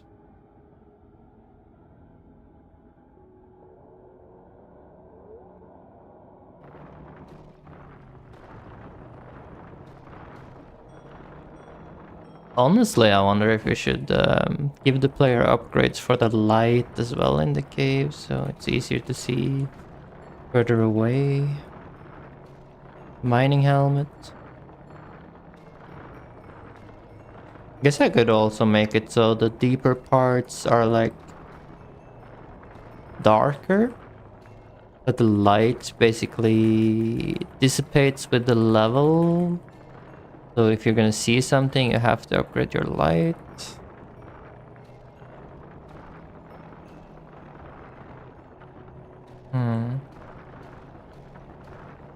Is that a fun upgrade or an annoying upgrade though? That's the question.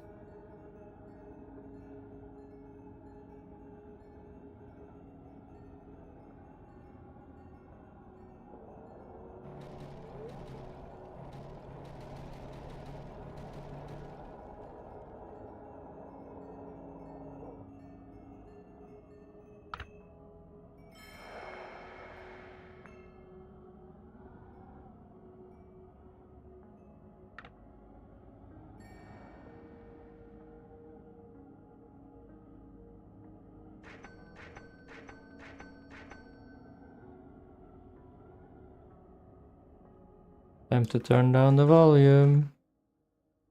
Big explosion incoming. Whoa.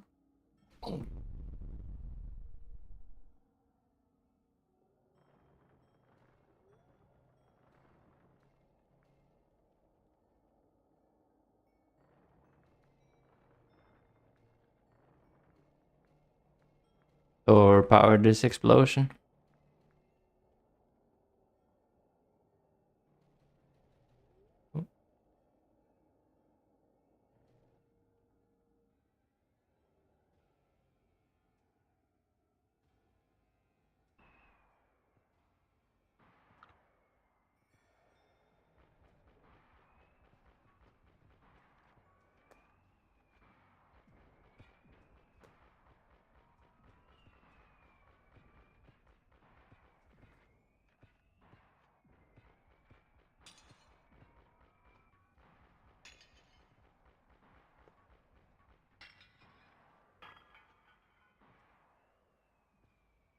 Oh yeah, now I have to call the bank. Be right back.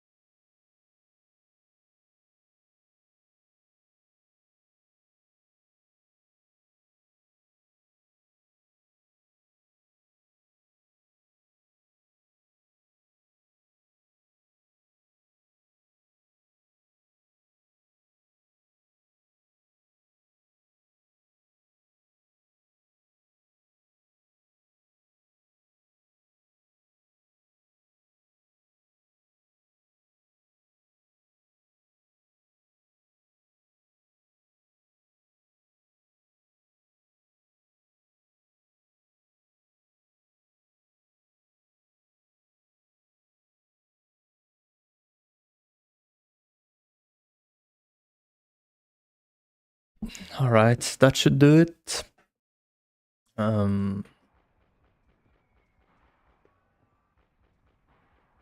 Yeah, so I kind of feel done testing for now. Like, we can tweak the numbers, make it a little easier, and like set up a playtest for my friends or something.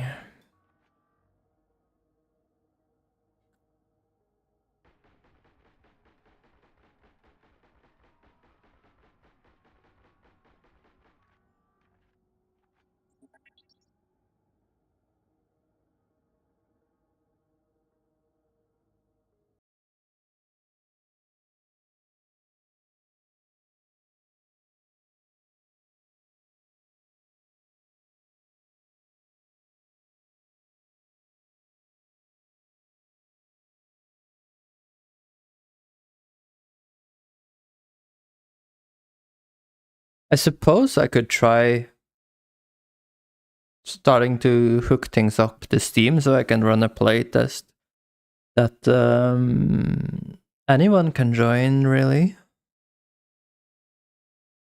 Is there someone listening in chat right now that would be interested in a playtest? If I set it up on Steam, then you would just have like a code that you added on games here, and then you would get the game in your library and could play it until a certain date or something.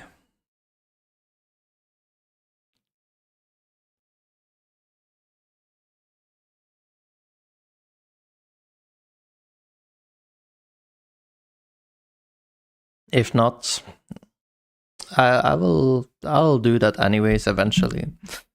But I could do it a little faster if there was someone interested in playing.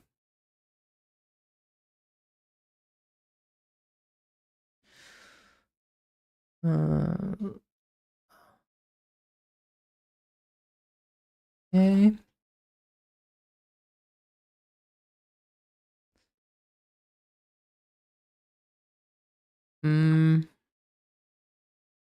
So what should I do now?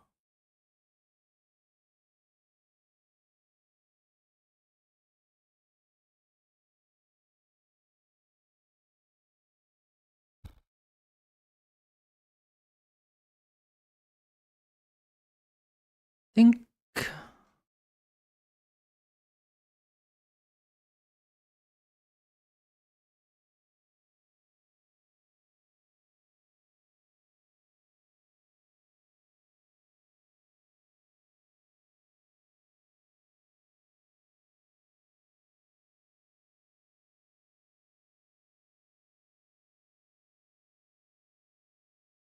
Yo, Shafe, welcome. How are you, man?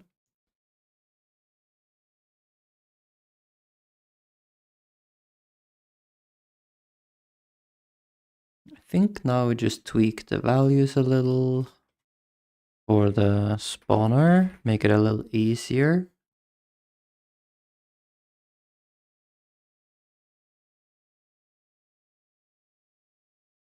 Per wave total health multiplier, put it down.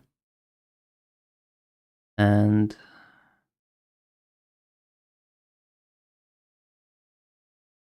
exponential down. Okay. That should be doable for most people, I think.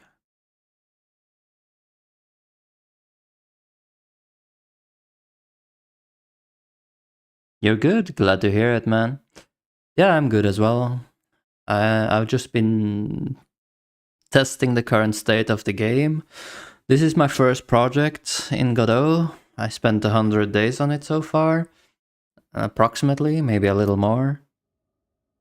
And yeah, it feels okay. Like it's a good 5 minutes, 10 minutes of entertainment before you get really bored of it.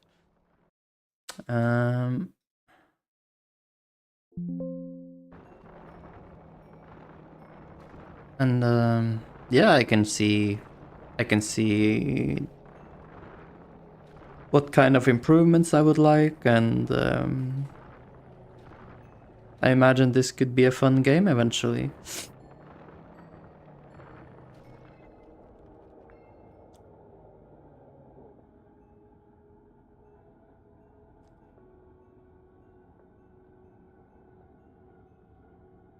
Ah, really? You got my stream on your home feed? Cool, man. Are you into game development, or are you into like mining survivals or roguelikes or something like that? I wonder how my small stream ended up on your feed. Very interesting.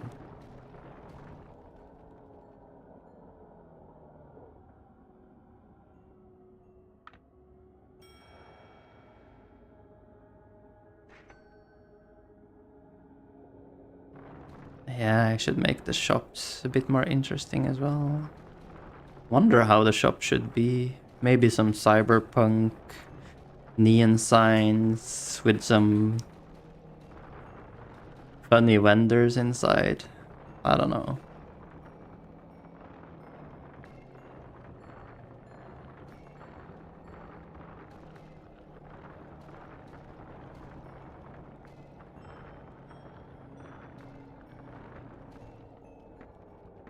Actually, this is your first time making a game on Godot. Yours popped out of nowhere. I see. Yeah, I do. I do maybe attract some people new to making games on Godot because I'm doing exactly the same. I am a Godot beginner, so this is my first project in Godot.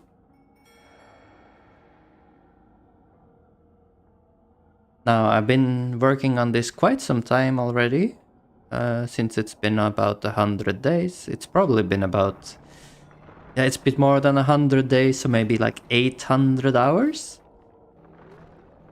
But I'm still a beginner as well.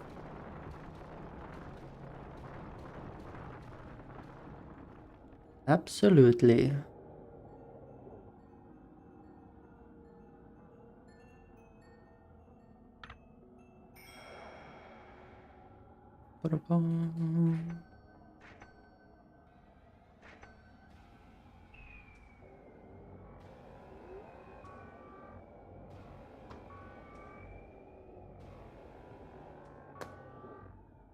Absolutely.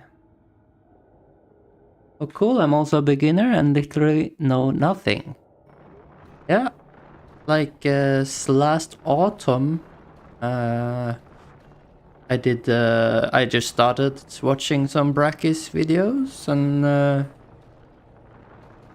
then I did like 10 days in December. From January on, I've basically been working full time on this game. But yeah, that's my entire Godot experience right there. Not a lot. Anything you would be interested in making? Something, any type of game you think is fun, or any vision you have for what you want to learn?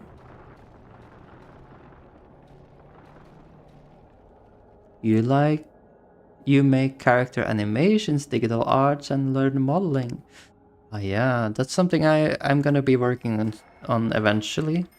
The only modeling I did was this drill in Blender, yeah. I did this drill in Blender as well. Following a tutorial on YouTube for Gurren Lagann drill. And if you're able to see it, there's a tornado around the drill, which is red now and it's upgraded. And this tornado as well was a tutorial from Blender on YouTube. So these are my only objects in my game that has an actual model from Blender right now. Otherwise, it's just like squares, like boxes and cylinders and stuff like that.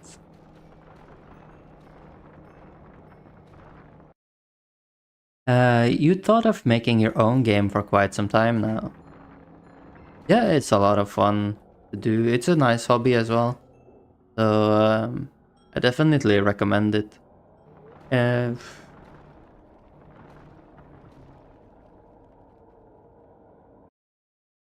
you just have to make sure that you're make something you're interested in and keep the scope of the first game very small. Like you should make a very small game the first time.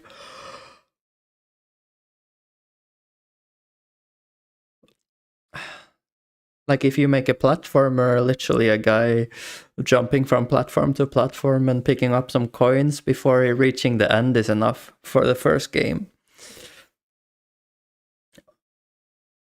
One of the reasons why so many people recommend to do a small game first, it's because imagine you build a house, right? And then your entire foundation of the house is like crooked and all messed up, and then now you kind of know how to do it, but your foundation is crap, and then you're gonna start building this large house on top, and that's not really gonna work out very well. Then it's much better to like build a tiny crappy house first, so you know like all the parts, how they work, and then you lay out a larger foundation for a larger house on the next project, right? Because yeah, it's so important that you have a tiny bit of experience before you make something a little bigger. For now, you're just making small projects. That is absolutely perfect. That is a very good approach. Then the next thing I recommend is make sure you finish some projects, that you don't start over and over and over, but actually keep going until the project is done. At least for a couple of projects, make sure you finish them, because there's a lot of learning in actually finishing a project.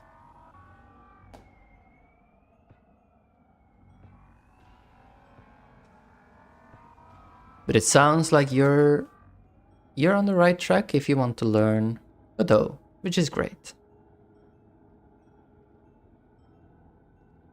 That is fantastic. Hey, get in there, you. You're watching a tutorial to follow along. That's nice. Yep.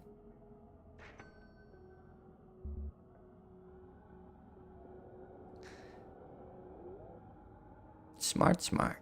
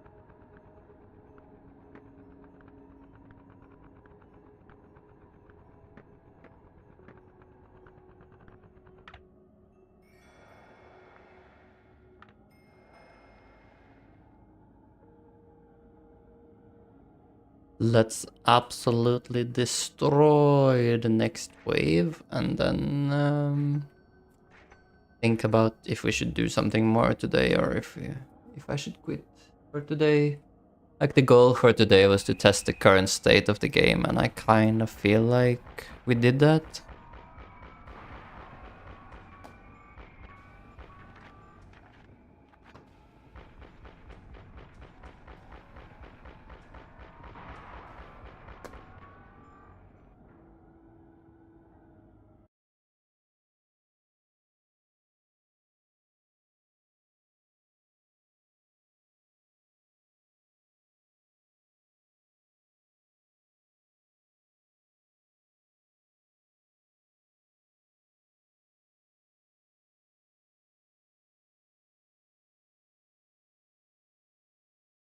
I'm from Norway. How about you? Where are you from?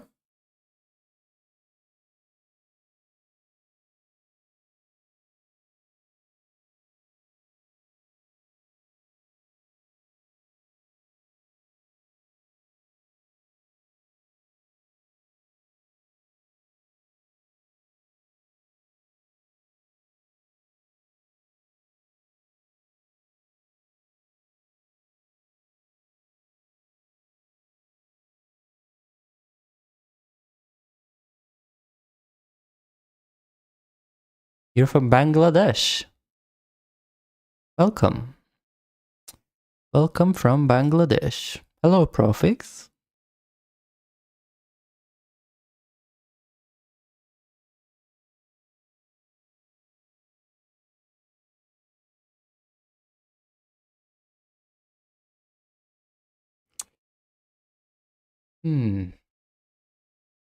So whatever we're gonna start with next is you have to plan a little bit because now we're on the previously now we've been working a few weeks on visuals and sound. So we're finally gonna move over to game mechanics again, I think. Yo, Palm's Twitch name. How are you today? Do you prefer me to watch on Twitch or on YouTube? That is really up to you, man. If you watch on Twitch, you have a slightly lower delay. Otherwise, there's not much of a difference, right?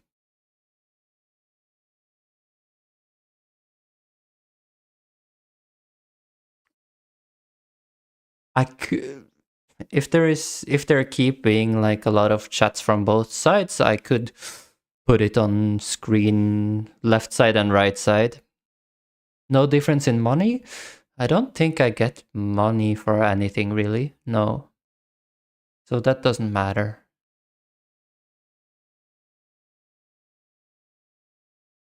When are we getting loot boxes?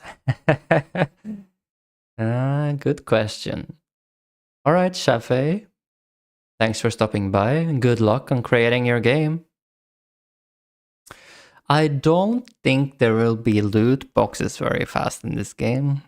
However, you could maybe get some gambling dopamine going with some random rolls of upgrades, like maybe you bring back an old alien artifact to the base and then you get 3 rolled options that you can choose a building upgrade from or a new weapon type or something like that.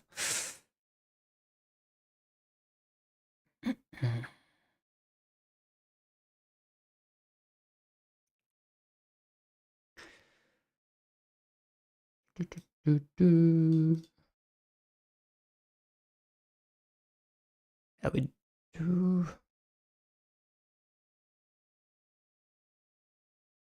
Yeah.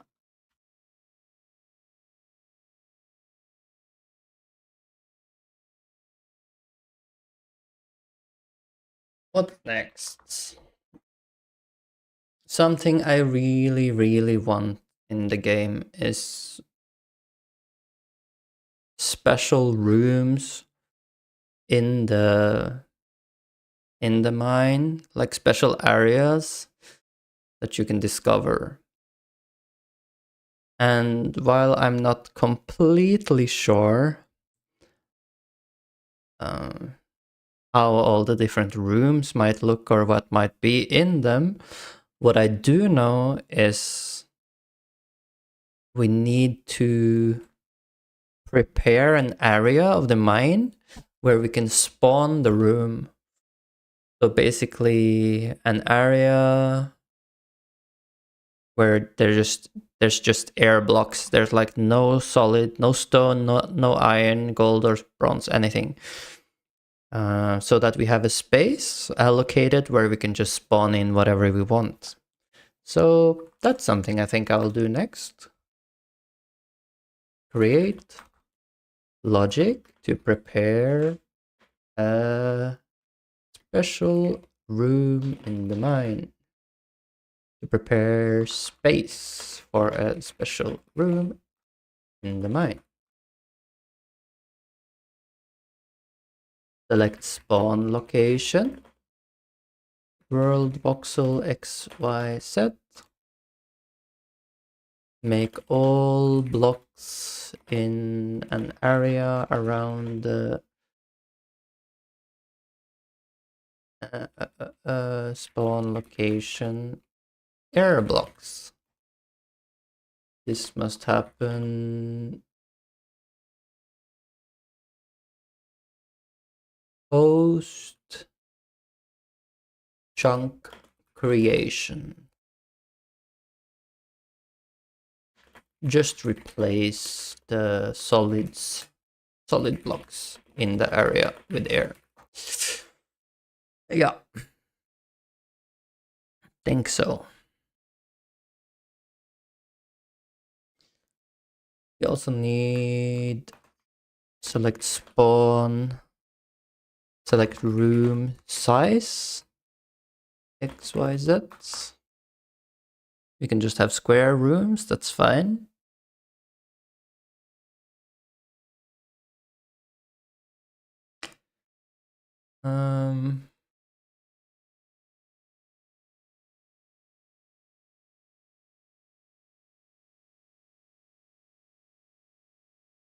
Is there more to think about? It's like logic that we probably need later is how do we find these rooms? I've talked about this before, but when you have a mine in 3D, then finding like a small 5x5x5 room, for example, in a large mine is like absolutely impossible. It's gonna take forever to find them. Unless you have a way to do so. Just because even in 2D, when you have only 2 dimensions, it still takes a while to find a small room in a game like Dome Keeper. Now, in 3D, it's so much more difficult. Like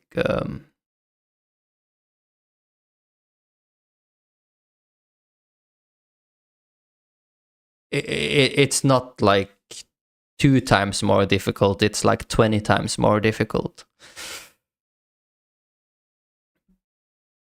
depending on how large of an area they can spawn in.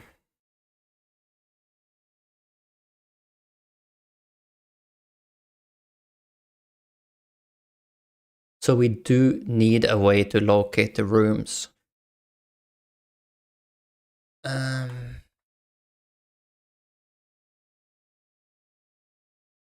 So of course we could have something like some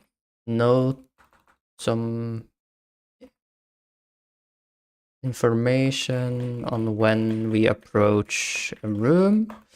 That could be sound, visuals like blocks changing color, sound, humming or ambient hitting the room,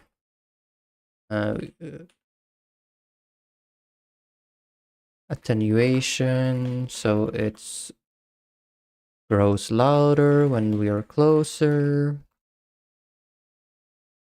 blocks changing color, more and more the closer we get.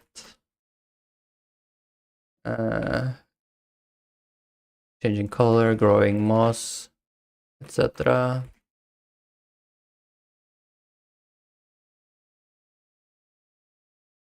It could also be like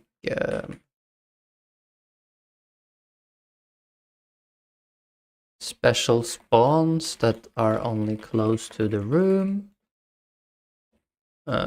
Block type, yeah, block types you kind of mentioned, but like sparkles in the air. I don't know, something visual. So sound we could do. Then we could have actual equipment. Defined special rooms. So that can be anything from like a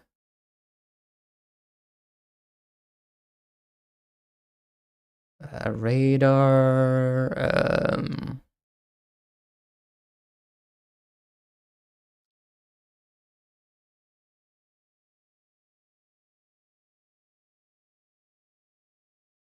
detecting how close you are to the next room.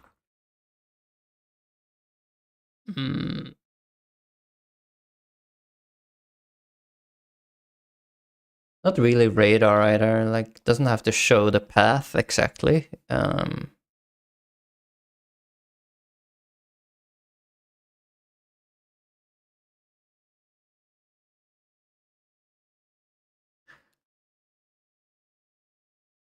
Level 1, increase intensity of visuals when you are getting closer. Level 2, visuals also indicate in what general direction you should be moving. You could have like a radar with a couple of upgrade levels, something like that.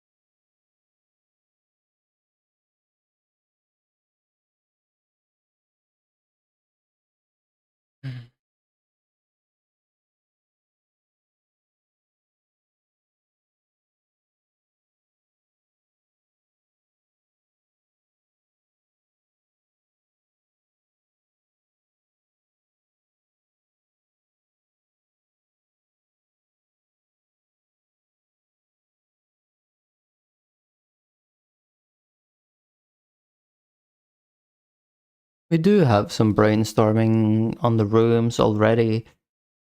See if I can find it.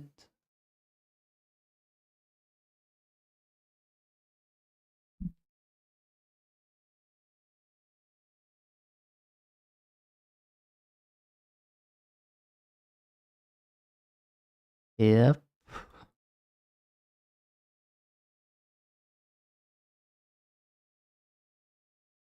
Yeah, the spawn position, that's important. Of course, we can't with a with an endlessly large mine. We have to be careful we don't spawn the rooms too far away, of course.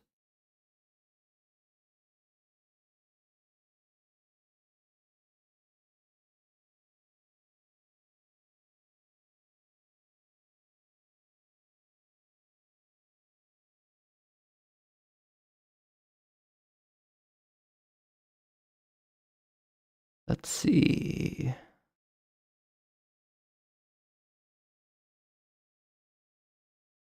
Tasks overview.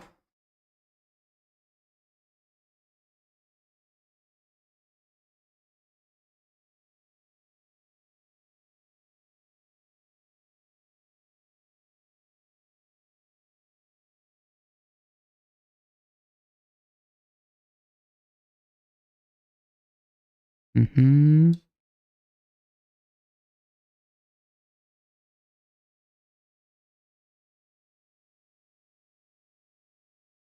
Like that.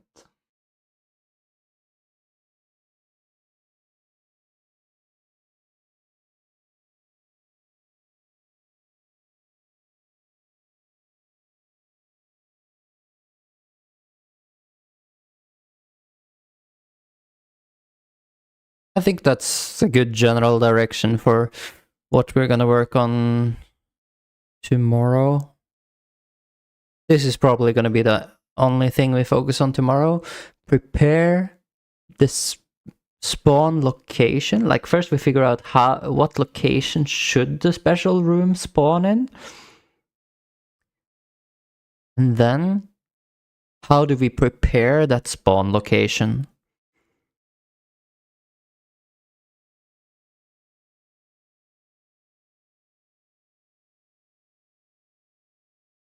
From that point on, we just need a special room scene. And then we just slap it into the right spawn position and easy peasy, right? Probably gonna be some troubles we run into that we didn't think about, of course, but that's a part of the game. Weekly task log.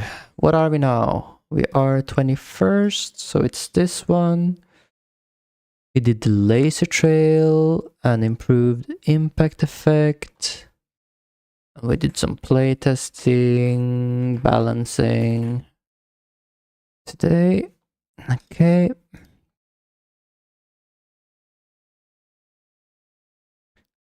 Good.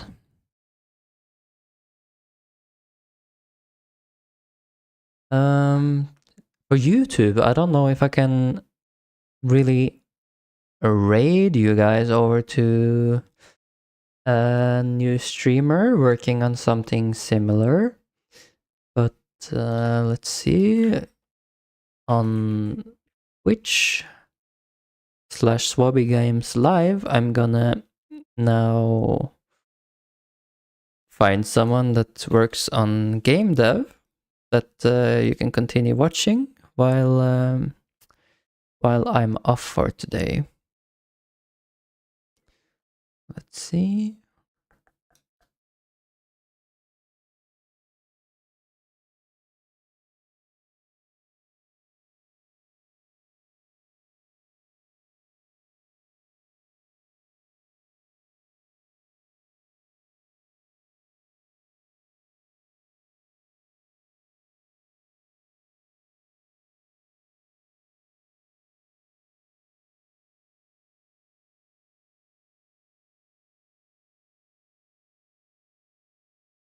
Creating a Souls-like roguelite game.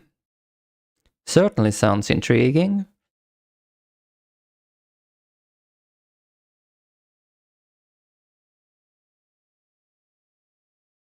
Hope you have fun over there. Say hello from me.